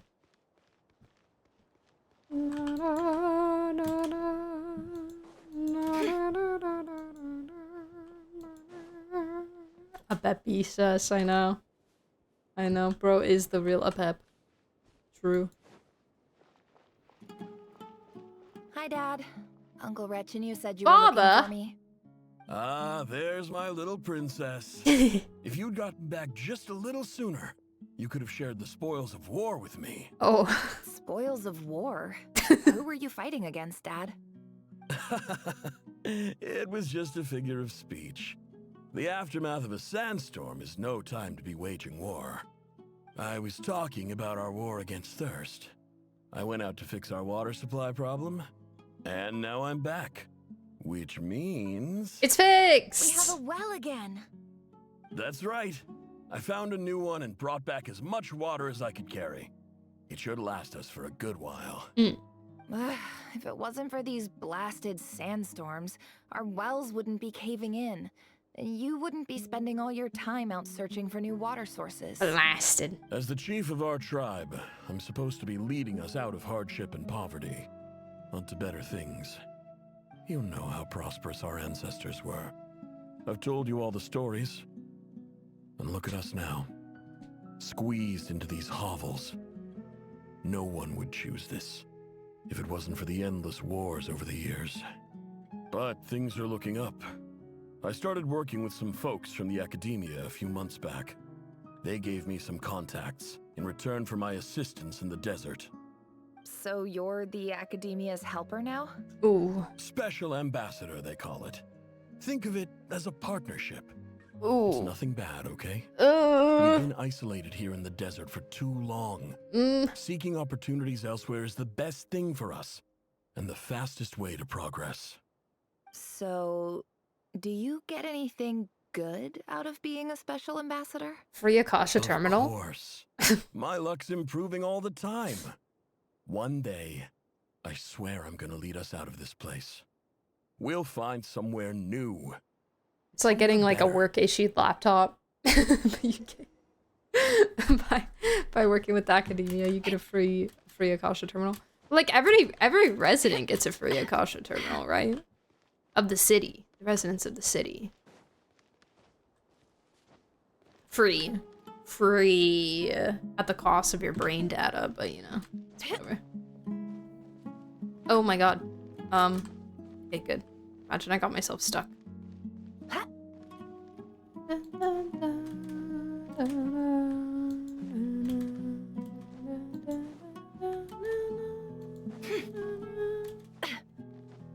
What's truly scary if this is young Nefer, there was no underground map.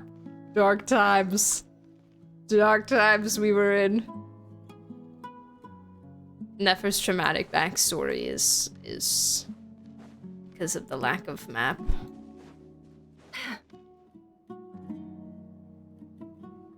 That's our well, and What you hardship know it. she went through. You stole from us.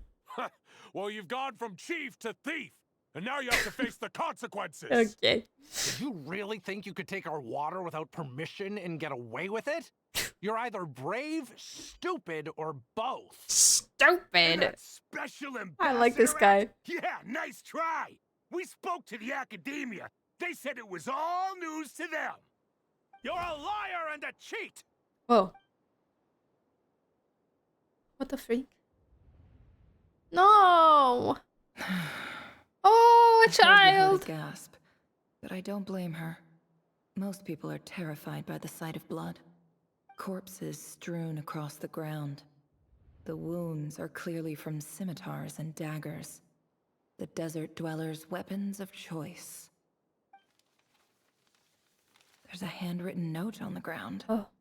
Let's see what it says. Halil. So much blood. This is Sinuhe, chief of the Shimti tribe. Surely you remember me. I was the one who helped you and your colleagues avoid the quicksand in the desert. This is my second time writing to you. I assume my last letter must have gotten lost in the mail, as I didn't receive a reply. I hope this one makes it to you safely. Oh, got ghosted. I'm writing to you because I need some help. That sandstorm the other day completely blocked up our well, forcing me to look for another water source in Iab and Unut territory. It was a matter of survival. Praise the gods. The well of the Iab tribe was intact. It was my last resort. I drew what water I could and left, but not without being spotted. I fear they will retaliate. You told me to write to you if I ever needed help. You said you'd be my ally in the academia. I urgently need you to formally recognize my title of Special Ambassador and send some of your people to assist me for a few days. It's the only way I can convince them that this was the academia's decision and prevent them from retaliating. This is an emergency. Please send help as soon as possible. Looks like this letter never got sent. The writer died a grisly death, and the letter was trampled into the ground. It's badly defaced. Some parts are barely legible. Rest in peace, What a Dad. ridiculous lie the surviving Shimti tell. Their whole village was butchered over a sip of water.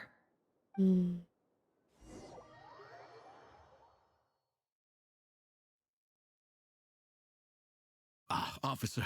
Welcome. Welcome to our humble village. Uncle Ampu! I remember I thought you him. would at least have the courtesy to provide some respectable libations. This is the finest wine our village has to offer. Libations. I promise. Mahamata.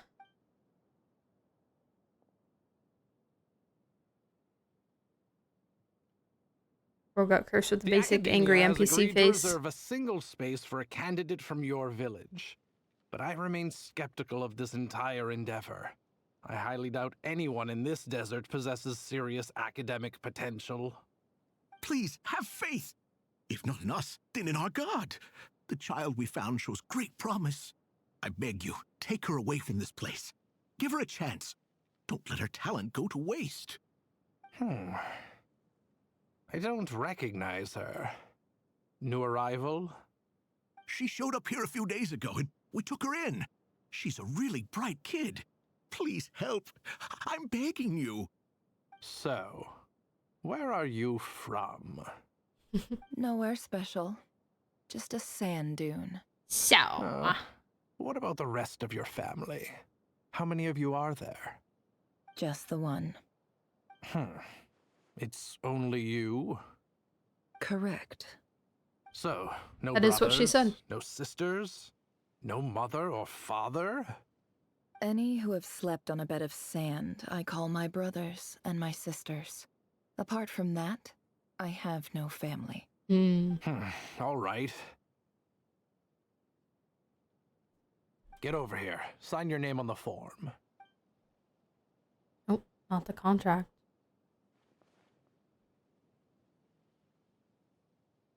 Nefer? You're rather fair-skinned for a desert dweller.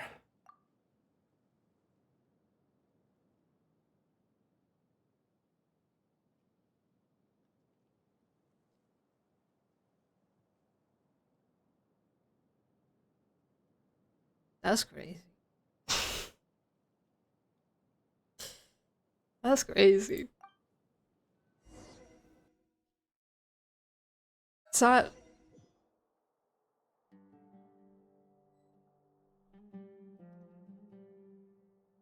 self-aware or hypocritical? I can't tell. Maybe a mix of both. I don't... Yeah, a little bit of both. That's crazy. That was wild. Anyways,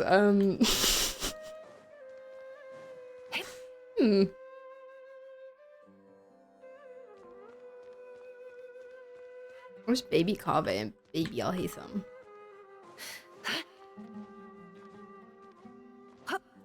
Actually, I don't exactly know how long ago this was, but Ampu's still Nefer, there. this term's assignments have been issued already. Please read through the materials thoroughly, conduct your own additional research, and then write an essay I don't on know. the topic. What's up? How are you? Yes, Professor, I'm aware. I just had a couple more questions I wanted to get your perspective on. Oh? Please, ask away. Well, oh, I like his voice. I saw the other students' problem sheets. So kind. And I couldn't help but notice that my assignment is much easier than theirs. Do you really think I'm a weak student? Oh. A weak student? Goodness, no. Quite the opposite. You have a sharp mind. Almost too sharp. I think what you're saying is, a weak student wouldn't have noticed the discrepancy. And if they did, they certainly wouldn't complain about the lighter workload. You see, sharp as they come. You see things the way they are. And I'm sure you know why they're like that. Because of where I come from. Because I'm different. I'm sorry, Nefer. I don't like it any more than you do. It's just... Anyway, you said you had a couple of questions. What's the other one?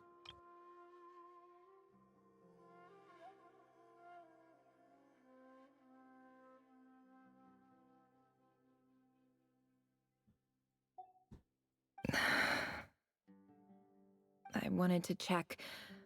If someone sent me a letter to the academia, Interesting. where do I go to collect it? Ah, your family wrote to you. Well, as long as they put No, your not name really. on the envelope, someone should hand it right to you. Not exactly. It's not even a recent letter. I was just curious where the mail would end up if no one collects it. The House of Dana, I expect. I know there's a box for unclaimed mail somewhere in there, probably sitting on a shelf. Whatever you're looking for, that'd be the place to start. Okay, got it. Thank you, Professor. Oh, don't mention it. Honestly, I feel like I failed you. I'm supposed to be your teacher, but I haven't taught you anything. Hey, don't say that. You're a great teacher, and you do your best for all your students. But the rules are the rules. You're not allowed to teach students like me. It's not just the academia either. The whole world bends over backwards for the successful and leaves the losers to suffer and die. Oh, my dear child. Don't tell me you've given up on life already. I haven't. I just think that if you want to make it in this world, you have to find a way to become successful. So Ningguang. So Ningguang coded.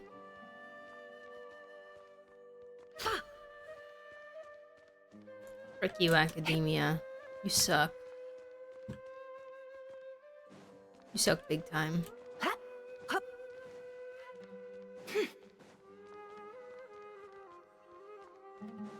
Curse you, Azar. Curse you. Why is the lost and found letterbox an open box in a random corner of the House of Data? There's no, like, mail area. It's completely open. For just anyone to grab. I could take all of these letters, man. This must be it. A big cardboard box full of unclaimed mail. And probably some letters that ended up here by mistake, too. Let's take a look.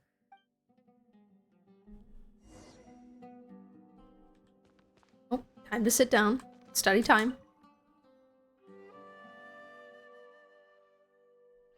Oh. A dilapidation survey from Port Ormos. Looks like it's from a Core of 30 representative. What a strange thought. A bunch of Core of 30. mercs losing sleep over rundown buildings. This one was never even opened. I guess the recipient didn't care what the Core of 30 had to say about anything. Who was it addressed to? I don't recognize the name, but it must have been a Kasharawar professor. This one is addressed to the Immorta Sage. The title is Changes Observed in Satyavada Life Symptoms. Why do all these letters read like full-blown dissertations? Guided by the incense, we became lost somewhere in the forest. All the barriers between levels of consciousness disappeared as our minds soared around in circles, looking for a branch to seek refuge on. In clinical terms, these symptoms fit the description of incense poisoning. The Immorta Darshan strictly prohibits the use of hallucinogenic substances, but I believe there are still people getting away with it. For example, my neighbor who always breaks out into song and dance after using incense. That one lady at the very beginning of Sumeru. This seems like something the academia would want to know about. Why wasn't it collected? The lady that was like head over heels for Scarra. Wait, what's this written on the back? Not romantically, but like religiously. The note says, the sender authored this letter while under the influence of mushrooms. I would send it back, but no return address was provided. That's crazy. Stamped by the Grand Conservator of the House of Dana. That's crazy.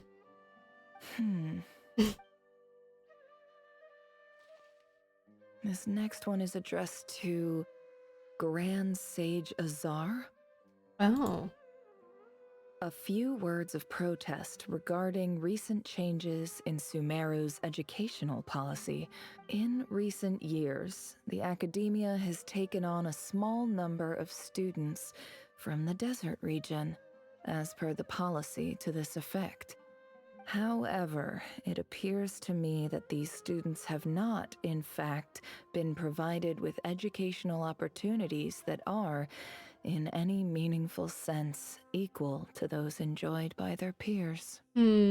As well as receiving dumbed-down assignments and perfunctory tutoring, they do not even have full access to the Akasha system. Education is the fundamental purpose of this institution, which should go without saying in a nation whose founding virtues are knowledge and wisdom. I ask you, is the lip service we pay to the policy of education for desert students truly the standard of pedagogy to which the academia aspires? Interesting. As Grand Sage, policy decisions are your prerogative, but do not forget your roots. You and I were once students too, as was everyone else in this institution. I do hope you will give some serious attention to this matter. I encourage you to discuss issues like this with myself and others, and listen to some alternative opinions. Great letter. Shame it didn't get to where it needed to go. Yeah. And the sender is... Sage Cyrus of Spontamon. My goat! My goat, Tomato Man! I didn't realize Let's anyone freaking else go. even knew how bad students like me have it in this place. Oh. So this is where letters from the Sage of Spontamod end up? Nice one, Grand Sage. Really enlightened leadership. Whatever. Cyrus! This isn't what I came here for. Moving on. I'm not exactly holding Love out that guy. hope that a letter sent from the desert would even make it here. But if it did, where else would it end up if not in this box? I can't believe how much discarded mail there is. Must have been years since someone last went through it all. And this is just one box. The whole House of Dana is boxes on shelves. Maybe if you stopped yapping and started just looking at each letter for your dad's name, then you'd find it faster. I don't believe for 1 second that any human being has sat down and read through all Instead the of reading documents through in all this of them place. completely. Who has that much free time on their hands? Wait, could this be it? Least fancy envelope in the box written on crude quality paper. That would be another way to go about it too, yeah. And of course it would be right at the bottom of the pile. Clearly no one gave this letter so much as a first glance, let alone a second. The handwriting on the envelope looks very familiar. Greetings, Halil. My name is Sinue. Sinue. Chief of the Shimti tribe. I was the one who came to you and your colleague's aid when you ran into trouble in the Great Red Sand. I don't know how well you remember it now, but I brought you to safety and gave you some water and other supplies. You seemed very pleased and told me your name. In my tribe, learning a person's true name is serious business, and I therefore see you all as friends. You were kind enough to leave your contact details so we could stay in touch. The Shimti tribe lives a harsh, nomadic existence in the desert. You were sympathetic towards my plight, promising to make me a special ambassador of the academia and help us find a way to make a better living. This brings me to my reason for writing. Our tribe has fallen on particularly hard times. This is the first letter he and I would sent. like to ask for your assistance. They never answered. There was a terrible sandstorm a few days ago, which blocked up the well in our land. Oh wait, To no. ensure my This is people's the same. survival, I had no choice but to venture into No, it's Iab different. and Unut territory in search of an alternate He's saying the water same source. thing, but he's only saying the same thing because the second time The he Iab didn't and answer the Unut first are one, descended from the Thamudians. which is this one. While we trace our ancestry to Tulatula, we worship the Tulatula Lord of mentioned. Flowers and have had relatively good relations with our Lord fellow of Flowers tribes mentioned. up until now. Hey. I found a well belonging to the Iab tribe. They declined to help us, but I really had no other option. So I took some water to keep me and my tribe alive. My actions are certain to incur their wrath. When we met, you assured me that you would be my ally in the academia. I would like to take you up on that offer, because I really need your help. I wonder if you could send an academia representative to meet with me. That aside, the last time you were here, you mentioned that the academia had started accepting students from the desert, and I told you a little about my daughter, Nefer. We have next to no resources here in the desert, and my power and influence are limited. Would you consider enrolling my daughter at the academia? She is a smart girl. I know she won't disappoint you. From the outset, the academia never took you seriously. Those things they promised were just empty words. I doubt they even remember the name Sinuhe. And you were so emphatic that your luck had finally changed for the better. You swore you'd lead us to a better place one day. You spoke with such conviction, like you were the most powerful chief in the whole desert. You liar. You lied about everything. You promised the world and delivered on none of it. And who fell for it? Just me, by the looks of it. Despite your best efforts. Which makes you a pathetic liar. You weren't even any good at it. I think I'll take over from here. Let me show you how it's done. How it's done. I hope her banner ends sooner or I might end up pulling. Resist! Resist!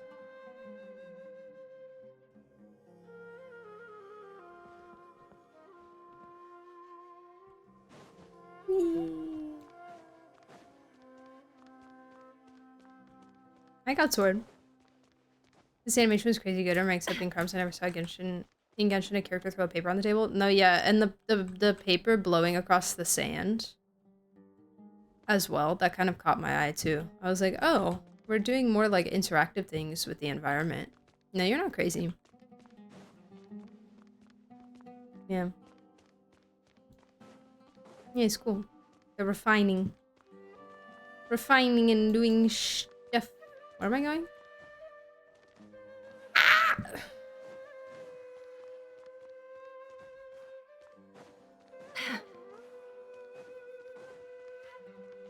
Oh god.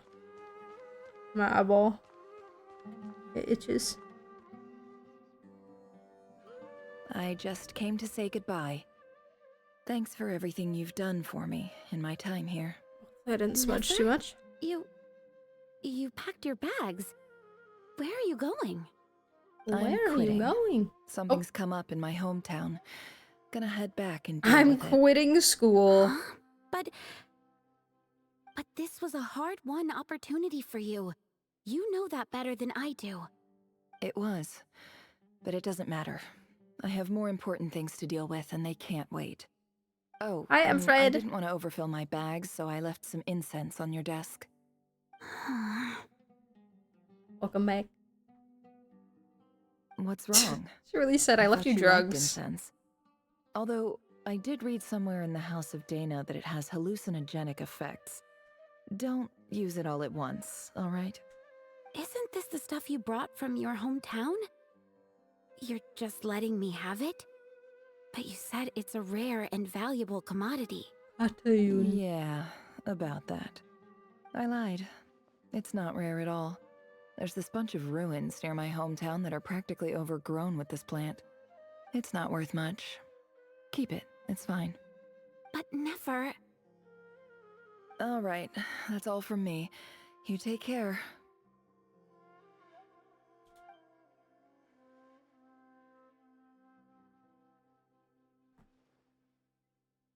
Don't forget me, okay? I mean, we're more than just classmates, right? We're friends. Zandique's daughter. I'll remember you. Now, why would they say that?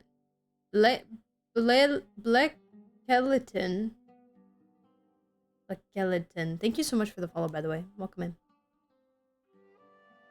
Now, why would we be saying that? Why would people be saying that? I mean, I guess it's not impossible for him to have had a kid, but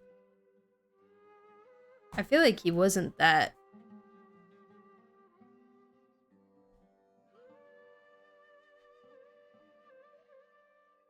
close with this girl before he murdered her.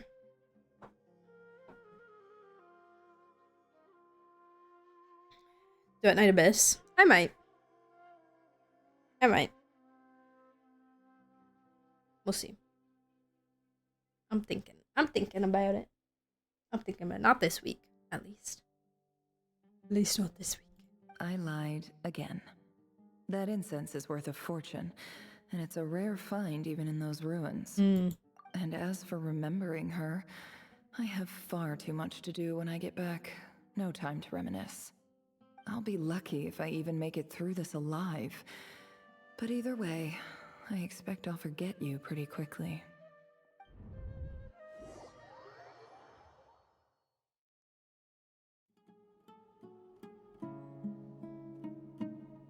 Don't think, just play it. Maybe.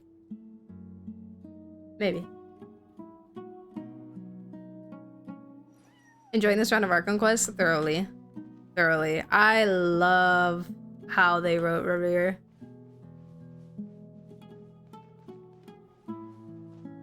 I loved that. He is extremely well written.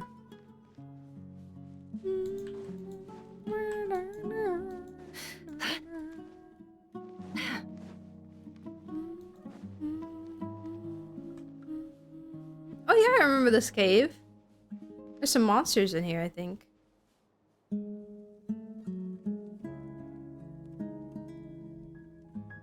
How about you guys all just put aside your differences and band together and share your water? Yeah.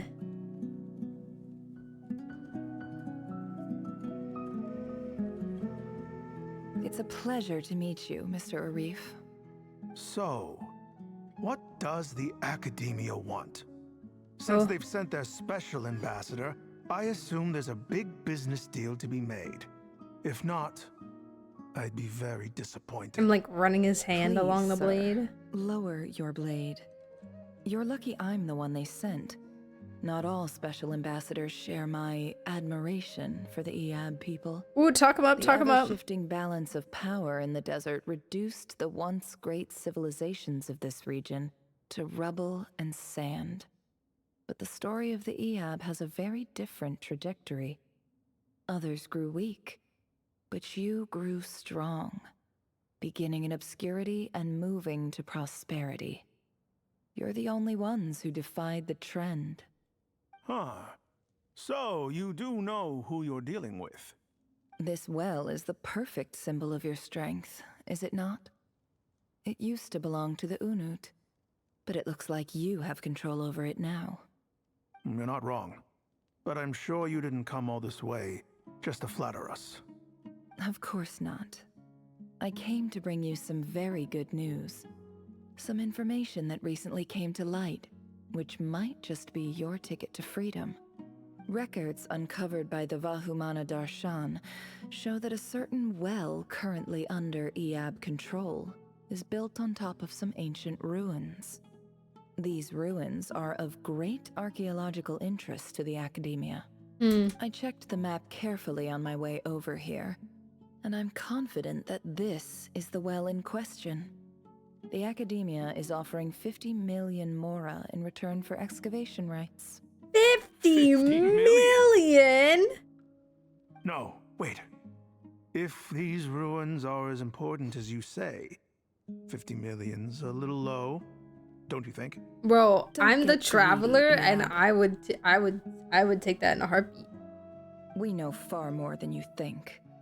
We know that you seized this well by force. Wasn't that the I'd be first fine. step in your rise I'd be fine to with power? 50 mil. To drive away the Unut and steal their water supply? 2.5 characters. So what if it was? Why are they surrounding her like that? Hey. Don't worry. As unscrupulous as it was, it's something we're willing to overlook. The Academia is only interested in dealing with the de facto power holders 50 in the million region. doubloons? I hope I am making myself clear. And I hope your words are the truth. If I find out the Academia is trying to play me, I'll hunt down every one of your people and make you watch as I cut their heads off one by one. Oh. That's I assure crazy. you, Chief, that would not be in your long-term interests. You don't want to make an enemy of the Academia. You see how I'm dressed, don't you? I appreciate that you've never been to the rainforest, but surely even you recognize an ambassador's attire when you see it. And what does a barbarian like you have to lose anyway? You really think the Sumeru Academia would bother to come all this way just to lie to you? We have more important things to worry about. All right, I take your point. The Academia is the highest authority in the land. I'm sure you're trustworthy people. Yeah, In that case, okay. Sure. we have a deal. We will The sell you the excavation. the highest authority in the land is always trustworthy This is people. good Yep. news indeed. That's- Excellent news. Yep. In fact, You're it so calls right. for a celebration. Would you do us the honor of staying a while and enjoying some EOB hospitality? Gladly.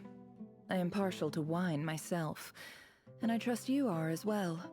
So let's indulge in a few drinks together, in celebration of this momentous occasion. Yippee! Banquet. Late at the ebb drank the night away. When the new day dawns, it brings some shocking news. Chief! Chief, it's an emergency! It's the Unut. They've taken the well. Oh no! They're gonna get the $50 million. Don't just stand there. Take it back. Oh Yes, no! I She have and she. every confidence in the EAB's military superiority, and yet Is she inciting violence between them? the Unut's response was alarmingly fast. The day after we reach a deal, they seize the well. This can't be a coincidence. Perhaps there is a traitor in your midst. Oh yeah, manipulation. I don't think so. I am obliged to remind don't you, think Chief, so. that the Academia will only deal with the de facto power holders. If you cannot regain control over the well, I'm afraid you won't see a single mora of that 50 million. No! Please, Ambassador, just give me some time. I swear the Unut will not get away with this. That well is ours, and so is the Mora. Glad to hear it. I will wait here for an update. If there is a traitor, I will find them. In the meantime, make yourself at home. I'll report back as soon as I have an update. Much obliged. Bye, buddy. Wow. All it took was a few words and I've got him wrapped around my finger. What an amazing feeling. Oh, I just noticed her Acosta terminal. So, in summary, Just now. Ambassador, the Academia would rather negotiate with our tribe instead of the EAB, yes? Oh. The EAB are That voice ruthless sounds so murderers who familiar. don't listen to reason. And now they have the gall to interfere in our research projects in the desert region. So let me ask you, Chief, if you were the Academia, what would you do? Kill them all, of course. Precisely. The Academia does not tolerate those who stand in our way. The EAB have held back our academic pursuits for too long, and our patience is wearing thin. At the same time, there is simply no way that the academia can be seen to be intervening in desert affairs. I'm sure you understand where I'm coming from. We have our own rules out here. If the rainforest dwellers raised arms against a desert tribe, it'd start a bloody war. Right. We can't confront them I think it's because it sounds like Liam. We can support their enemies. The Unut have always had strained relations with the EAB, which makes you our natural allies. Crit roll, Liam. Liam O'Brien. We have our own rules out here. If the rainforest dwellers raised arms against a desert tribe, it'd start a bloody war. I don't think it is, but I think that's why it sounds familiar to me. Natural allies. Weren't the EAB your allies once? You were quick to send them after us to protect your interests back when we stole that water. And now look at you. You're at each other's throats. Just trying to be like, who am I hearing? Who is that reminding me of? Let me be clear. I thought, oh, is it The another academia character or wishes something? To But I collaborate think with it's the just legally recognized rulers of the desert. my guy. We are asking for excavation rights to My that guy, well, Liam. and our offer is 50 million mora.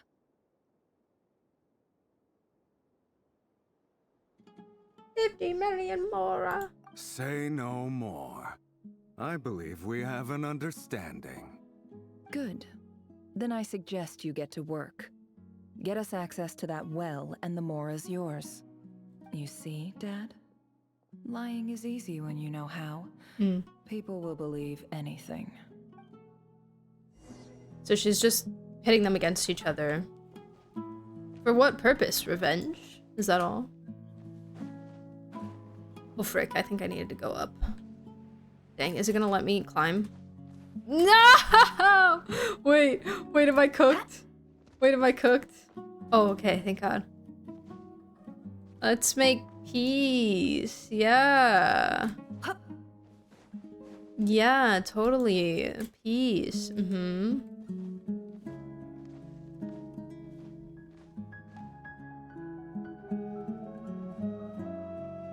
I understand she had some right to revenge. This manipulator was so evil and the worst for me. Bro. Worst for me is that she actually liked it. Makes me want to block myself for being in love with her. Oh. Look at yourselves. You may be vile, savage monsters, but your butchered bodies bleed like any others. You're no different. Oh, he stabbed him in the leg. You're nothing special at all. The monsters who destroyed my home, they're just ordinary, petty human beings. What a joke. I think we're even now. Oh my God, I love her. Maybe I've even done the desert a favor. It's a better place without all these people around. Oh my God, I love her. Oh, Sinuhe, my gullible fool of a father. Perhaps if I'm you'd been watching as this. ruthless as I was today, our tribespeople would still be alive. Yehoda watching this. In this dog-eat-dog world, a chief needs to be tough to survive. But you couldn't do what had to be done. Oh. So I did it for you. Oh, I love this with everybody behind her. That's so cool. Oh, she closed her eyes. Dang it, girl. Stop blinking. Oh, that's so cool with the shadows behind her.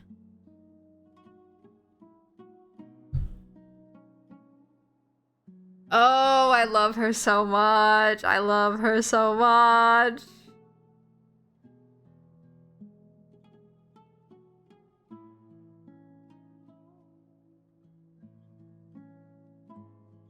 Hi, Sky Splitter. Welcome to chat. I support women's rights and wrongs. Nefer, it's okay. All of this is in the past now. Oh, Llama! Oh, my heart! I believe I remember you promising to remain silent. Oh. Yeah, but even so. Oh. Yehoda, is there anything you can do to ease the tension? Bro, how are they talking in each other's heads? You got this, Yehoda. It's your time to shine. All right, time for a sharp turn onto a completely different topic. So, anyway, that's enough of that. When are we getting out of this place? She said, all right, wrap it up. Wrap up the trauma. Let's get out of here. We've been walking forever. I'm getting pretty tired. Oh, Lauma, you tired? Me when I've been at a get together too long. And I have to do the slap the knees and, well, it's getting late. Yes, if we can find somewhere to sit down, I could certainly Well. do the rest. It's not far now. There should be a temple just up ahead. Is this situation about to reach a conclusion? Yes. Really? A temple? That's where this story ends? Yeah. I guess that's how things go in the desert. I've been to a similar place with a friend from the desert before! Sign up for story quest? Is that what he's talking about? Desert dwellers can never escape their destiny. Or so everyone says. I never wanted to believe it, but looking back now, I'm as desert as they come. What's up, okay, alright? Welcome to chat. You're reading. Social battery goes so fast, dude. For real. For real. Last time I hung out with friends, we established before time with the person that drove with our carpool. Our carpool driver, we were like, we're specifically putting together this carpool because we know that we are the people that are going to want to leave to end the night earlier than everyone else. Midnight, we're done. We're done. We're out of there. We're like, all of us specifically together, we all know that when one of us wants to leave, the others will also be a-okay to leave. And then it just got to like a certain time in the night and one of them texted in the group chat between the four of us and was like, y'all good? And we were like, yep. Let's go. It was great. You mentioned a temple. What's waiting for us there? My biggest trade secret of all. Ah. Then I'm guessing it's where you got your power from. The power to peer into other people's minds. A temple? I didn't You know gotcha, you were clued addicts. up on any other religions. You addicts. I'm no expert in the history of Sumeru, but since you come from the desert, I would imagine it has something to do with King Deshret. And the 7 pillars who served him. They are major figures in the desert belief system too. King Deshret! I have some friends with connections to this stuff, specifically with Hermanubis. Oh, I know who you mean. General Mahamatra Sino. Yeah, that guy. The spirit of Hermanubis dwells within him. That's Boss Nefer for ya. She knows everything. You gotta do a temple right now. Addicts. Sino's hardly a figure of obscurity. Let us know how it But goes. I know about Sethos too. Sethos! Hey! What about him? Is he a big deal or something? That's crazy. Well, he's not a small deal, let's put it that way. You sure know your stuff. Please, this is the bare bone basics. Save the flattery. Sure, she is part of the International Intelligence Network. Or whatever. Northern Intelligence Network. Thanks for your patience, everyone. I'm sure it's been a lot to take in. With any luck, that's our exit just up ahead.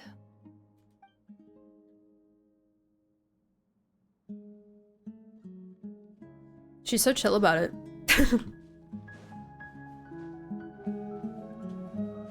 I'm sure it's been a lot for you all to take in. Is that an axe? Yeah.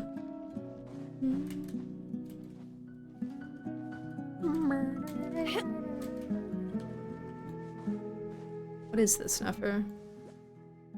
Jeebus Christ.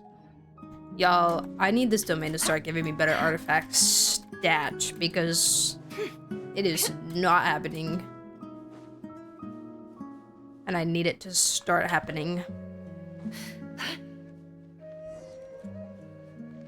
Never seething, everyone gets to know all this for free. Literally considering charging them.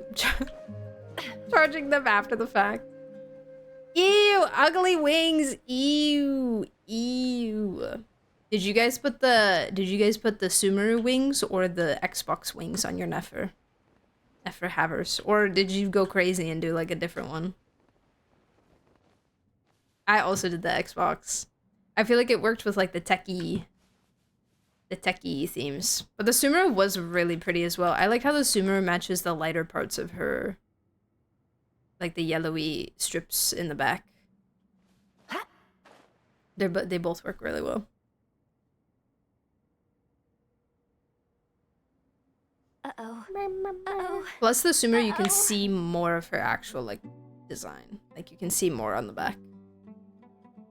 I'm totally out of my depth here. I don't have anything to add about any of this stuff. Like, look at that statue, for instance. Yo, Oda is so confused. She's like, what is all this? What is happening? I want to do the whole name-dropping, this girl knows her stuff thing too, but I've never seen anything like it before. It's okay, Yoda. You can learn as you go. A statue with the head of a bird. Looks like something out of King Dashwood's mausoleum. That's Thoth, the Ibis King. One of Thoth. the 7 pillars of King Deshret. The legends say that he, the Crocodile King, and the Goat King were the 3 retainers of King Deshret. Okay. Let's take a look. Oh, a cutscene? What the freak?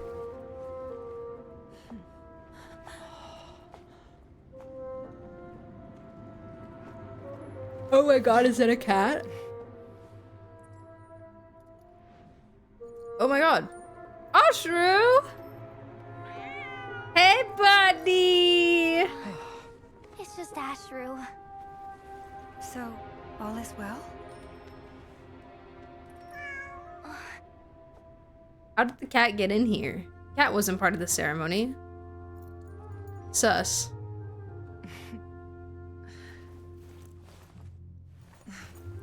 Typically speaking, at this point, the world disintegrates. Then we find ourselves back in the outside world. Besides, these are my memories. There's nothing to fear. You're sure? Of course. It's almost over. Oh, Jesus. Oh, the cat was Rerir. Oh, Jesus. Dang. Ah! Hold on! I really went for her throat, too.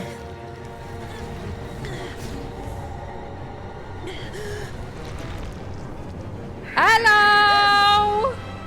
Knowing too much Hey! is always a death sentence. Speak for yourself. I know, I think he was enjoying that. A little bit. Oh my god.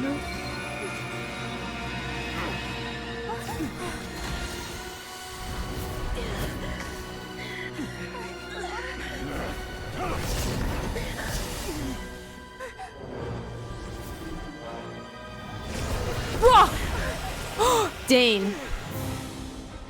How Dane. repulsive. Yes!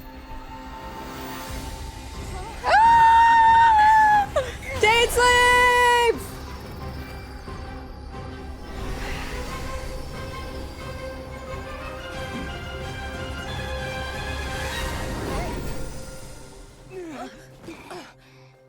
Oh my god, Mina. Hi.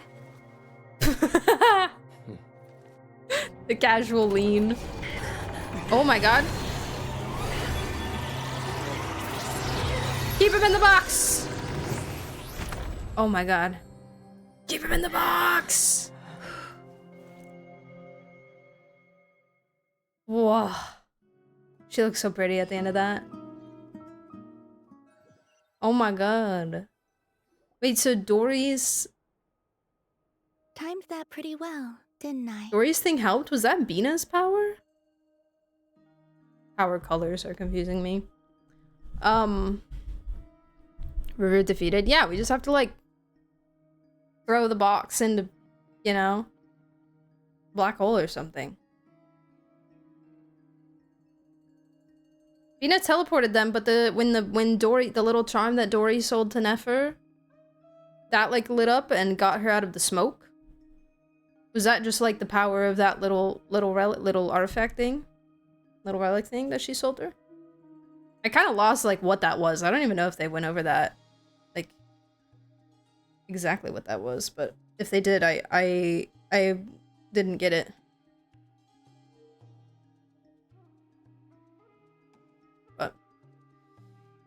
But you certainly did. Okay. Good job, Bina! Good job! It was Alice's? Was it? I thought she was talking about Alice for something else. I thought she said, oh, I'll have to hit up Alice to help you out, but here you can have this for now. Maybe I misunderstood. Paimon noticed you doing something too dangerous. Oh, it's hot in here. Were you helping get them out? Frida's bringing me food, Of course. and he's When I taking asked so long. Nefer to conduct this investigation, I was not naive to the dangers involved. I had a duty to ensure your safety. Good to know your sense of justice is still intact after all these years. I take that to mean that you saw the truth. That comes as a great relief. I certainly did. And thanks to your help, I also managed to trap Rerir inside the chess set. Whoa, really? How'd you manage that? Well, to be honest, I sensed that something was wrong long before we made it to the temple. By using this fragment to probe into Rerir's past, well, the monster formerly known as Rerir, it seems I alerted him. The artist formerly known as Prince. Tracking him, then he caught on and started tracking me too. Can't say I'm surprised. But how did he track you through your thoughts alone? That shouldn't be possible. Rerir was a secret agent who reported directly to the Vinster King. He is an expert at finding a trail and hunting down his pursuers. Mm-hmm.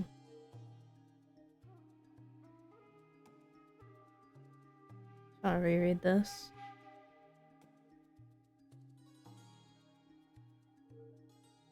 No wonder. He infiltrated the chess set, read my thoughts, and built a new virtual chess set inside of it. That's why we weren't able to leave at first. Speaking of your chess set, it's quite a remarkable item. Would I be right in thinking you have some connection to King Deshret? You overestimate me. I only have a connection with one of his underlings, the Ibis King. Ibis King! You all saw how this came to be. A long time ago, the Iab massacred my tribe, the Shimti, in our home village. A few years later, I enrolled in the academia, where some new information came to light. The Unut and the Iab fought a bitter battle over the rights to a well, all for the sake of a non-existent 50 million mora. The Iab ultimately won that confrontation, but their victory came at the cost of almost every warrior in the tribe. The final blow to the Iab came at the victory feast, when an Unut assassin beheaded their chief right before my eyes. The remaining Iab fled and have been scattered to the winds ever since. Having gotten my revenge, I returned to my hometown, where to my surprise, the nearby temple was still standing. There it was, seemingly immune to the relentless hostility of the desert, while my tribal home lay in ruins. As I stood there gazing at the temple, I noticed a cat just outside. This cat, as it turned out, was home to the spirit of the Ibis King. He led me to a gate deep inside the temple, and there he made a deal with me. This chess set is my gift from the Ibis King. The chessboard within is made to the same specifications as the one in the mausoleum of King Deshret. and represents his Pause. power Pause. of Shut up. piercing analysis. Stop speaking. The cat has the Ibis King's spirit inside him?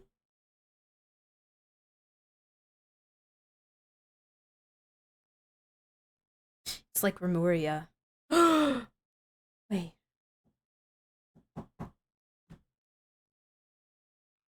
It's like Remuria.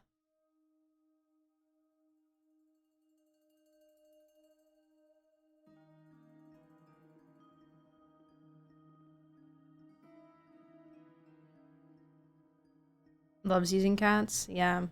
They're like, okay, we need like some kind of non-realized spirit form of a person or something, or a god or something. Put it in a cat.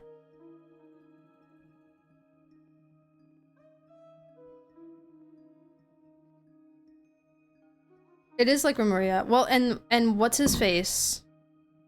Hold on. What was the guy's name from Remuria? Him and the other guy. Oh my god, I can't. Cassiodor. What was his role in the...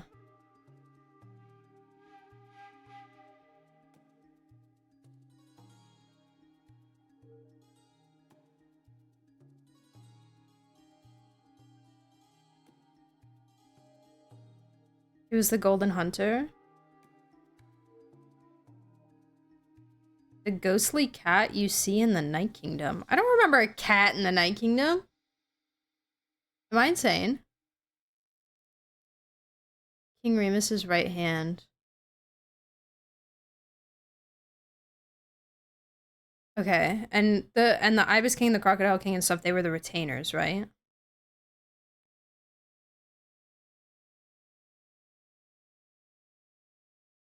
Oh my god, he has so many names. Cassiodor.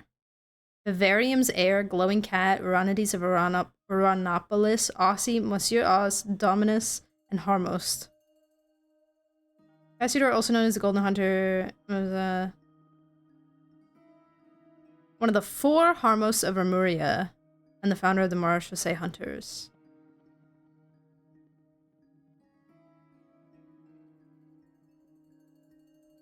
Cat in the Night Kingdom. Cat warned us about Kukulkan and his plans. When you fight a local oh, maybe I haven't done it yet then. I was like, is that a world quest or something? Because I did all the... most of the little ones. The important little ones. I was about to be really disappointed if I forgot that from the Archon quest. Okay. With this chessboard in its container, Cool. I love Remuria, sorry. To perceive hidden secrets. Now, I love Remuria so much. I wish I could play that quest again. Wanted to give the people of this first world time. the power to seek the truth. But I don't believe that's the full story. Time to make a new account. Every god plays favorites. Their hearts are as fickle as any humans. Full of secrets, perversions, egotistical tendencies. But precious few gods are willing to admit this. I could do it on EU, yeah. You're so right. Including fate itself. Definitely have not done it on EU. Their gaze falls preferentially upon a select few. As you rightly point out, this is an act of favoritism. If you're alluding to the Abyss, then yes, I agree. Sorry, guys. Big brain people are speaking. The chest set is my gift. The chessboard within is made of the same spirit one is King Deshret, power of piercing analysis. With this chessboard and its container, I gained a certain ability to perceive hidden secrets. Now you could conclude the Ibis King simply wanted to give the people of this world the power to seek the truth, but I don't believe that's the full story. Every god plays favorites. Their hearts are as fickle as any humans, full of secrets, perversions, egotistical tendencies, but precious few gods are willing to admit this. Interesting. Gather the others. It's time to share everything I've learned. They're alluding that the Ibis King was a favorite of Deshret's? Is that what kind of favoritism they're talking about? Before long, the group is gathered in the office. Those too busy to attend. Kitty! Thank you all for being here.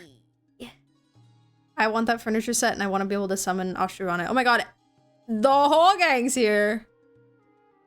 The whole gang. Why is Albedo like awkwardly standing in the middle by himself and like Durin is so far. Durin has adopted Flint as his new dad, apparently. Albedo is the center of the world. And Devarka and Dane just hate everyone, I guess. I don't know. You can't get the cat tower. I don't think you can summon Ashura. What the heck, man? That's so rude. Hi, Mies. Yeah, it's literally him. He's just in the center. As promised, I did some further investigating into the Rerir of Solnari's background. I am pleased to report that the investigation has been most fruitful indeed. Very fruitful, very interesting, very fascinating. The very good. Rerir of Solnari, real name Rerir, was once a Conrian subject who served the Vinster King. I will now share the important details of his story. Please save any questions or comments for the end. She said, nobody speak. I need to do that before I start telling a story so that people don't interrupt me. Please save any questions or comments for the end. Nefer narrates Rerir's backstory to the group. Yehuda is not here for the recap. She's playing with the cat. At the Vinster King's behest, he gathered intelligence and assassinated descendants of the Crimson Moon dynasty, unwilling to take down his beloved Thalindus, who is secretly of Crimson Moon heritage. He then got dragged into court politics. Drafondir's voice, which spoke to him of his fate, was like a reflection of the moon. Though he could disturb the waters to gain some temporary relief, he was powerless to erase it entirely.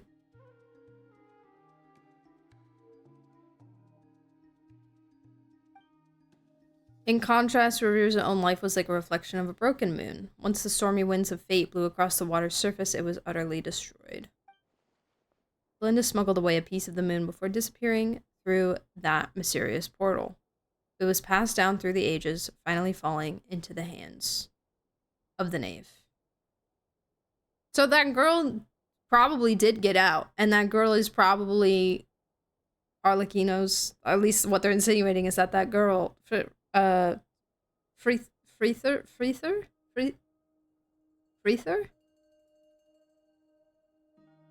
is Arla's like great grandma, you know? What lies on the other side of that portal? Is it really a whole other world? Belinda's never had the chance to share what she found there. Neither did Rerir, who followed her in. So that's why he's so obsessed with the moon. A tragic tale, to be sure. But it does not excuse his many transgressions. You are so correct, Varka. Okay, I have food! I have Arby's. Alright. No matter how much Rerir suffered in the past, the fact remains that he is what we know today as the Wild Hunt, wreaking havoc upon innocent lives in NOD-KRAI. He becomes more dangerous with each passing day. If left unchecked, it is simply a matter of time before all of Teyvat suffers the consequences. This is a threat that the Knights of Favonius cannot ignore. Yeah. A question for Miss If he can destroy NOD-KRAI, he can destroy everything else too. This is presumptuous. But have you ever seen the spatial gateway that appeared in Rerir's memory? Never. But I have heard stories of something called the Moon Gate. The Moon This seems Gate. to fit the description. Okay. Miss Lauma, any thoughts on this?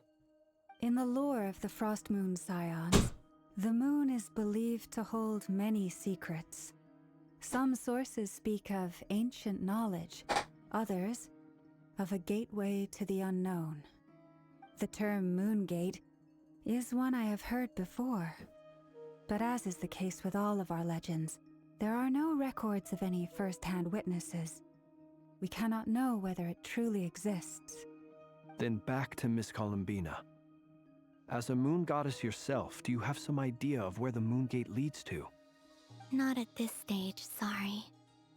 I do hold the power of the Frost Moon, and my strength is recovering well. I can sense that the gate would open at my command, but... But there's more to the power of the Frost Moon than that? Yes. A moon goddess has the right to open the Moon Gate, since it is a path to the moon.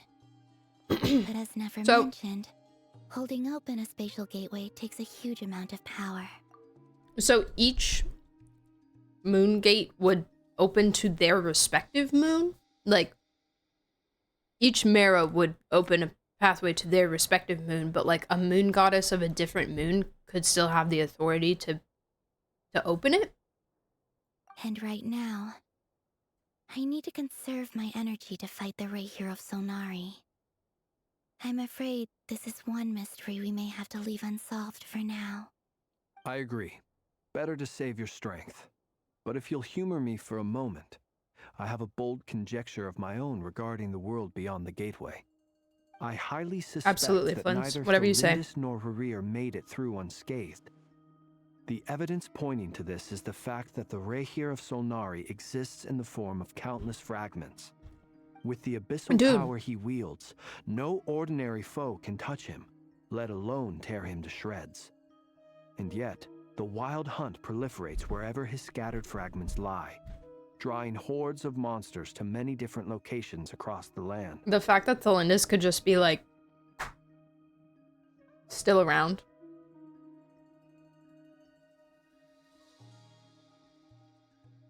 Still hanging out. Still just, you know. Probably very much changed, but like. So your theory is that Rerir was physically torn to shreds by some powerful force? Hence, why the Wild Hunt is a distributed phenomenon, rather than a unified one? Makes sense to me. Explains why the Wild Hunt is so pervasive, and why he's been trying to piece himself back together. He was whole to begin with, and he wants to be whole again. Without the power of the Abyss on his side, he almost certainly would have perished the moment he was torn apart. But the Abyss, much like a curse, has kept him alive. I could not agree more. The power of the Abyss is most surely a curse. Like Durin. It is a compelling explanation, and one that accords with my present understanding of Abyss creatures. Whether the life form in question is primitive or advanced, if a curse has extended its lifespan unnaturally, it will continue to survive in spite of everything. This raises some I love when interesting Albedo starts questions. yapping. It's my favorite thing. I will run some experiments and see if there is any validity to my suspicions. Experiments. Regardless of You have a whether my little lab research here, bears buddy? fruit, I would like to thank Miss Nefer for conducting such a thorough investigation. Woo! Let's go, Already it has Nefer! greatly enriched my understanding of the entity we face. My pleasure, Mr. Albedo. I too hope that the information I have shared today proves useful as we look to formulate the next stage of our plan. Hey! What is it, Dainsleif? You look really upset! Emma, don't get so close to him. It's just, when I think of the man I once knew as Rerir, I struggle to understand why things had to turn out like this.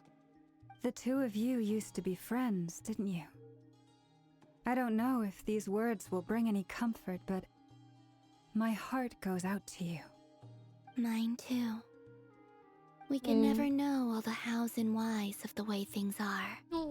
The moon and stars are full of untold secrets and lies. And the skies are host to many more mysteries than these Dane alone. therapy. Yes. None of that can begin to compare with the complexity of human life. Dane therapy in Those are the 2025. first comforting words I've heard in a long time. Oh. Thank you both. Oh. Well, I think this is a good The place world to is end today's healing. meeting. I'm sure Nefer needs some time to recover. She's been through an awful lot today. Everyone asks, where is Dane? But no one ever asks, how is Dane? Must be C1 Lauma. Socializing, yeah. I really love how every time Dane shows up, everyone goes, this violent and brooding dude must just showed up. He might cause some problems. He always goes, nah, I'm just here to kill the Abyss. Yeah, he's got a goal, you know? Never needs some time to recover. She's been through an awful lot. That's Okay. very thoughtful of you, Lama. Of course. Sounds good to me. Everyone's being Take some so time to rest lovely and to each digest other. before we reconvene to nail down a plan. What a lovely group of people. A very caring group of people. Hey, is this a bad time? Hope I didn't kill the conversation. Oh my gosh, Marco knocked on my hotel room door. Oh my god. It's fine. Come on in. No need. Come on, let's talk outside. Oh, never mind. He's...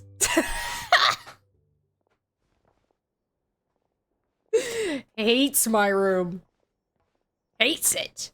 Anyway, Nefer went back to the curatorium to get some rest. But before she left, she shared some things with me that I thought you should be aware of. Okay. Firstly, although she managed to trap the Rerir of Solnari inside her chess set, Colleague there's no zone. guarantee that the power of the Ibis King is any match for one of the 5 sinners. Their powers are beyond our comprehension. Yeah. Varka has a different interaction with Lumine here. Really? Does he go in her room? With Lumine? He says sorry that would be unknightly? Bruh. Wait, that's so funny. He's like, I don't need. It's not unknightly. It's not unknightly for Ether. It's just unnecessary. It's only a matter of time before he That's finds so a way funny. to break out. Welcome to chat, we have to come up Nightwalker. with a plan and take care of him before that happens. Honestly, Paimon figured that might be the case. So, how long have we got? What's the timer on the box? Well, I asked her that same question. She talked for a long time, but for the most part, it seemed like she was trying to convince me how precious her chess set is. She does What a yap. long and storied She history is a it yapper. has. It felt like some kind of sales pitch, you know? The kind where you end up handing over Mora against your will? Mm-hmm. Anyway, after all that, she finally answered the question. 2 days, at most. 2 days? Holy moly! Can we even recruit enough help in that time? That remains to be seen. Which brings me to the second issue. Dainsleif is obviously conflicted about this whole thing. But given how little time we have, there's no way we can pull this off. He is without his so help. little. You have some history Next with to him, him. right? Do you think maybe you could talk to him for us? Literally looking at his stomach. I'll see what I can do. Great. I appreciate it. All right, on to item 3. So, Albedo, Durin, and I put our heads together and came up with a plan. Can't promise it's gonna work yet, but at least it's a start. We figured we'd bounce the idea off you first. We'll explore it further once everyone's recovered. Oh, please ask away. Oh, Paimon's dying to hear this. All right, so here's what we're thinking. In a hushed voice, Varka lays out the current plan. It's a shocking plan, but nothing can faze the greatest traveler and trustiest travel guide in Tibet. It doesn't take you long to get behind it. We felt a little uneasy about roping you into this. I mean, firstly, you're not locals, and secondly, none of us are your boss. You're well within your rights to refuse if you so choose. Are they pulling a Sumeru on me? Why would you even say that? We know the stakes here. It's all of us against the Rerir of Solnari, or none of us stand a chance. I choose my words very intentionally, I'll have you know. I like to think there's an I do art to love when they do striking a this. down-to-earth tone. When you don't even get to know what the stakes are plan through is the until roof. it's in action. Sir Varka, I have a few thoughts about this plan.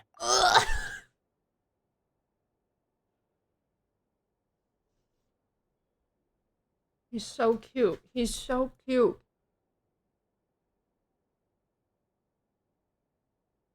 Hearing Ether say the word Sir Varka is so surreal. I'm all ears. I think we can be more flexible with how the roles are allocated. In my view, the most sensible lineup would be like this. Okay, so there's roles. There's roles and I tasks. see your point, yeah. But if that's how I we're see gonna your point, approach this, yeah. you'd better make sure you're ready. To be clear, I don't doubt your abilities. Far from it. I just want to make sure.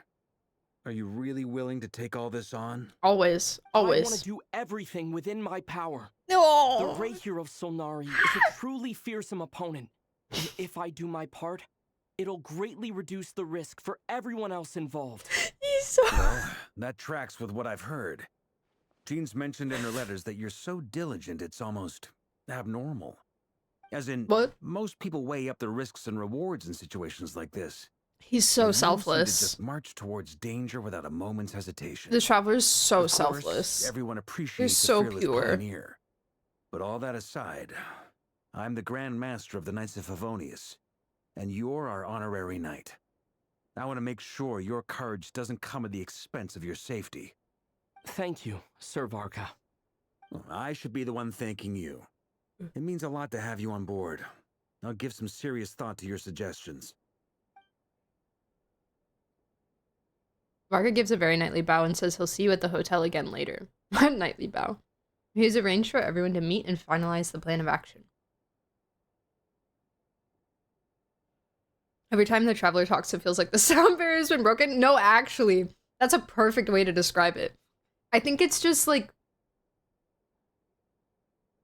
It's a voice that we all know, but we're so not used to hearing it in a quest. So like when it happens, it's like immediate recognition, but like I'm still not expecting it ever, you know?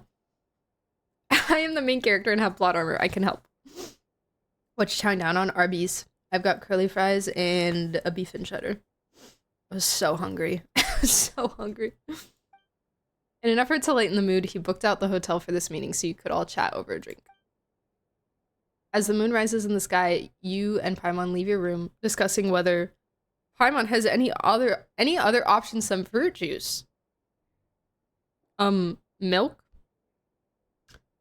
Chocolate milk? Tea?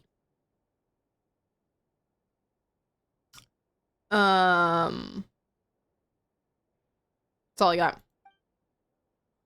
Everyone is already there waiting for you. They're chatting and smiling. Clearly the rest has done them good, as well as the existing crew. Some unexpected help has arrived. Still, you remain conscious of the fact that the future of NOD-KRAI rests on what is decided tonight.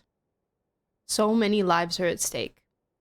You may never meet most of them, but whether they know it or not, all of them are counting on you. Game of Blood and Sand.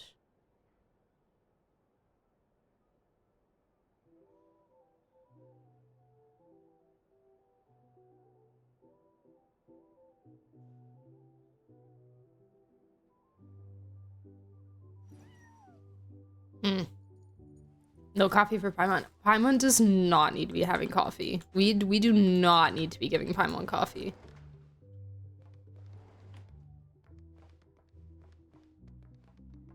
Just checking. Not gonna be like, put anything in there. Ew, Dory's here. Ew! This is a thorough plan. Enough I do have one last question before we take action. How can we be sure that our enemy won't leave the designated area? Great question. Albedo's been hard at work analyzing Rerir and the Wild Hunt's behavioral patterns. His conclusions are as follows. Firstly, from the earliest known confrontation until now, Rerir has never displayed any ability to manipulate the dimension of space. So it's unlikely he has any power in that domain. Secondly, he seems to have a particularly strong vendetta against our group. If we put him in a fight-or-flight situation, he'll choose to fight every time.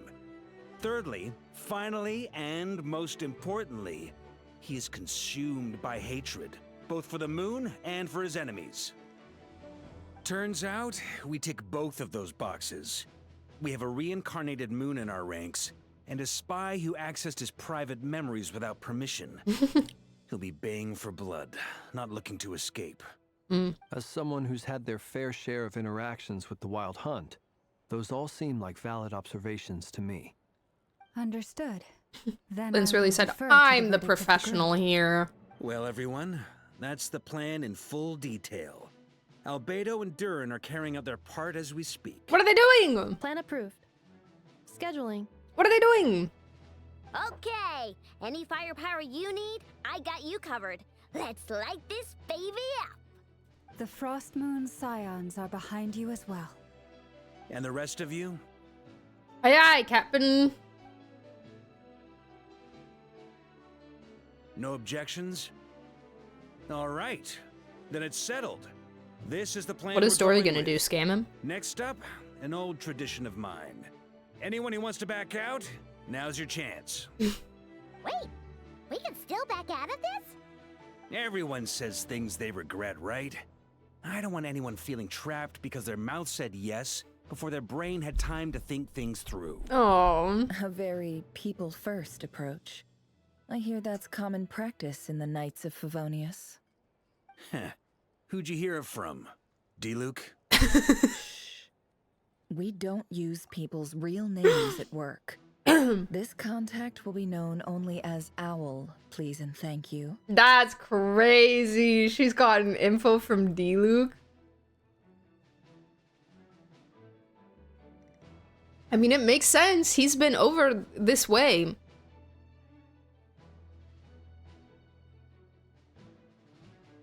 Owl. This plan can only work if everyone does their part. Flint's and I will absolutely support it. We shall indeed. You'll be glad you accepted our help. Also, you are the last person I expected to see here, Miss Dory. Yeah, call her out. Often I get called Dory in a work context. My peers usually call me Lord Sangamabe. So, the longer your name, the higher your net worth. Is that the idea here? In that case, Mr. Flint's here must be worth a fortune. That's right, I know your full name. It's... Oh. The walls are thin here. I'd appreciate you keeping that a secret. Okay, fine. Ugh, I'm actually only here as a favor for someone else. Do you have any idea how much it would cost to hire me otherwise? Someone else. Alice? Oh, does this mean someone out there actually has the power to boss Dory around? Yeah, Alice. It certainly does not. We have a long-standing and mutually beneficial business partnership. She's actually the mom of a friend of yours. Said mom supplied me with a great little trinket, but now that lady's ruined everything. If I don't start building a little goodwill now, my whole business in NOD-KRAI is gonna go down the drain. Okay. So what exactly is so special about this pendant? It's a lucky charm that a great mage made for me. We have a business relationship, and she was worried that something bad might happen to me. So, she wanted me to have something that can store power to protect myself with. I finally got it all fully charged up with Kovaki, and then Nefer went and used it all up at once. Well, never lost so big in my life. Well, you gave it to You're her, right. so... It was all my fault. I didn't mean to drain all the Kuvaki in the pendant, but I'll make it up to you. You will? Well, in that case, how about you give me your chess set, and we call it even? I knew you'd say that. Well, it's yours if you want it. In fact, take it now, and I'll even throw in a free Rerir of Solnari. Deal? Yeah, you want to deal with that? You're putting me in a difficult position here. It's a very useful thing to have around, but I have a funny feeling it won't be around much longer. I guess we'll see in a couple of days. Looks like bankruptcy for Gonna me. destroy it. Hey, don't be so pessimistic. See this through and you never know. You might find a new business opportunity on the other side. With an action plan in place, everyone chats among themselves. You and Paimon decide to check in and see how each stage of the preparations are going.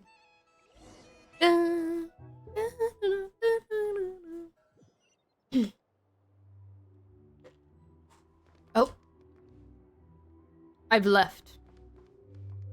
I've left the premises.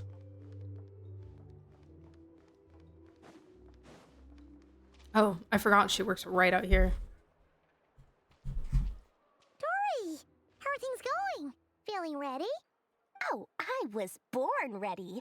We only have 2 days. You think Lord Sangamabe would let an opportunity like this slip by? Don't forget, when something's in high demand, the people with the goods on hand get to charge the highest price of all. Even higher than the sellers taking advance orders. Ta-da! See? It's right here. Ah, Whoa. so pretty. Did you make it?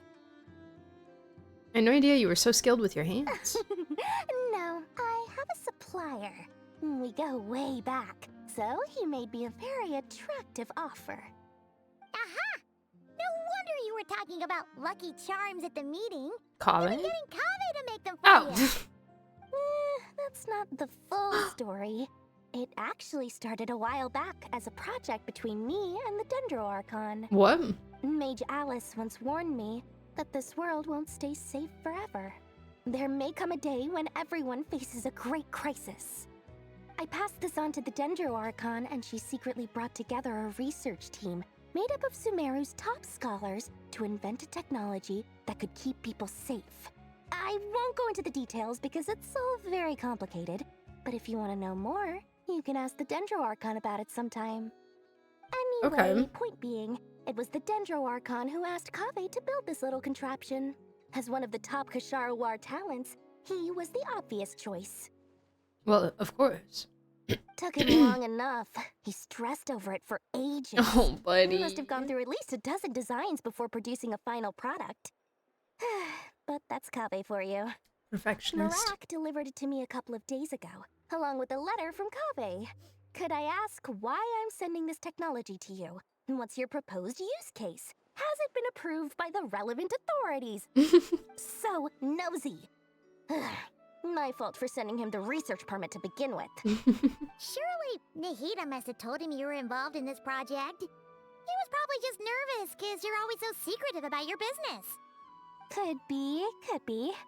Anyway, I just replied, let's hope there never has to be a use case, because it would involve grave danger. Fair enough. But it sounds like he was just being cautious. He probably felt responsible as the one who made it.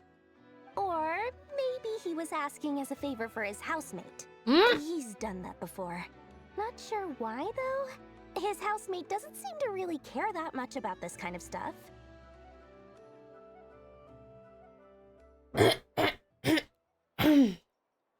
But it could just be like a cover.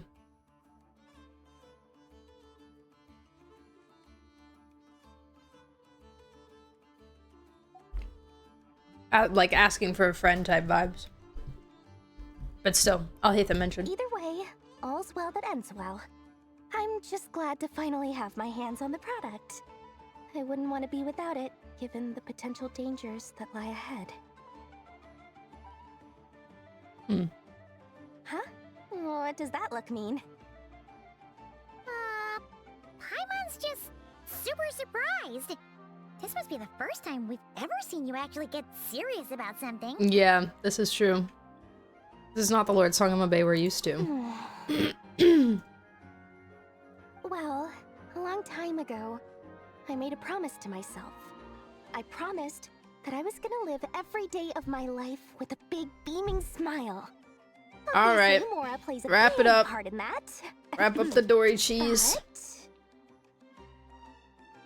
I'm over it. There are always gonna be times in life when you have to give something back.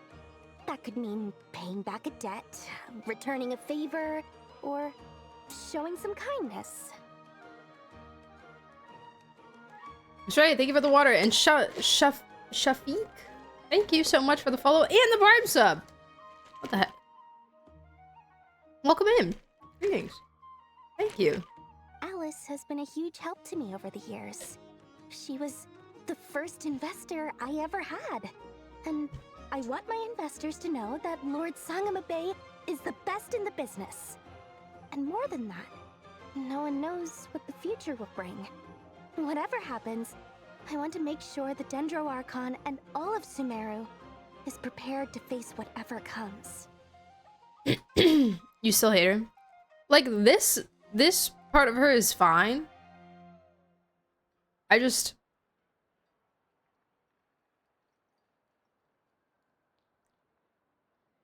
The super scammer part just seems pointless. I know, it's like a... I don't know. It just feels like a personality trait, but it has no actual, like, substance to it. It's like, oh, she's doing it for her sister. She is connected to Alice? And apparently can just go talk to Nahida whenever she wants to. I'm sure she'd be able to find great care for her sister. without having to get a bunch of money for it. So back to the pendant. You never intended to ask for it back, did you? Oh, that? Yeah, it's just super Nefer overdone. and I are square. Don't be thinking it was some sort of benevolent act. I'm no saint, so don't treat me like something I'm not. My priority is doing the business that I want to do. So long as my conscience lets me, but it usually does. That's the Lord Sangama Bay business model. Alright, if you say so. I do say so, and that's the whole point. I'm a businesswoman. Don't go trying to figure out what kind of person I am. You'll exhaust yourself. Much easier for everyone I'm involved good, thanks. if you just take my word for it. Oh, and could you two help me get this stuff where it needs to be? Thanks so much. You're my favorite assistants. Will you pay me?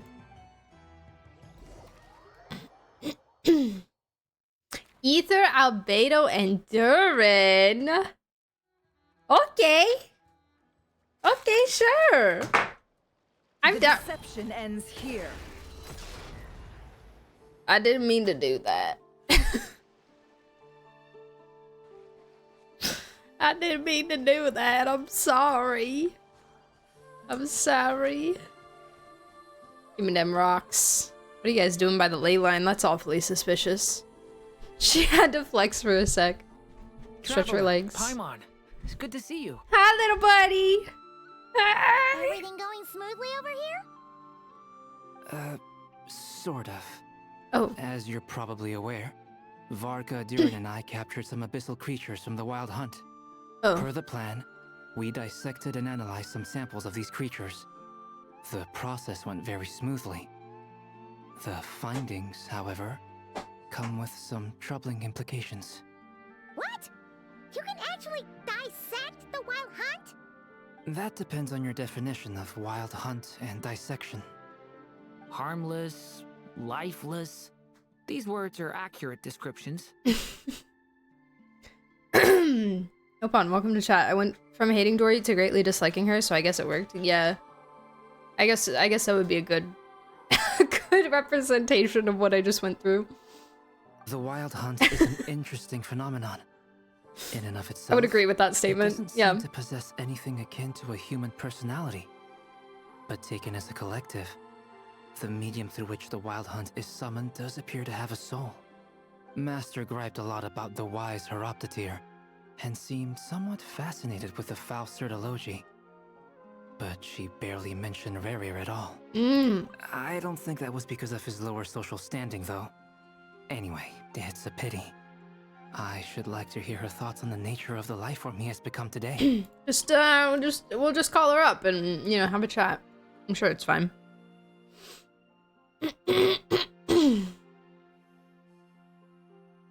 Griped about Horoptatir. Fascinated with Certology. Alright.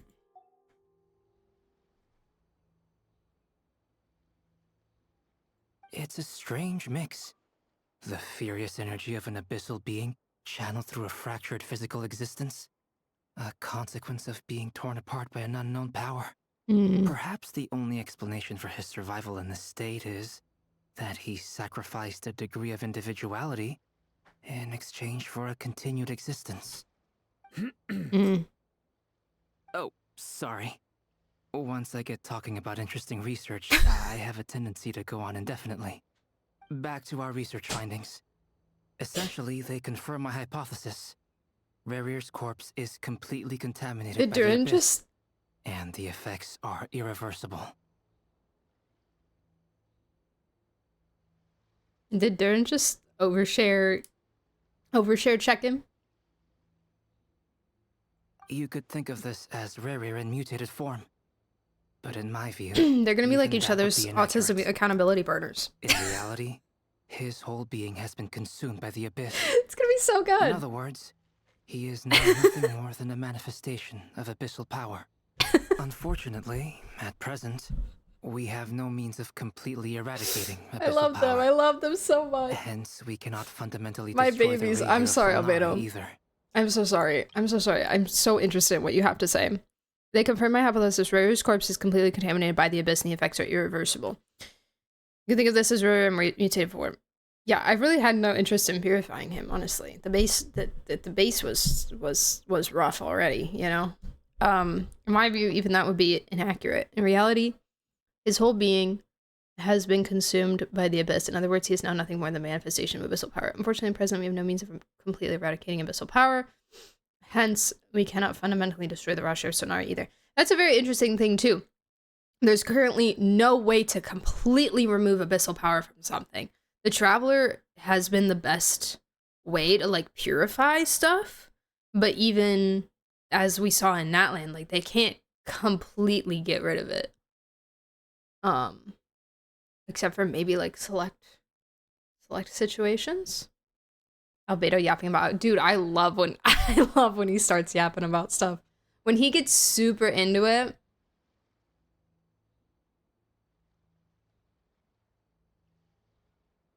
I love it. I love it. Thought he hemmed him because he basically described what happened to Durin. That's what I thought at first as well.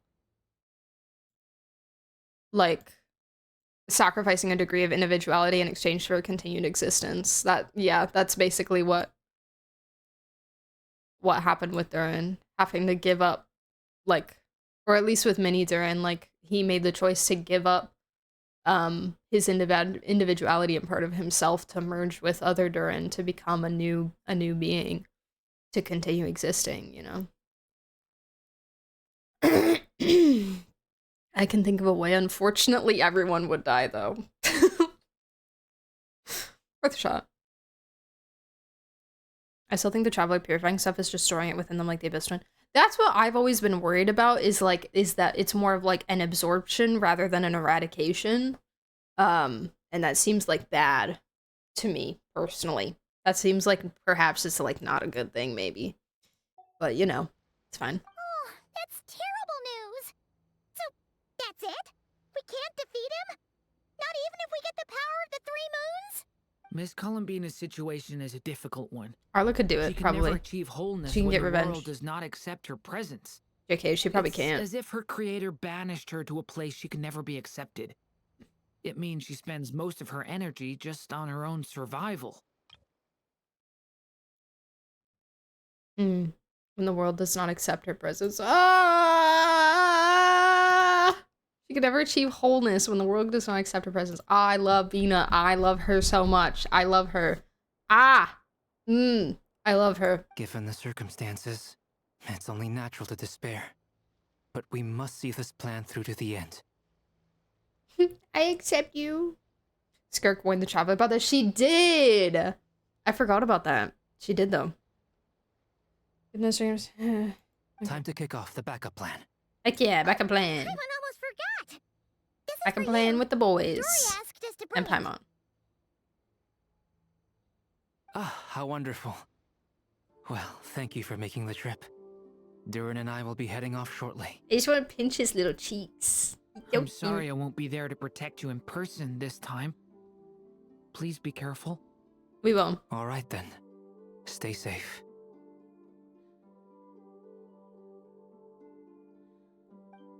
Thanks, King. Love you. Mwah.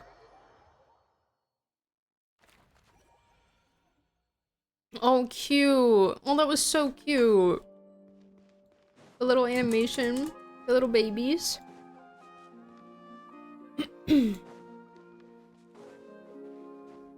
Albedo does need a model update.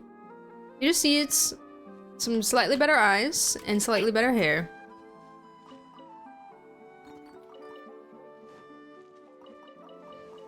Give me all that. Wow, pretty.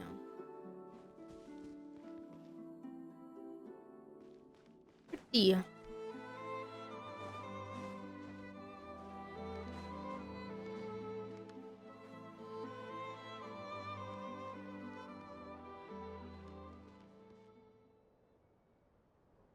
When Albedo showed up on the quest, the quality of the drawing stepped up. Miss Oh! Lambert, is everyone here? That's clever. You're so right.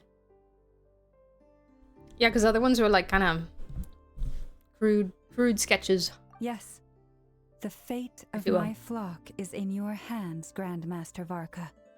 Please keep them safe. My lady. What are you saying? Within the next 24 hours, we will face the biggest crisis the world has ever seen. Oh, frick. This is not a burden that we deserve to bear, but I believe that we reap what we sow in this life. So I intend to act. I must do what I think is right.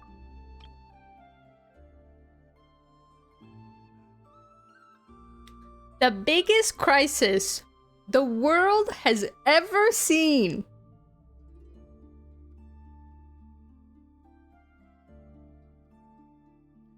Ma'am, are you aware what continent you live on? Like, I get this is big, and I get he's a very powerful man. Even bigger than the Cataclysm. Even bigger than, like, well, I mean, I guess the dragon weapon thing didn't actually, like, technically go through, but still, like, girl. Girl! She just needs to convince people.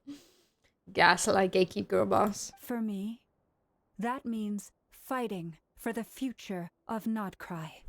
This gentleman is the Grand Master of the Knights of Favonius, Varka, Knight of Boreas. In my absence, please follow his lead. Why is Varka doing this? Hey, everyone.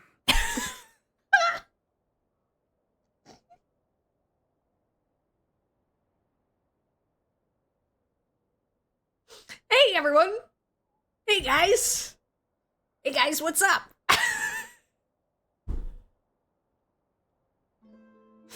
Oh, it's the jump from Lauma to him. Guess I should introduce myself. Well, to start with, I know my way around a battlefield. What was that laugh? What was that? The biggest strengths are so sorry. Honesty and hard workingness. Anyway, point is, I don't intend to let Lauma down. I'm gonna do everything in my power to keep every last one of you safe Honesty and and sound. hard workingness. He kind of gives, like, not to say that Varka's not smart, because I do think that he's smart, but he kind of gives the energy of, like the barbarian in the D&D party, you know?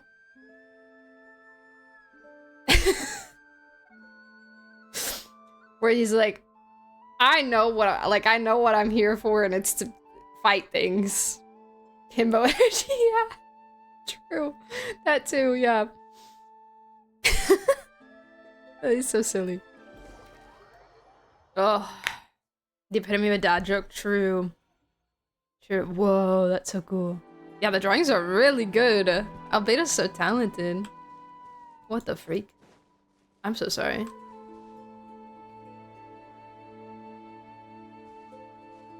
Oh, friends. Just like, what do we? I can just have this. That looks like it's worth a pretty sum. Thanks, guys. Relax. I'll leave you alone. Have a nice day. Safe with me. Have a great day. Why is Stainsliff up here, buddy? What are we doing? What are we doing, bud? Oh. On a date. They were about to kiss. I don't want to interrupt them. Something on your mind? Oh. Miss Columbina, was it? I believe that's how the others addressed you. I love her water bubble heels so much. That's right. Names are funny things. Have you always been called Dainsleff? Yes. I take it your own name has a more complicated history. I have a different relationship with names than other people. To be honest, I'm not even sure that Columbina is my name. At least, not in the same way that Dainsleff is yours. But it's what everyone calls me, and I go along with it. A lot of my life has been that way. I get so used to things that I forget to question why they are so. Mm. I never used to think much about where names come from, or what they mean to people. Maybe something's wrong with me. Oh.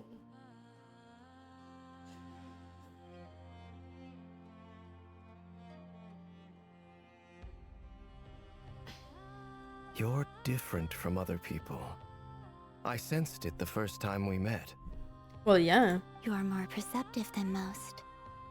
I'm sure your long life and rich range of experience explains that. Do you ever find yourself missing Conria, Mr. Dainsleif?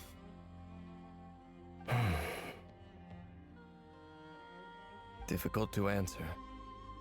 I have dreamed of the past many, many times. Sometimes I'm fighting tooth and nail. Other times I'm lying on the ground, defeated. I don't recall any happy moments from that time. It has been too long. Is that because hatred survives longer than love and affection? That would not be for me to say. I make no excuses for the grudges I bear. But whatever the reason, I remember little that was beautiful or sentimental. Thank you for your help with the Rerir situation. Without your efforts, I never could have learned the hidden truth of his story.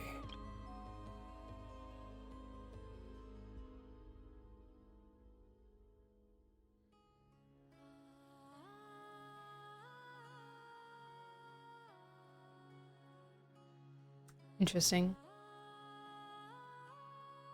Just reminds me of when Hayden asked him to reminisce. To steal his memories. You're welcome. I know he's your friend. Friend? What did they say earlier about? Oh, okay. Okay. Friend. Right there, hidden truth. I don't think he knew. Thank you for your help with the Rerir situation. Without your efforts, I never could have learned the hidden truth. In fact, he's so torn on his feelings about Rerir says to me he really didn't know. Yeah. About the kids, yeah. I think it was probably just like kind of we said earlier, where he knew what Rerir's job was. Like, he knew what his title and what his role was, what his position was, but not necessarily what the king was asking him to do. And what he then carried out specifically. Especially, I think it helps that there's a little bit of that, like, kind of gray area of, like, okay, well, these are, like, the direct descendants, and then we've got second, third, fourth bloodlines, you know, descendants passed down, and it spreads out to those people. Like, it was probably a much more surface level. It was, like, much less extreme in Dane's eyes. Couldn't he understand why he joined the Sinners? True. True. Because they listed, at the beginning of Act 4, they listed all of their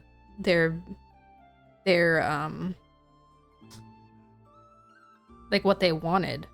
Vetter wished to foretell the future, Propteteer saw limitless knowledge, Ryan desired to create life, and Sota Loki pursued supreme strength. Don't ask, don't tell, yeah. Yeah. Agree.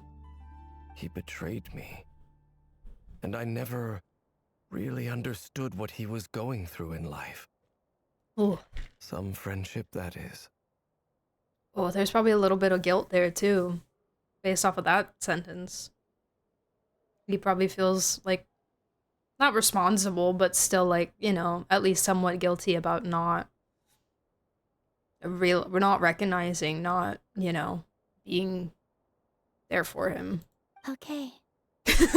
So, do you plan to fight him with us? Varka being a most out of pocket, nonchalant responses. Competition. Okay. Oh, I have never seen Dane with this face before. Look at his little eyebrows. He looks so worried. He's usually so, like, just stoic and, you know? You see, you're torn. Now you know what really happened. You see the things he's done in a new light. I need some time. Of course. I completely understand. Anyone else in your position would feel conflicted too. I mean, maybe he did know exactly what he was doing and he hated him for it, and the real truth, the hidden truth, is understanding why. And like why he was acting this way and why he was so tortured and why blah blah blah blah. You know, maybe that was like the complexity was the hidden truth. But I don't know. Cause now he's like, oh, I don't know if I wanna fight him or not. I don't know, man. I went through something similar myself recently. Something happened that changed my perspective on a situation. A situation I took for granted at the time, but now I feel very grateful for it. You mean the Harbingers who still support you, even though you've left the Fatui? Arakino! Yes. I always thought they were only helping me because Harbingers are forced to work together. But then I abandoned them. A warrant was even put out for my arrest. And even now, they still support me. Which means I was wrong about them all along. The girls are there for each other. Clearly, they view you as a friend. I will never forget, and I've seen a lot of edits of it, that one Alice voice line about, like, women having to stick up for each other.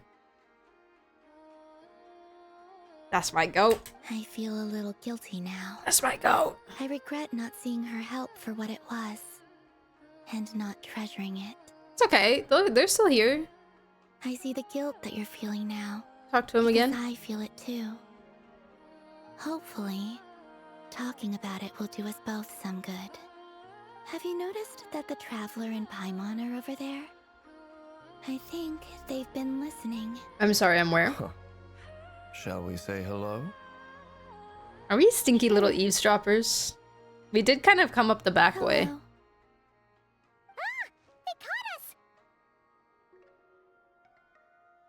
Sorry, we were just concerned about you. I apologize for making you worry.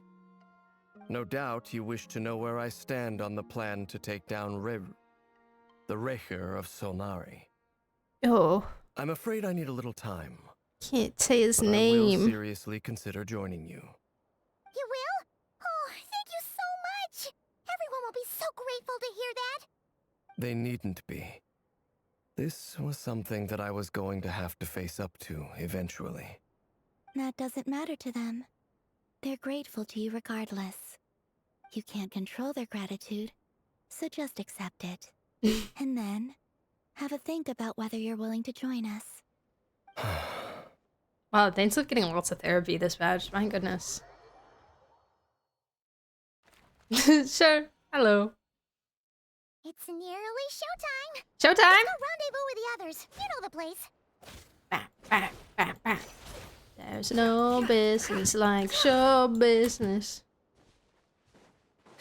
Wait. Oh, I could have used that thing. It wouldn't really done much. Valence! Valence! Hello! Beautiful, beautiful man. Ah, you're earlier than I expected. Hey, Flint's! Been waiting here long? Not too long. I came a little early so I'd have some time to think. Are you nervous about the battle? Quite the opposite. I'm reminiscing on my past battles. Oh, When I was awakened by the Ratniki, he's preparing his I aura. had not touched a weapon in many years. I felt like the battlefield was not where I belonged. But after waging war against the Wild Hunt for so long, I came to realize something. A life of absolute peace is simply not a possibility for me. Oh, that sucks. I'm restless sorry. flame indicates that somewhere inside of me, there is a deep yearning to root out the evil in this world. Oh my god, he's like Shao! That doesn't sound like such a bad thing. Literally! A match! I agree. Well, in the past, when I was a Fae whose primary concern was hibernation, it was hardly ideal. But it certainly serves me well here in the present. And I am delighted to be able to join forces with you in this endeavor. Looks like I'm not the first to arrive. Ah, hi, Queen. Miss Lauma. Did you sleep okay last night? I struggled to settle down at first because of the nerves. But don't worry. I got enough sleep in the end. I'll be just Hey, fine. thanks for the code walker. Appreciate it, appreciate it. Some geodes. Let's go. Please, I'm just doing my part. Nefer! The goods have been delivered and the backup plan is underway. Ino asked me to relay a message. She said Nefer will be on high alert and keep a close watch over all secondary districts where defense is required, providing support as necessary. Meanwhile, Ino herself will provide range support to us directly, using her latest invention. Excellent. My thanks to all involved. The chest set's looking Box. a little unstable. Bro is crashing I won't out. hold Look, him much Uni. longer. So sorry, We you should can't be come in right prepared now. to engage at a moment's notice. No sense sitting around waiting. He's Let's tweaking. make the first move while we still have the option. He's tweaking. I agree. Paimon, find a safe hiding place. Got it. Be careful, traveler. Bye, Paimon. I will. Ah! Oh! Everyone, take your positions as soon as the battle starts. Every ounce of strength we have in our bones, let us bring to this fight. Ready? Ready! Let's go. I've seen all your futile ploys before. You have become the authors of your own demise. Hello? I wouldn't be so sure about that. Hello? You are merely a moment of sport before I tear down the moon. Oh, well, Whoa. Whoa. I got it, I got it, I got it! Let's go! What the freak? You too. I have a random... Okay. I just want to look at him for a second, actually. I have a Hydro Traveler? Aye! Whoa!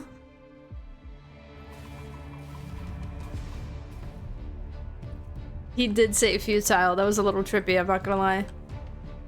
Look at the way he walks. Oh my god, he's so fine. Whoa. Ow.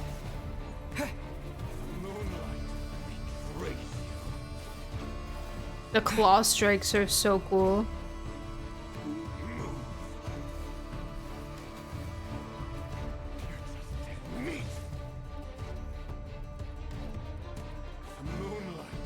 Okay, music is going. Pew, pew. Ah! No. No, I wanted to pew pew. Let me help you guys. Eat this. Oh, I see. Okay, that's how that works. Leave this place. Go! No more lies. Owie.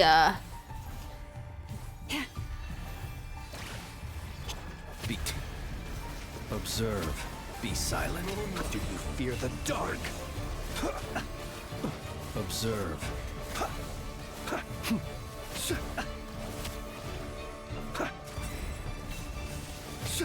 By the frost moon of old. Hey! Can't hide the truth.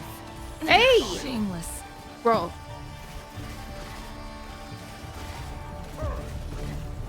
Oh. Oh my god. Oh my god. And so shall it end. Oh my god. Oh my god. The moon will protect you. Oh. Wait, where'd it go? Huh? Oh! The moonlight betrays you. Ah! Wait! The deer led me into a wall! Oh my god. Oh my god. Do you see now? Hey. Hey. Close your eyes. Fairfamir, when will it be as you foretold? Is that my deer? Wait, I can't tell the difference between my deer and the right deer. Wait. Oh! Oh! Steady now. No. What the freak? He was right there. Your foul spirit There is we not go. welcome here. Go! Nice. Yeah. Observe. Nightfall. No more lies. It all falls into place. The mystery unravels. It all adds up. Ow! Ow! Time to come clean. He's so interrupty. Oh my god. A grave. Leave this. Be silent. Do you fear the dark? No more lies. Bro. Oh my god. It all adds up. I need Hydra, man. Oh. Time to come clean. Stop, leave me. Shameless. Let's see what you're made of. The deception ends here. Do you No guys more usually do both skills and charge combos with Nefer before you With one heart, we pray. Forest, protect. Oh, 5 is so far Are you away. quite finished. Observe. Be silent. Before Night ulting? falls. Sorry. Your little game of heroics Oh, is he's done. over. He's all done. Who wants to go first? Because I've been doing like... Oh, is he not all done? Oh, he is all done. Oh my god. Get out of my sight! He's got a stick! No, we've been separated. Oh no! You okay? Nefer, where are the others? Stuck outside the barrier. I guess he really doesn't like us. I told you before, knowing too much is always Okay, a but death sentence. we told the others. Be careful what you wish for.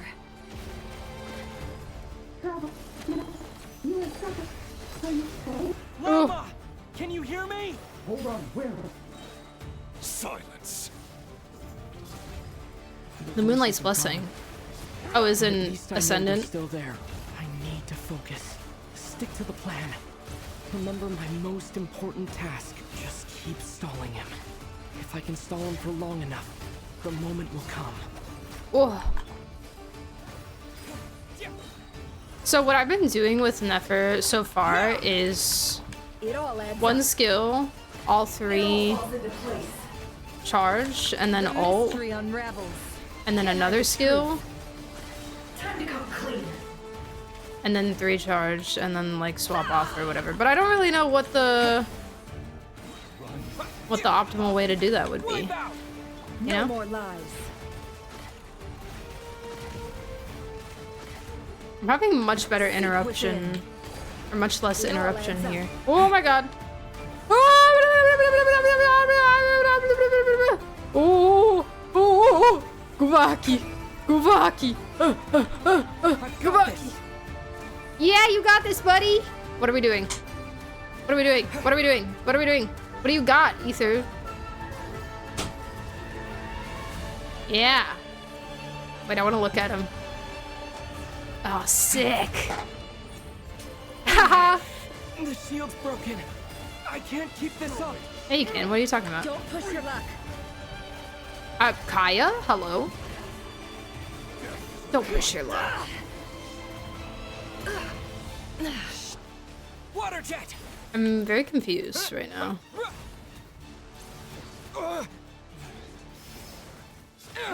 Ow. I also just have like auto heals for some reason. Can't hide the truth. Time to come clean. The deception ends here. It all adds up. Time to come clean.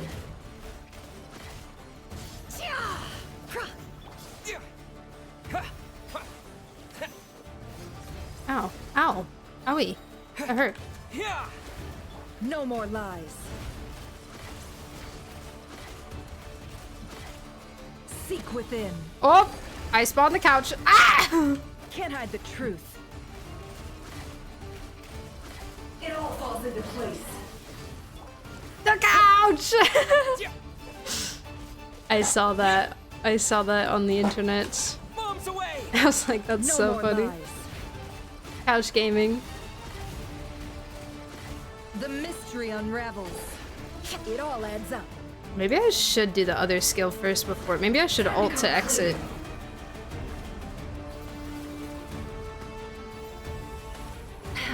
Curses. There's no other way. I didn't know if the ult gave you more dues. Oh my god. Whoa! Whoa! Whoa! Whoa!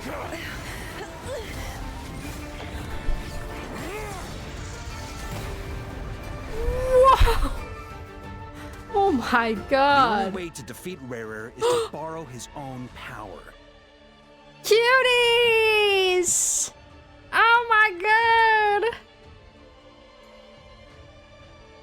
Look at how tired Bina looks. She's all slouchy. Oh my god. Beth! Hey! Hey! How are you? Oh my god. My cutie patooties. That means Columbina will have to disappear while you two bear the brunt of his attacks. You have to hold Stealth on. mode. Find a way to keep him focused on killing the two of you.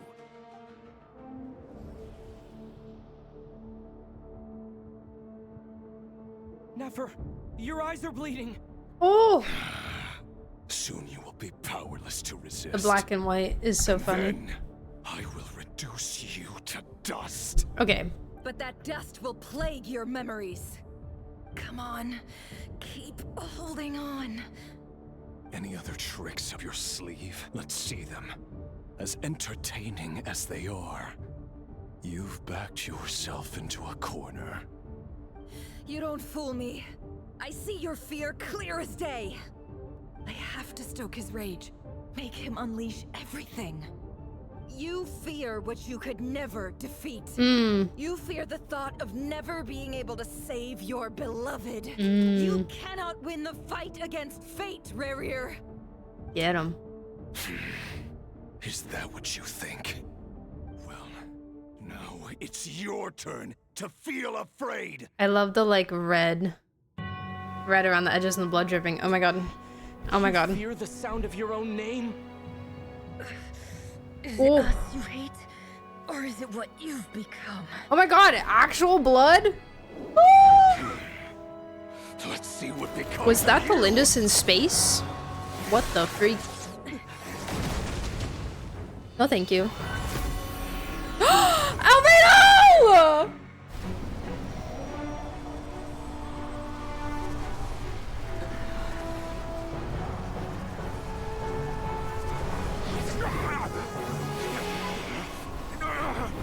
The plan revealed! Happening.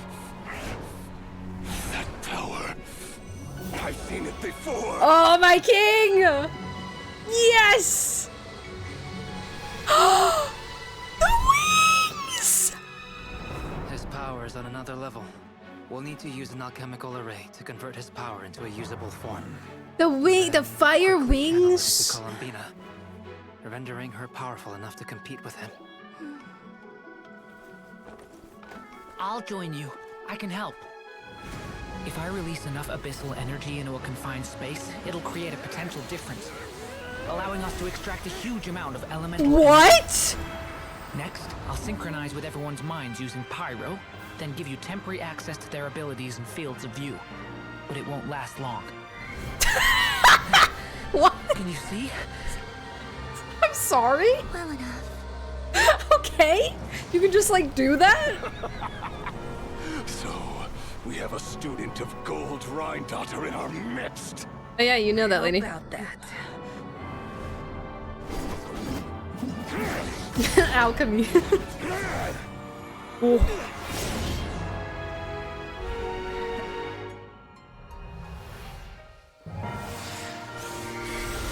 Whoa.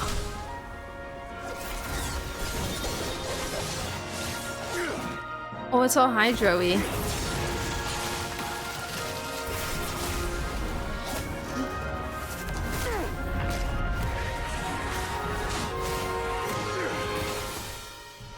You use my own power against me?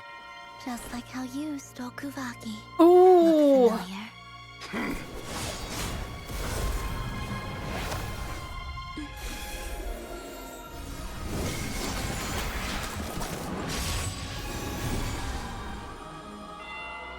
Look familiar? Ooh, yeah, it's not so fun to be restrained now, is it, sir? Whoa.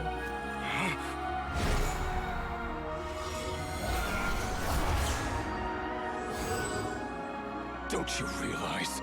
Put him in the you moon don't have gate! The power to hold that gate open. The pieces. I don't, but someone else does. Goodbye, Rerir.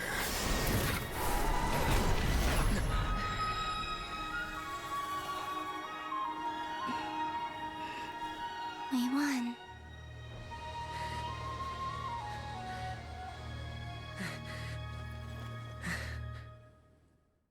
Good job, everybody! Wow! Amazing! Wait. Yeah, me too, girl. Me too.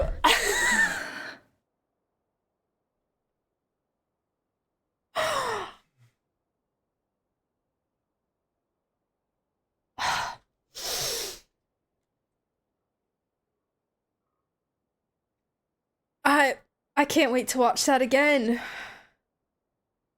I can't wait to watch that like 5 more times.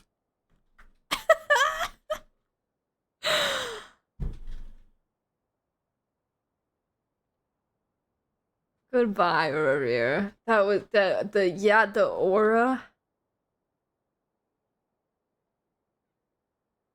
I watched this cutscene like 50 times. Dude.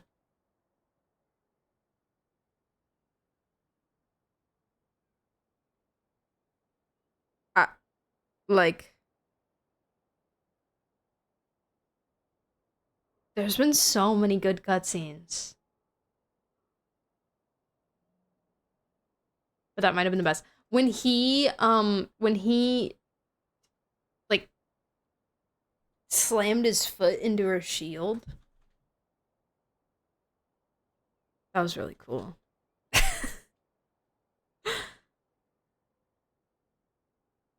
Oh my god. Nefer is hurting. I'm sorry.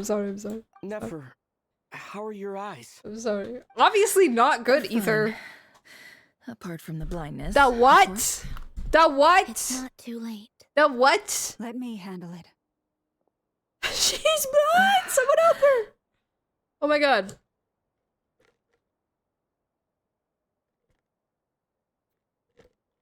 Ah yes, the silver blood. Is this the first time we've seen, like, red blood? Miss Nefer? No. It's not like you to lose your composure. That was the most reckless thing I've ever seen you do. Reckless how? The situation was critical. Our Maybe? lives were at stake. We had to do something. Even so. It's possible. I'm trying to remember. Okay. I guess you're right. Under the circumstances, it was a wise decision. You traded your eyes for an incredible victory. I'm trying to remember. Oh, connects everyone stops using pyro. Yeah, like, what do you mean? Like, what do you mean? Well, the first thing I thought of was Natlan. When we were all in the Discord call. in Natlan in the final in the battle. I mean, there was the thing in paralogism too, but that was like literally our voices going through the wind, you know?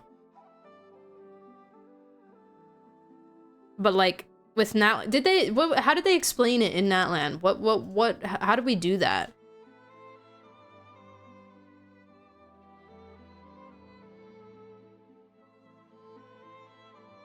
Maybe somewhere in Inazuma? I remember seeing red blood any other time. Yeah, me neither. Maybe I'll look it up. Logistin probably. Ode of Resurrection magic. Okay. Okay. The Xbalanque's stuff. Okay. But still, both pyro. Yeah, what Zoran was like, yeah, I'm gonna do this, and then I'm gonna do this, and then I'm gonna do this, and I'm gonna do this, and then, you know, I'm gonna do all this stuff. He went, oh yeah, I'm just gonna, like, exude some abyssal power real quick. No biggie. Okay. Okay. I have to do with old Durin's hive mind powers among the monsters in paralogism. True. True. That has its own laws. See, it does, but those laws can still, they still exist, and it's still fun to figure them out, you know? Pyro, information, and light. Pyro is prophetic. Mav is a god with a gnosis. Durin is just emo dragon kid. Just a dragon? Just a dragon, though? Just a dragon. So you're never... A dragon is a dragon. Especially in Teyvat, you know? And paralogism inventing made wind currents. Yeah. Yeah, that was like their words traveling on the wind. What is up with the pyronosis? I guess we'll find out. I don't know, man. Imagine sorry to be like, oh, I didn't really need it anyways. I just wanted to put them on my shelf. She goes there and sees like the absolute aura that Malvika has, and she's like, you know what? It's fine. It's fine. That's too much work. I didn't actually need it. In business terms, I suppose that's a huge return on investment. Dude, I'm so excited for Durin's story then. Still, I don't like this outcome, and I don't want you to lose your sight for good. People suffer when they make sacrifices they shouldn't have to make. Guys, I love this game so much. Faith, strength, I love this game so much. In this case, your ability to even see. I had hoped you could win without sacrificing so much as a single hair on your head. Thank you. Really. All done. Don't try and open your eyes just yet. We'll see how you're doing in a couple of days. Borrow Bina's Until blindfold. then, please follow your recovery plan to the letter. Don't open your eyes for a couple days. Yehoda. For now, just get yourself home, relax, and rest. My dear friends, we have fought bravely and achieved a spectacular victory. A dark cloud has been lifted from the skies of NOD-KRAI. All in this land will be grateful for what you have So we kind of just put Rerir like will remember this outside. day. Thank you both. Oh, cute! Yehoda shows up and helps Nefer get home, and you of course have Paimon to escort you back. Yeah, we put him in timeout. He's grounded.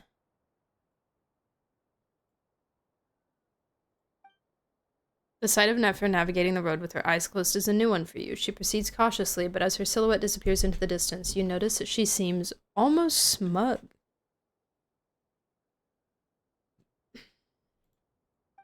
Because she's being helped to something I walk. want to let you know.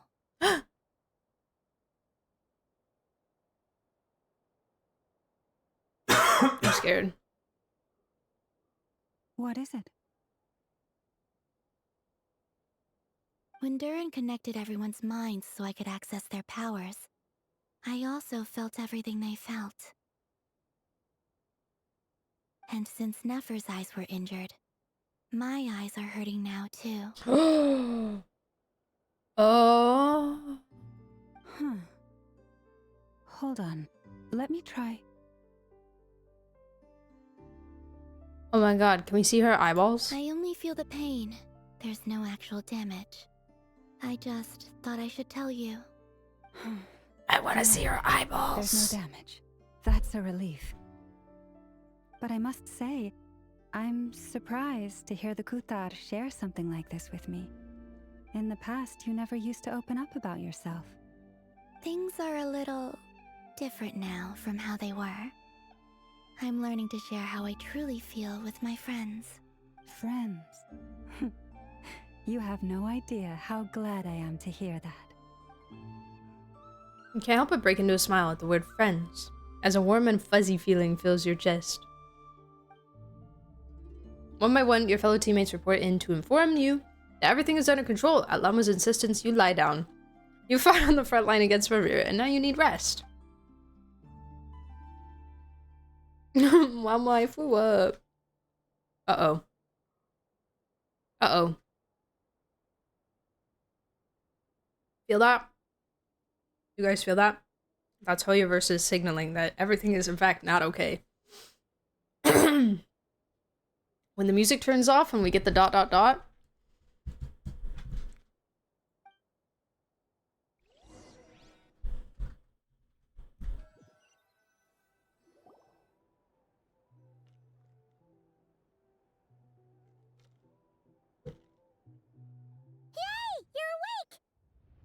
Hey, Queen. What's up? How are you feeling? Any aches and pains? Did you sleep well? I'm doing all right, Paimon. Oh. No need to worry about me. Oh my god. Paimon's been sitting on the edge of the bed worrying about you for ages. I'm doing alright, Paimon. Paimon had to eat all by her lonesome. Oh, poor Paimon. Glad to hear you didn't starve. How was the food?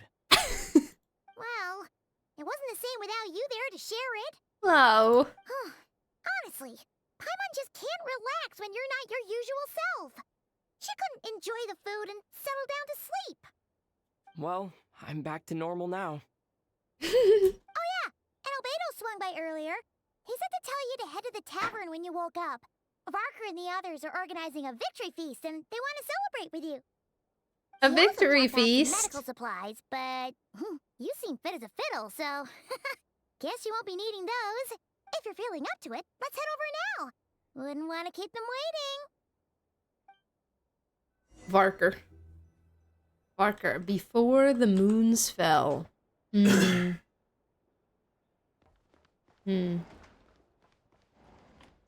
Oh my god, the old man's back. Back in my day. Say it. You won't? Dang, I guess you won't. Okay, bye. All the way to the tavern. We're here. What a far walk. Oh, Traveler and Paimon. Perfect timing. We were literally just saying how there's no way we're holding this victory feast without you any longer, and we would have postponed it till tomorrow. How are you feeling today? Much better. Thanks. Don't worry about me. Relieved to hear it. If that changes, just let me know. Happy to check you over at any time. They're doing so good having him talk so much. Anything you need, just let us know. Oh wait, where's Nefer? How are her eyes doing? Nefer's right over there. I'm sure she'd love to catch up with you. I love Arco.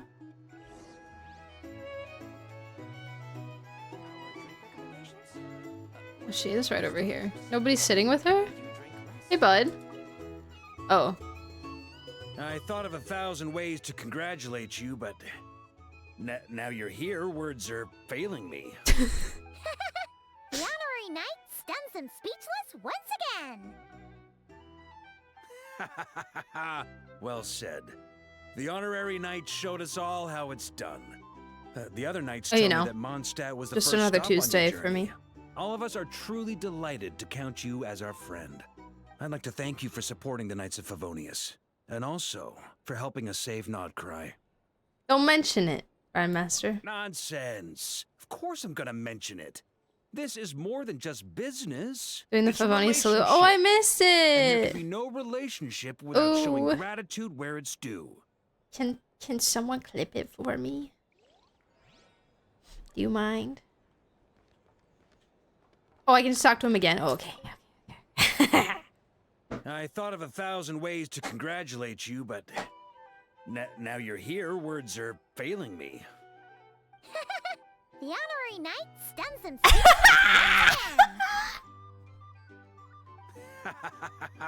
Well said. The honorary knight showed us all how it's done. I just want to like pick up Ether and like The other knights shake told me him. that Mondstadt was the first stop on your Violently. journey. All of us are truly delighted to count you as our friend. I'd like to thank you for supporting the Knights of Favonius, and also for helping. Nonsense. Oh my god, that was so cute. The respect. The respect. Hey there. Looking for a drink? He's so Say room for the knights. He's so large. I can't.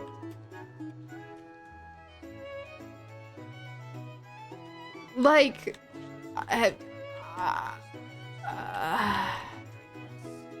oh my god. Okay, I need to talk to Dory. All right. Too tall. Who allowed him to be that tall? Why is she talking to me like this? This is so weird. I don't like it. Mostly recovered, thanks. I'm touched that you'd ask. Come on, what do you mean? Of course I'm gonna ask. I care about my friend's well-being. And we are friends, aren't we? Get yourself a drink. You've more than earned it. In fact, today, your drinks are on me. Lord Sangamabe's got you covered. Wow, really? One beef and cheddar complete. Has she earned it too? Has she? Please? Well, you haven't been through quite as much as the Traveler, but... what the heck, sure. Yay! Wow! Drinks on Dory! Drinks on Dory! Birthday. Hey, keep your voice down, or everyone else is gonna want in too. Have you heard anything I've been saying recently? Doing business in NOD-KRAI has been an absolute nightmare. If I'm buying for everyone, oh... The Dane? Okay. Paimon will speak more quietly. Jeez. Where is he? More like it?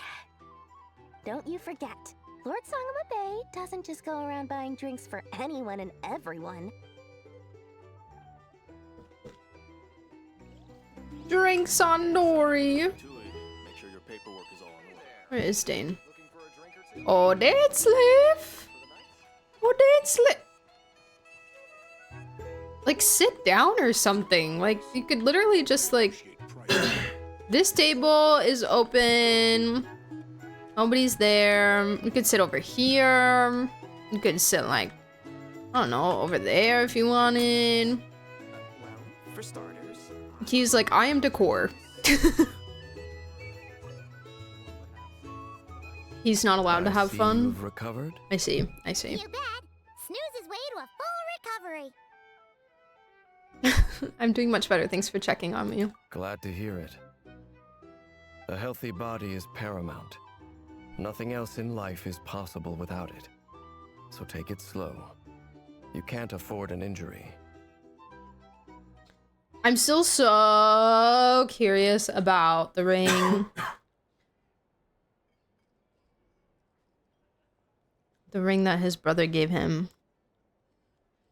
And when he gave him that.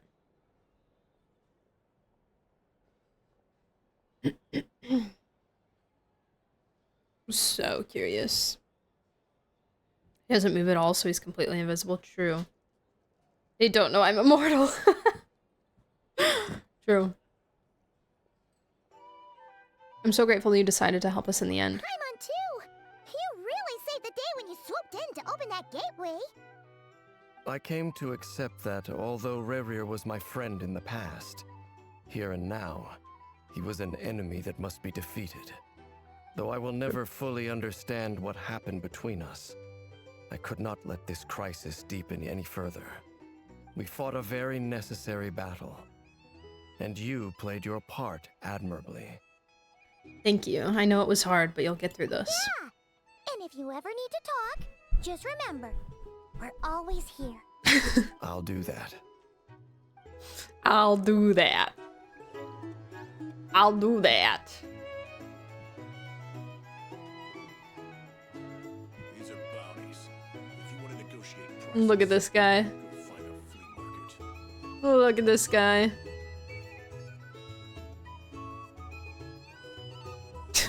Poor boy. Oh my goodness. Alright. Our drink recommendations? Well, for starters, I recommend you drink. Traveler, Paimon, are you recovering well? Much better thanks to a good rest. You're looking well too. Turns out that moon chanter has some real talent after all. My eyes were mostly recovered after just a couple days rest. I can actually open them again now. Yay! Yeah, but you gotta be careful. Lauma says not to strain your eyes while they're still healing. Yes, thank you. I'm well aware. Yehoda, could I borrow you for a moment? I could do with an extra pair of hands. Oh, sure. Coming. Did you hear that? I gotta go help Lauma for a second. She's stealing You guys Yoda chat away among so we can talk to yourselves. Nefer I'll private. grab us some drinks on the way back. Paimon, you still like 'em sweet? You bet! Make it extra sweet, because Paimon's earned it! Ooh. Sure thing! There is a such thing as too sugary. Oh, we're getting serious. What's on your mind? The Rerir of Solnari. Kind of a snake, don't you think? More of a wolf in my mind. You're so funny, Ether. No, definitely a snake. Oh, a poisonous one who spewed his venomous hatred everywhere. Anyone who seeks revenge out of hatred for other people has become a snake. That's something my dad used to say. I guess he didn't like seeing people go down the path of vengeance. Perhaps. I'm sure it sounds like a very wise and open-hearted perspective to your ears. But me? I think hatred is a perfectly justifiable emotion. What else is left when everything you depended on in life gets stripped away? Something's gotta fuel that drive to keep on living. When I look at your life, I see a lot of things that you can depend on. If you're worried about me, you can nip that in the bud. Hey, yo! I'm not someone who gets stuck in the past. Hey, we know that guy. It's just... I suddenly feel like I was wrong to call my father a liar. He was just a fool. That's why the academia turned their back on him. And why the other tribes ganged up on him. Too much trust in other people. Father. How much better things could have been if you were a skilled liar. Look at the Ibis King.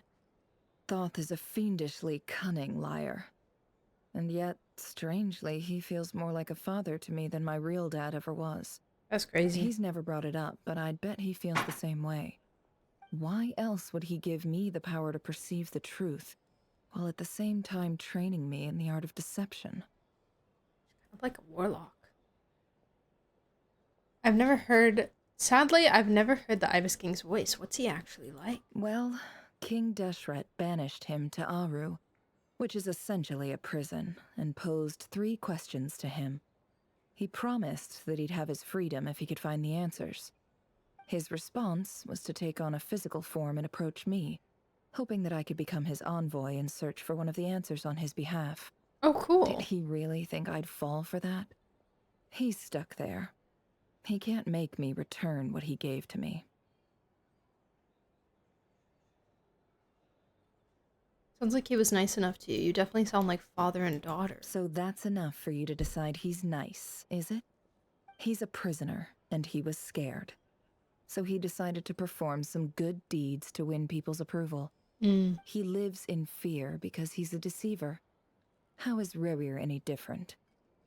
You can't work as a spy your whole life and expect a happy ending. It's preposterous. Yet I can't say I don't understand it. Liars live in the darkness of their own making. But it's still human nature to want to go on living. Projecting. They say that a liar's soul is the most worthless thing in the world. What do you think?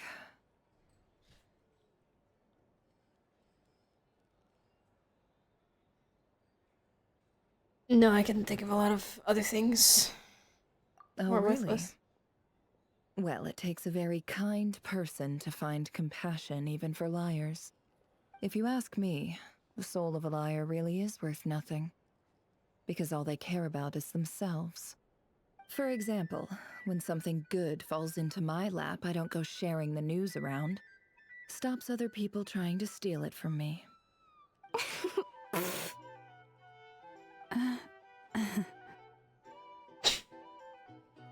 I have a feeling some people over there may have overheard that. So be it. They have sharp ears. I can't keep anything from them. Is that your way of saying you've warmed up to them now? Oh, is that what it looks like? What it looks like is you're starting to see us as your friends. Well, you all know my past now. And I can't simply eliminate everyone who knows too much. So I guess I just have to put up with you. For the foreseeable future, at least.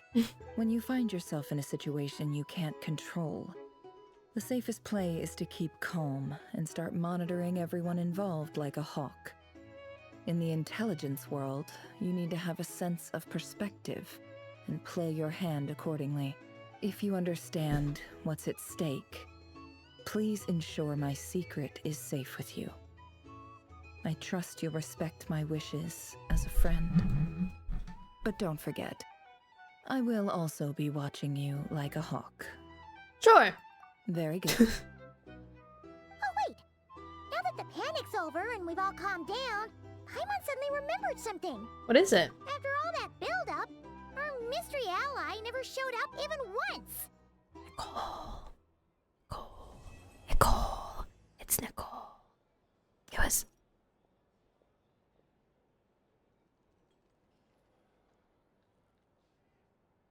Huh? Am I imagining things?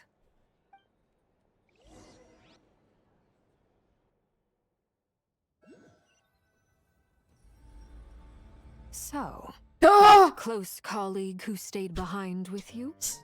What's he been up to recently? Don't know, don't care. I get more normal human interaction from hanging out with Bosco too than him. Although, now you mention it, he hasn't bothered me in a while. I wonder if... If he's disappeared without a trace, it's the biggest gift he ever gave to the world. But I sorry. somehow doubt that's what's going on. Who are we speaking about? That close colleague who stayed behind with you. Dory, probably, right? Because, like... Arlo went back with the Rooster and Pantalone. Yeah. Hi, Narium. Welcome to chat. Hello.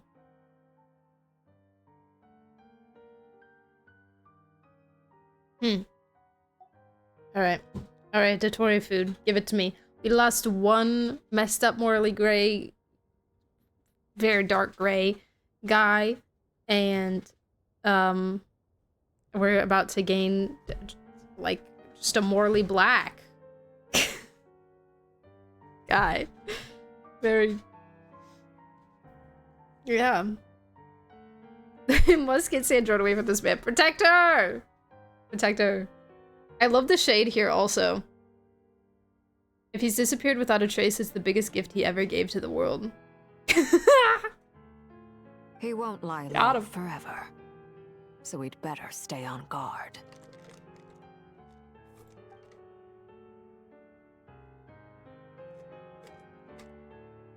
Is that it?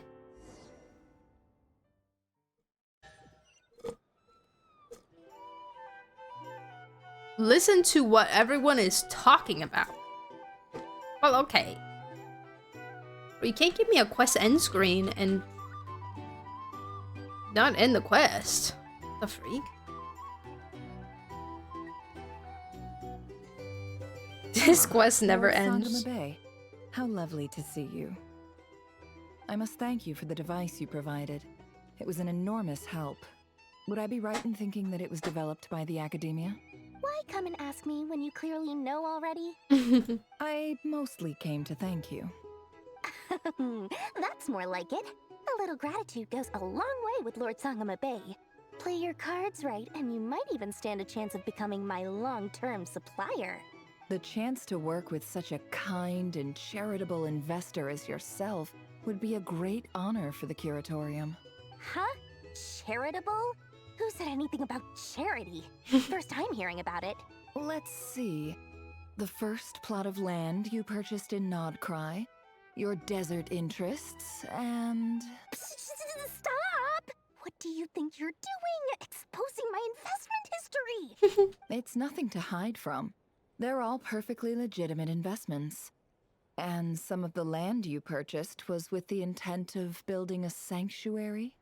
Oh. Yes, I heard about that too. How did you... You're a curious case, Lord Sangamabe. You don't like people finding out about your good deeds, do you? But I'm afraid no matter how hard you try to keep things under wraps, where there's a will, there's a way. You did it for Sumeru, didn't you? It was empty land that was gonna go to waste otherwise. I figured if I built something there, it might at least get some use in an emergency. Disasters are capricious things. They strike without any warning. I've lost family to a disaster before, and I don't want to lose any friends or business partners if I can help it. My elder sister used to dream of finding a sanctuary. Somewhere with plenty of food, water, and medicine.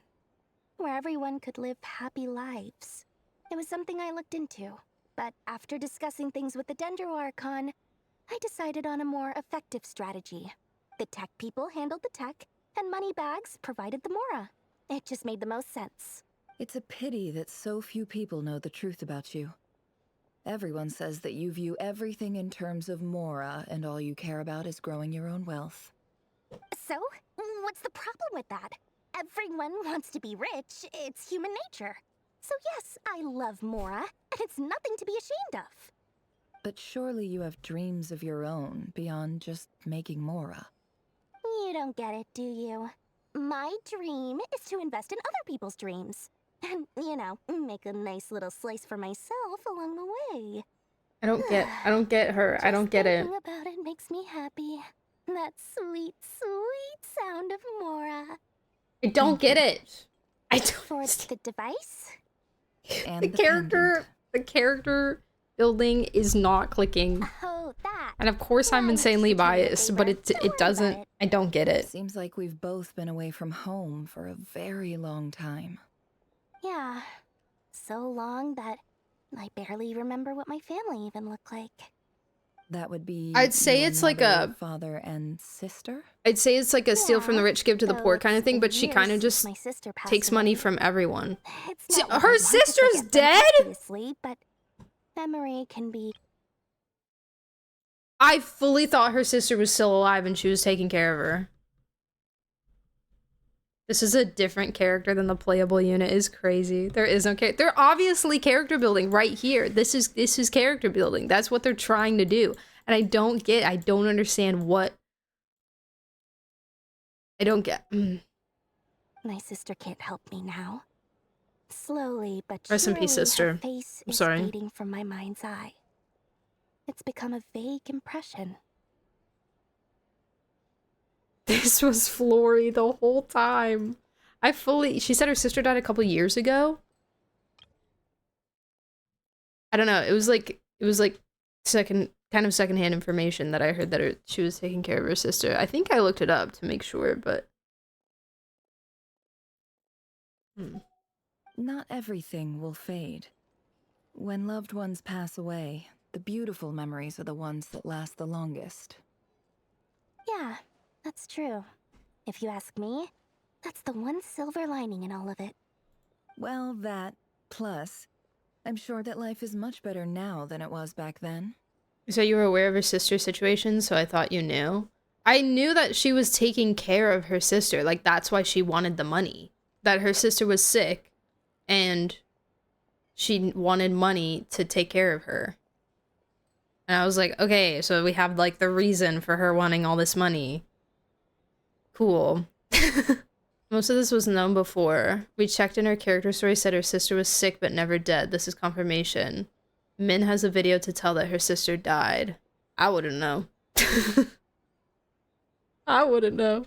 Oh, Absolutely. I have tons of Mora, a big beautiful house, business is booming, and I'm as happy as can be. Like, I never read into it in game. You've got a lot going for you too. Boss of the Curatorium of Secrets? I'm sure there's plenty of Mora to be made in that line of work. I appreciate the vote of confidence.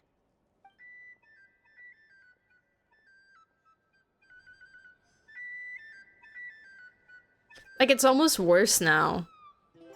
It's almost worse now that I know that her sister's dead, because, like, what do you want the money for now? Just cause? Or is it to build your sanctuaries and stuff? But, like, again, like, I could get it if she was, like, a steal from the rich, give to the poor situation. But it's not. It's because she promised to herself that she wouldn't ever let this happen again. I just don't get it. I don't get it. I don't get it. And, like, again, I'm biased, but this is also, like, the reason why I don't like her is because I don't understand her. Like, it's like 80% of the reason why I dislike her is because it feels too pointless. It's like this weird combo of, like, comedic relief, and then especially when they add, like, the serious stuff in it. If they just kept it as comedic relief, it might be better. I don't know. I don't know. I can't really tell you. How have you been holding up? Any adverse reactions? If you start to take a turn for the worse, make sure you tell me right away. You don't need to worry about me, Grandmaster. I'm fine. I mean, I barely did anything, so... Okay. Alright.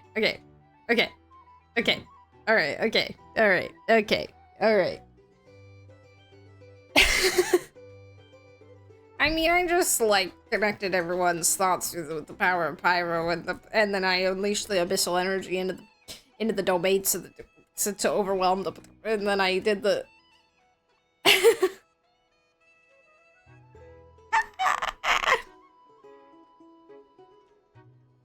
I think Dory is on the same level of being a caricature as, like, 70% of the Genshin cast. Most characters are just their one trait dialed up to 500%. Yeah. Yeah, you're right. You're not wrong. Especially the ones that are not, like, the main characters. And, like, 5 stars, you know?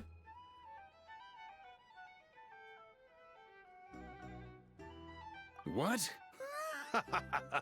You're too humble, young man. You played an indispensable role in the battle for NOD-KRAI. We can't thank you enough. Which is why it's weird when they turn it into character development, you know? When people praise you, it's because you deserve it. Or try to add that on The there. best thing is It's like, to accept no. it calmly and with grace. It's not correct. It's important to learn how to respond to words of admiration. Let's do a quick demonstration. Albedo, that was an incredible feat of alchemy. The pressure was on, but you worked flawlessly at lightning speed to get the job done. Thank you. I can't take all the credit, though. Durin played a big part in forming the alchemical array. Yo, parenting. See? Did you catch that? A masterclass in how to take a compliment. Varka's so expressive. Okay, yeah. I did work pretty hard to help prepare for the battle. No point denying that. Hey, you guys! Seriously, great work, everyone. You all outdid yourselves. Hey, look who's bounced back. Looking good, traveler. Thanks, King. Why is my earring black? Why Seems like why you've is it recovered. black? Why is this stuff won't need to black? take Why any is more it all... medication. Help! Help! Help!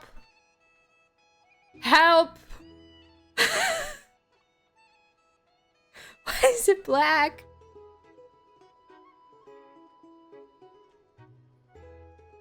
What the freak? My game bugged? Was it not like this for you guys? You ran out of batteries? Your traveler leaked. Abyss traveler. Emo ether, no. Why my ether's broken?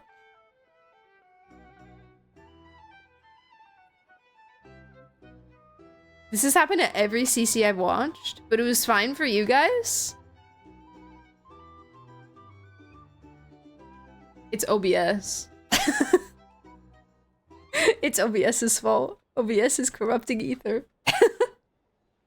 Can I get you a drink? Whoa, are you even allowed to?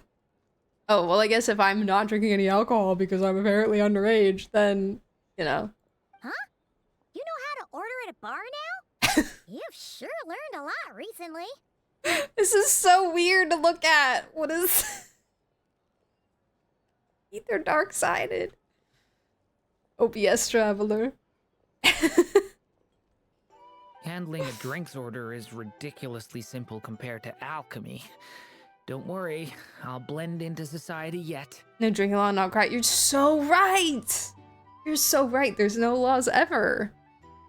That's crazy. Paimon believes it.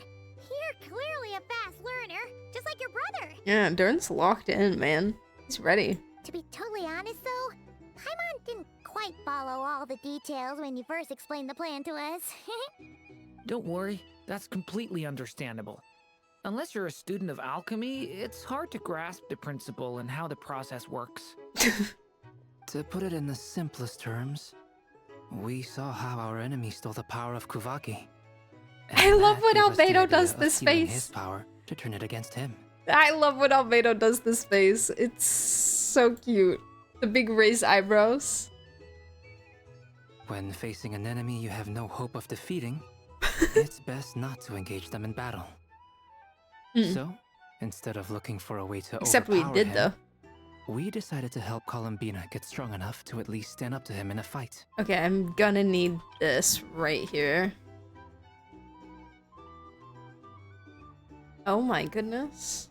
Oh my goodness. Why is he looking at me like that? Oh my goodness.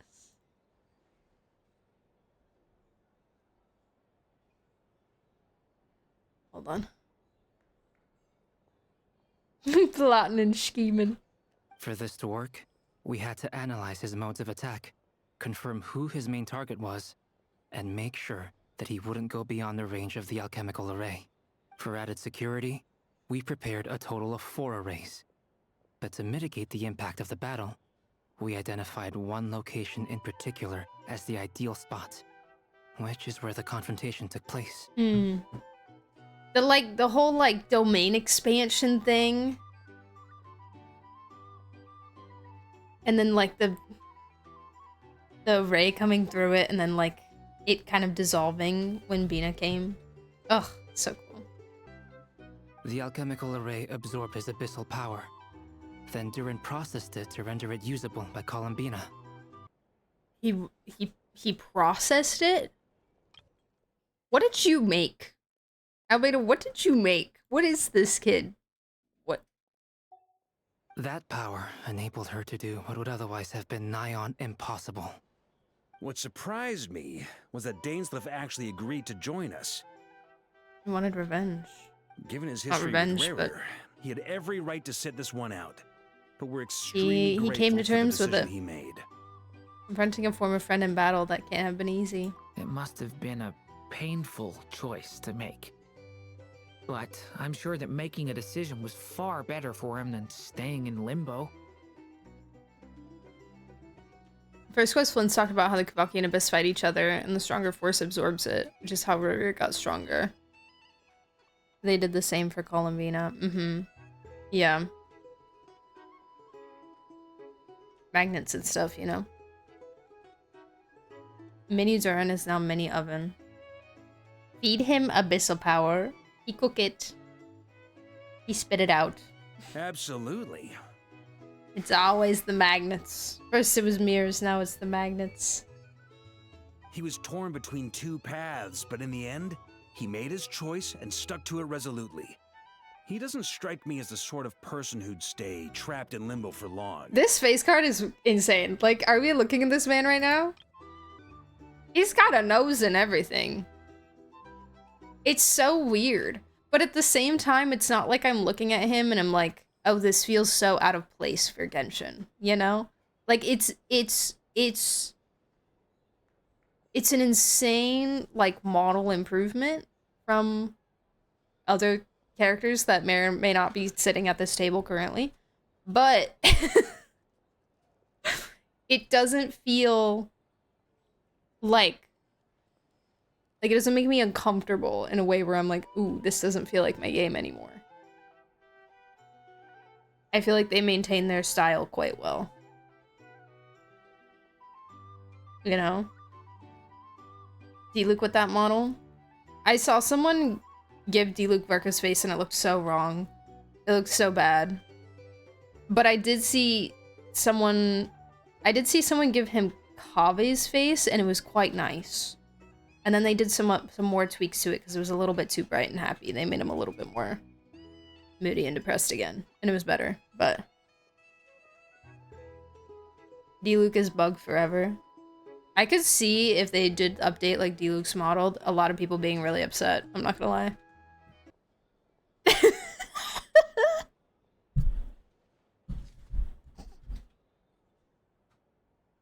It's just like, it's just not the right like face structure, you know? Like, I think we could put a similar amount of effort into D-Luke as we did with Varka. He's just got a completely different facial structure from the start, so it's not right. It's not correct. It's so bad. It's so bad. Take me back to 30 seconds ago. You're welcome. I've cursed you all now. I want to like make this an emote, but I don't know if that would be just like a signature. Is this considered art? I don't know. I don't want to steal anything. It's so cursed. A Wizard 101 NPC. Thanks, I hate it. It's not right. Anyways, look at this beautiful face. Look at this gorgeous man. Oh, it's so handsome, Squidward. Yes, you're so right. That's exactly what it is. Anyway, however you cut it, everyone gave a stellar performance. And now, it's time to kick back and celebrate. Woo! Celebration time! Surely nothing bad will happen.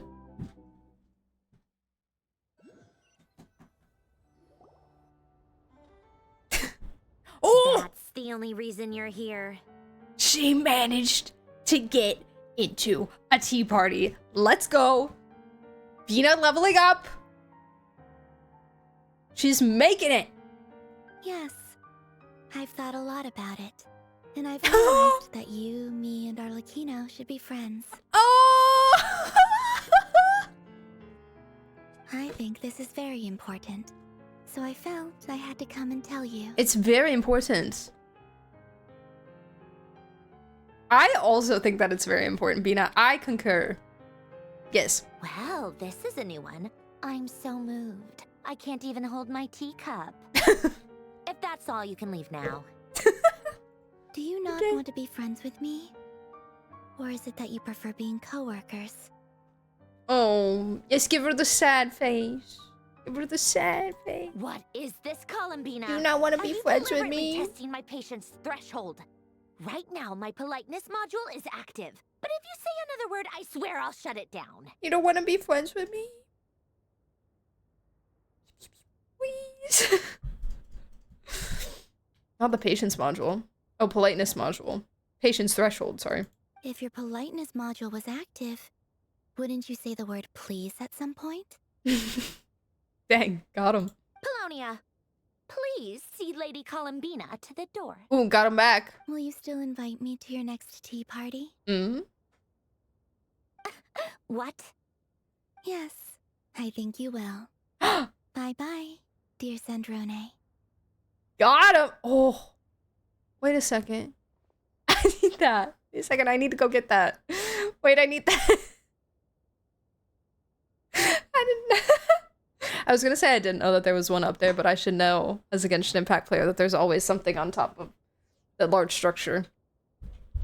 Why I could just walk in? Okay. Catching up with a friend? Also, where did the kids go? Last time, the Wild Hunt escorted you out. Would you rather I handled it myself this time? Why are you being so mean to me? I'm literally like... just a guy. You know, see how you were doing now that it's all over. I'm literally just a guy. Why? Out of concern for my safety? I hope you didn't seriously think that the Rerir of Solnari would be able to lay so much as a finger upon me, given how prepared I was. He didn't care about you. I'm so sorry. He didn't care. Mostly because you kind of helped us out, so we just wanted to check you were okay. Looks like all your robots are fixed, huh?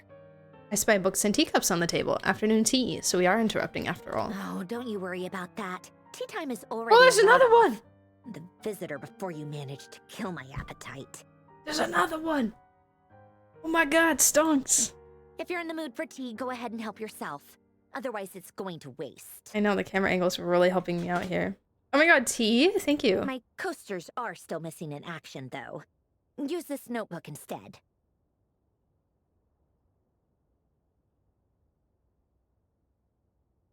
Squid Game? Simulanka? Kinda looks like an MP3 player. Or something. Whoa! Pretty hefty notebook. Look at all those calculations. Calculations. You can ignore those. They're just dumb scribblings. I doodle and write in my free time. Sometimes I remember the distant dreamlike past. Sometimes I imagine the far-flung future. Girl, what? And other times, I grit my teeth and note down all the crazy nonsense going on in the present. Some people do the crosswords in the newspaper. This is my equivalent of that. Valid. By the way, do we still think that she's Marianne? Like, is that still a theory that's going on Trying to currently? predict the future is like daydreaming. Not disproved? And writing about the present just makes me furious. The past is my favorite. If nothing else, it's already set in stone, so I don't have to rack my brains trying to figure it all out. Huh. Although, having said that... Oh, that's crazy. The only vaguely interesting memory in my past is probably that guy they call Lord Artificer. That's great. Okay. Anyways, Who else? Pretty much all the mecha in Fontaine are his personal handiwork. guys, I need to finish Narcissus Groys. I need to. Okay, once I finish Clair Obscure, alright? Once I finish Clair Obscure, I kind of want to, like, hard focus this game. Not in the sense that we won't, like, we'll still do, like, HSR quests and stuff. And, like, probably Wua quests. I don't know. I can always catch up to Wua later if I really, really want to. But I kind of want to, like, really lock in. And get my Narcissus and Croix done. And get a bunch of stuff done. You know? It was never a theory to me. Well, you see, I haven't done Narcissus and Croix, so it was mostly just hearsay to me. Of just people talking about it and, like, showing comparison pictures and stuff. Narcissus and Croix is the best World Quest series of all time. I will explode. I've heard. Never any confirmation. She just happened to resemble. Yeah. Massive fan of Little One Quest and Narcissus and Croix still clears. I've done bits and pieces, but I have unfinished comedy. Unfinished comedy I, like, begun, but, like, barely. Like, I think I, like, triggered it and then left. I can't remember what I've done because I also can't remember what's all in it. Anyways. That's crazy. Fantastic timing on my part, might I say. It was a question that I meant to ask, like, the last time we saw her, but then just forgot to say it.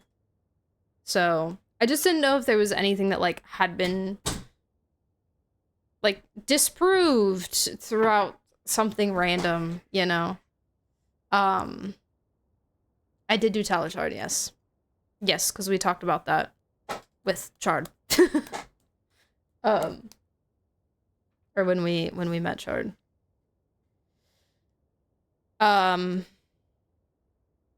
Yes. I did do that one. And then I'm currently in the middle of the one, like, I'm literally right where you find the little cottage thing. In that little area. I think I stopped that one, like, right there. Anyways.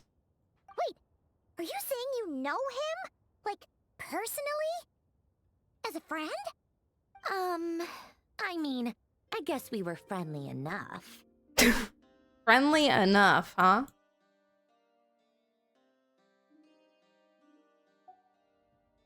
So you've actually met him, but he lived hundreds of years ago. Yep. In fact, I'm probably the only normal person left who knew him at all.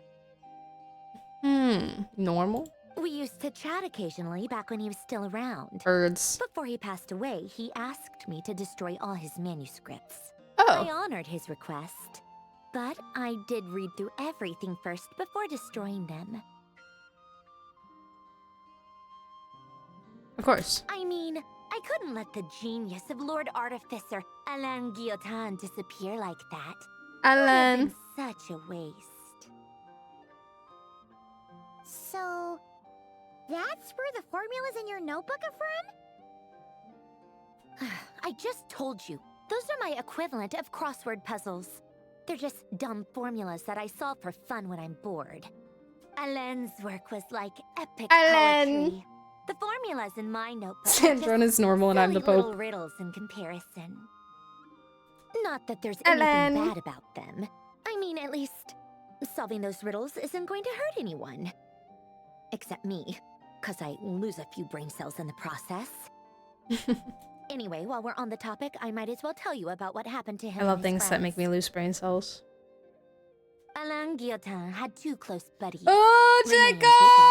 They spent their childhood years together in the Not-Sissencourt Institute. The song. I know this song. I haven't done the quest, but I know the song. Guys, I, again, haven't done all the quests, but when I tell you, I love Jacob. Jacob was like one of those characters that I don't, like, I just kind of like latched onto him. I was like, yep. You're mine now. He's this one, right? I think? Or is he? No, he's this one, right? In the purple suit, yeah! Look at him. What a cutie. I love him. He's got such a lovely, tragic story. It's so good. It's so good. It's so sad. He's mine. My little guy. Competitive, so there was some rivalry between them. But it was a friendly rivalry. A dapper little man. But beneath the friendship and the rivalry ran something deeper. A sense of nostalgia for the past. Assistant Course, my favorite questline where everyone has a good time and is friends. Sounds like my favorite game, Omori. Oh my god, this is Omori. And this is Aubrey. And this is probably Kel over here. And this is probably Hero. And this is Mari. Even though Hero should be the same age as Mari, but it's okay. And they all lived happily ever after! Exactly! Yeah. So happy and good.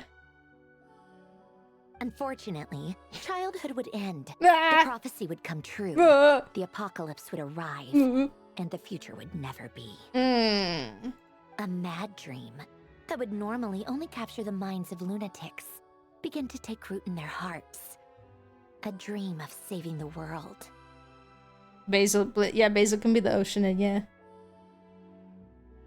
And if Renee and Alain had been people of lesser Alain. wits, that dream would probably have ended up as something for them to joke about in their older years. But alas, they were some of the sharpest minds around.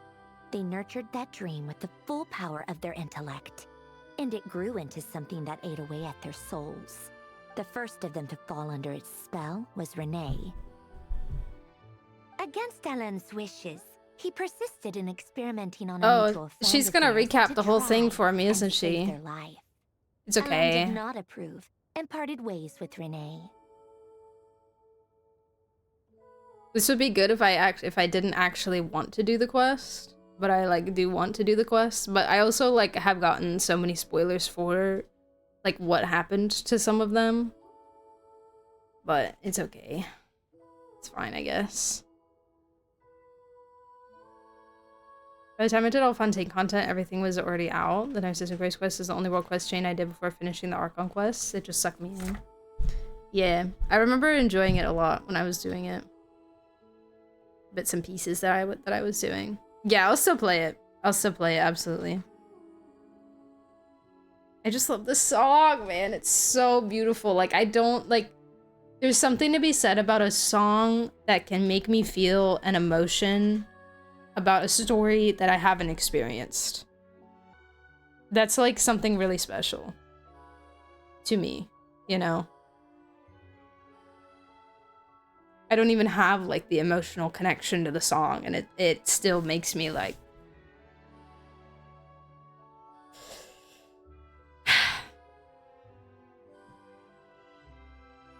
It's complicated.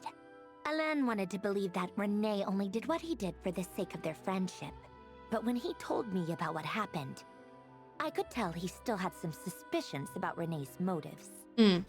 Perhaps the seed that would grow into a nightmare had already sprouted in Renee's mind. Oh. Even then. The next time they met, Renee's soul had been completely engulfed by the dream of salvation. Also really need this tower futile for my attempt exploration to change percentage. The tide of fate only resulted in a wave that swallowed up the world, even before the apocalypse came. And although that wave died down eventually, I hear that it just recently came back with a vengeance. Whoa.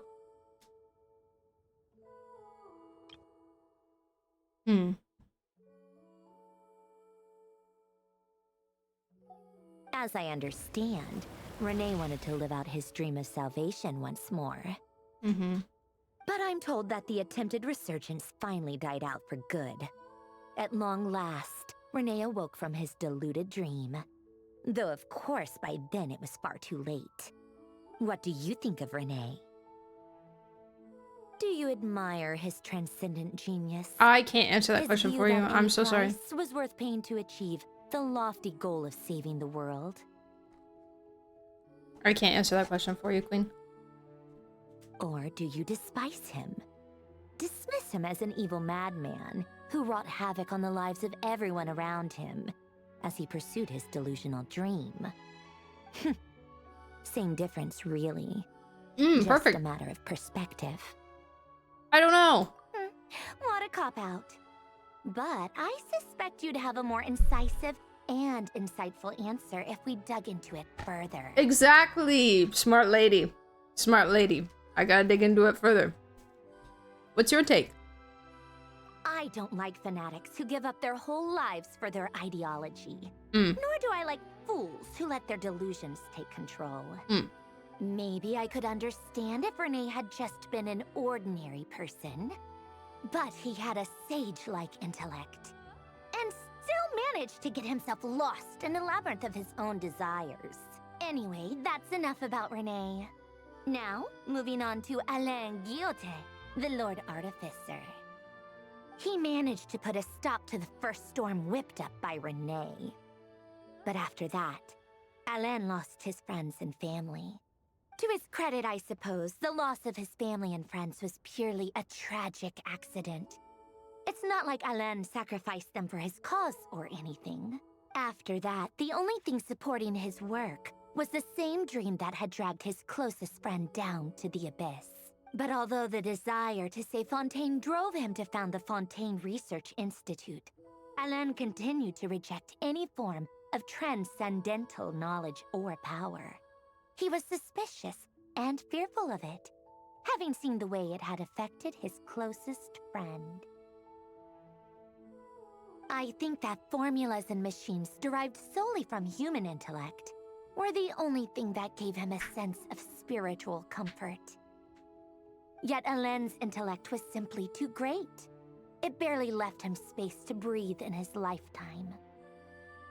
Once he realized that the end of his life was approaching, he finally accepted the truth. The NOD-KRAI Institute needed someone, and a human being, to see its story through to the end. He quit working on his formulas, trading them in for the fairy tales that had played such a formative role in his childhood, but which he barely touched in his adult life. He told me that the director of the NOD-KRAI Institute used to read those fairy tales to the children as bedtime stories. Apparently, they worked wonders at sending kids off to sleep. I think that all he wanted at that time in his life was to be able to sleep deeply without being plagued by depression. Hey, I've been there. By that point, nothing else really mattered. I remember talking to a bunch of water animals. At the very end, he laid down to rest in the ruins of the former NOD-KRAI Institute orphanage, while the Fontaine Research Institute he had founded continued tirelessly with its work. Many years after that, tensions over competing dreams would once again cause a rift, this time between members of the Fontaine Research Institute. But the actions of those fools had nothing at all to do with Alain. A bunch of water animals? That's quite literally what they were. So, and that is the story of two people from the NOD-KRAI Institute who both wanted to save the world. At the part that I was in there, that is exactly, they did have names. Do I remember what they were? Not really. It was a long time ago. But you get in there and it's just water animals. It's the ocean animals. One went all in on his fantasy of salvation without ever looking back, and ended up calmly sinking to the bottom of the deepest sea. The other sought desperately to burn bright in his life, even though he wasn't sure where he was going. I do sometimes wonder, why is it that people like them have such grand hopes of saving the world? Even the grandest tree starts as a tiny seed. So perhaps, for each of them, their mission to save the world began with a very simple desire: to save themselves. They were young children with friends and family who mattered to them, desires to explore the meaning of life, ambitions to have a successful career. They didn't want to see all of that taken away in one fell swoop. Or maybe they just wanted to find something to anchor themselves within the chaos, to stop them getting quietly swept away by the storms of life. But instead, the search for their own salvation took them down the rocky road laid out by fate. Do you think the desire to save oneself is enough of a justification to try and save the world?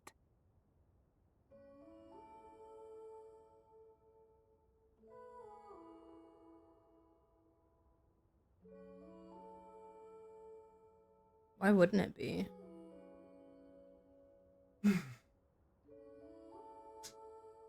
Why do you need a justification to try and save the world? Like, depending on the situation, it might not be like the best motivation necessarily. Oh, this is fascinating. Oh, this is fascinating because this is literally Rerir. The parallels. There were parallels with Nefer too. And now they're doing it again. Oh. Oh, I love this game. Because Renee took it way too far. Yeah, but it's just like a leading question, you know? Because that's like one specific case. The way you said that sounded just like Alain. I asked him the same question back when he was in his prime, putting all of his energy into his work. He gave the exact same answer as you did. That a good thing? No elaboration, just a quick short answer before getting right back to his work. He was always that way. All right. It's also like Teatime's kind of over. a little bit of a probing question I on owe altruism Arlecchino a as favor well. for telling me these stories. I'll have to bring a whole sack of gifts the next time I visit the House of the Hearth. I'm gonna go tinker with Polonia now. You guys can do whatever you Arlecchino? want, as long as it doesn't involve interrupting me.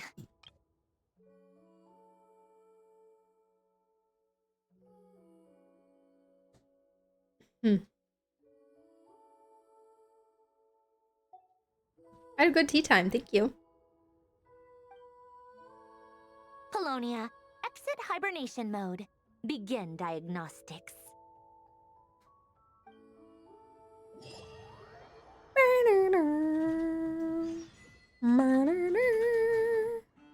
Did I do it? Am I actually done now? Did I actually finish it? No, there's another act. Is crazy. Yay! That was only 6 hours. That was like, I estimated 6 to 8. So I did my minimum time. Woo! Let's go! Frick all y'all saying 10-hour quest. Frick all y'all. You were locked in? Well, we got some good discussion in too, I think. I mean, during like the Rerir parts and stuff, like we got to talk a little bit Trust your eyes about stuff, and I got to like read chat. I always hate when like don't be your own fool. I'm trying to like get through a quest fast, and I feel like I can't like read chat and talk with you guys about things, because I do really like to hear what you guys have to say about stuff and all that. But I think I'm also just getting better at like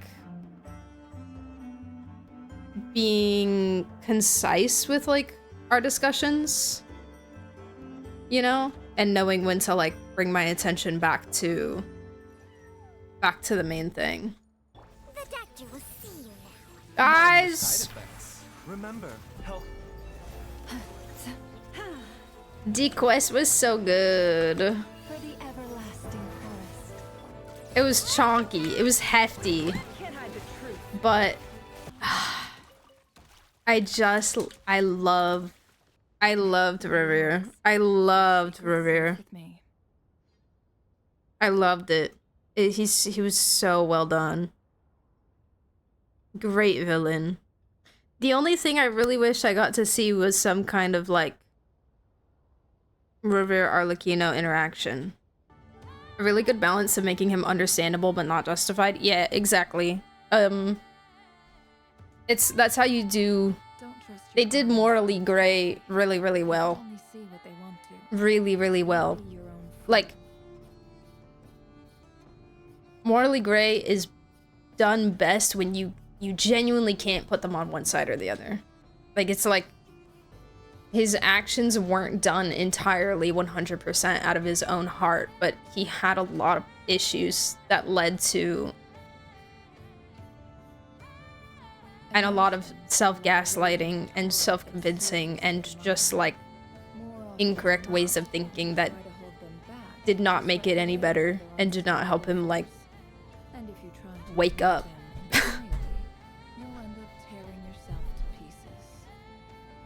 And again, like I was saying earlier, like that difference was fascinating. That was shown to us where Rerir fully 1000% believed that they were just doomed. That they were just doomed to what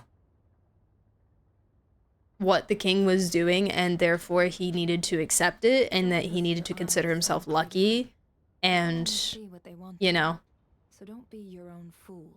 do it with loyalty. Even after, like, there were some things that changed after, like, Thalindus went on the hit list. Like, he let that one kid out, you know?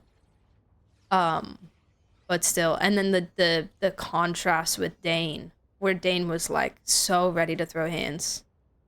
The only thing weighing on my mind is that they never dug into why some of Thalindus's memories were also contained within Rerir's. And when Nefer said right when we got into NOD-KRAI that people used to see an old woman appear within the Wild Hunt a long time ago, I'm still fixated on that. I jumped in the same moon gate and got peace, so the abyss there engulfed all. And since Rerir is all abyss now, it's kind of fused. That would make sense. That would make sense. If there were also bits of her... It would mean that, like, because also the piece that they used to get to his memories was his heart, because that's the piece that Flint had inside his lantern.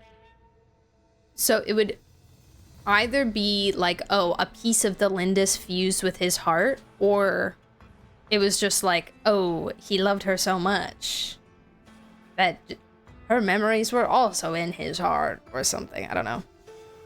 I hope it's like, what if their hearts fused? Oh my goodness. Oh my goodness. That's true love when your hearts fuse in the abyss, in the abyssal, not in the abyss, in the moon void realm where you got chopped into pieces together. Aww.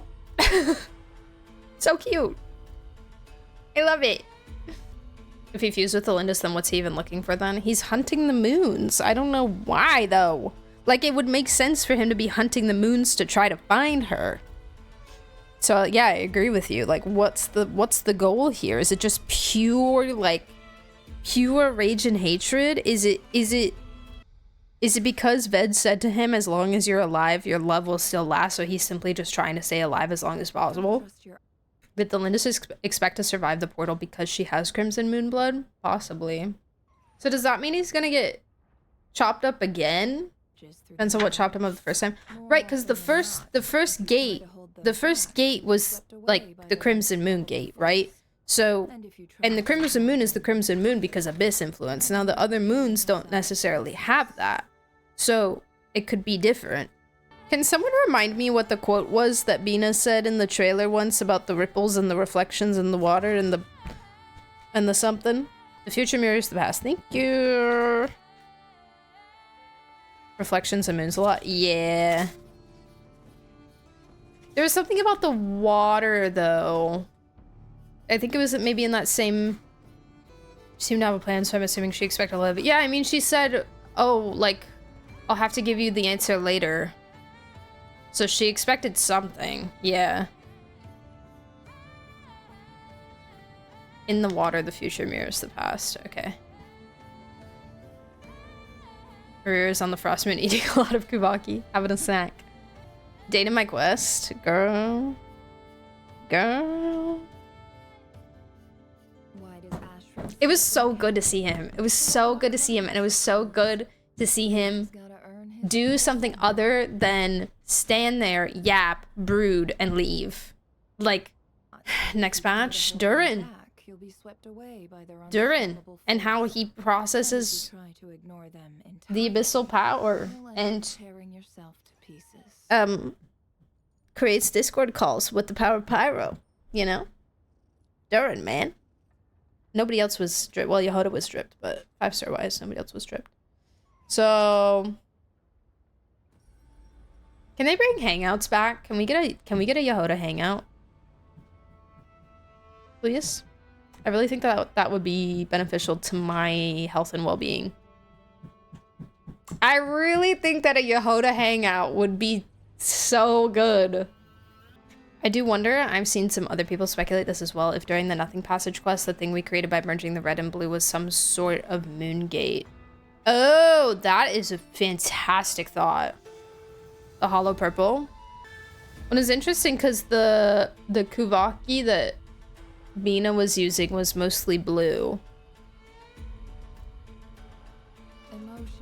You know? Let me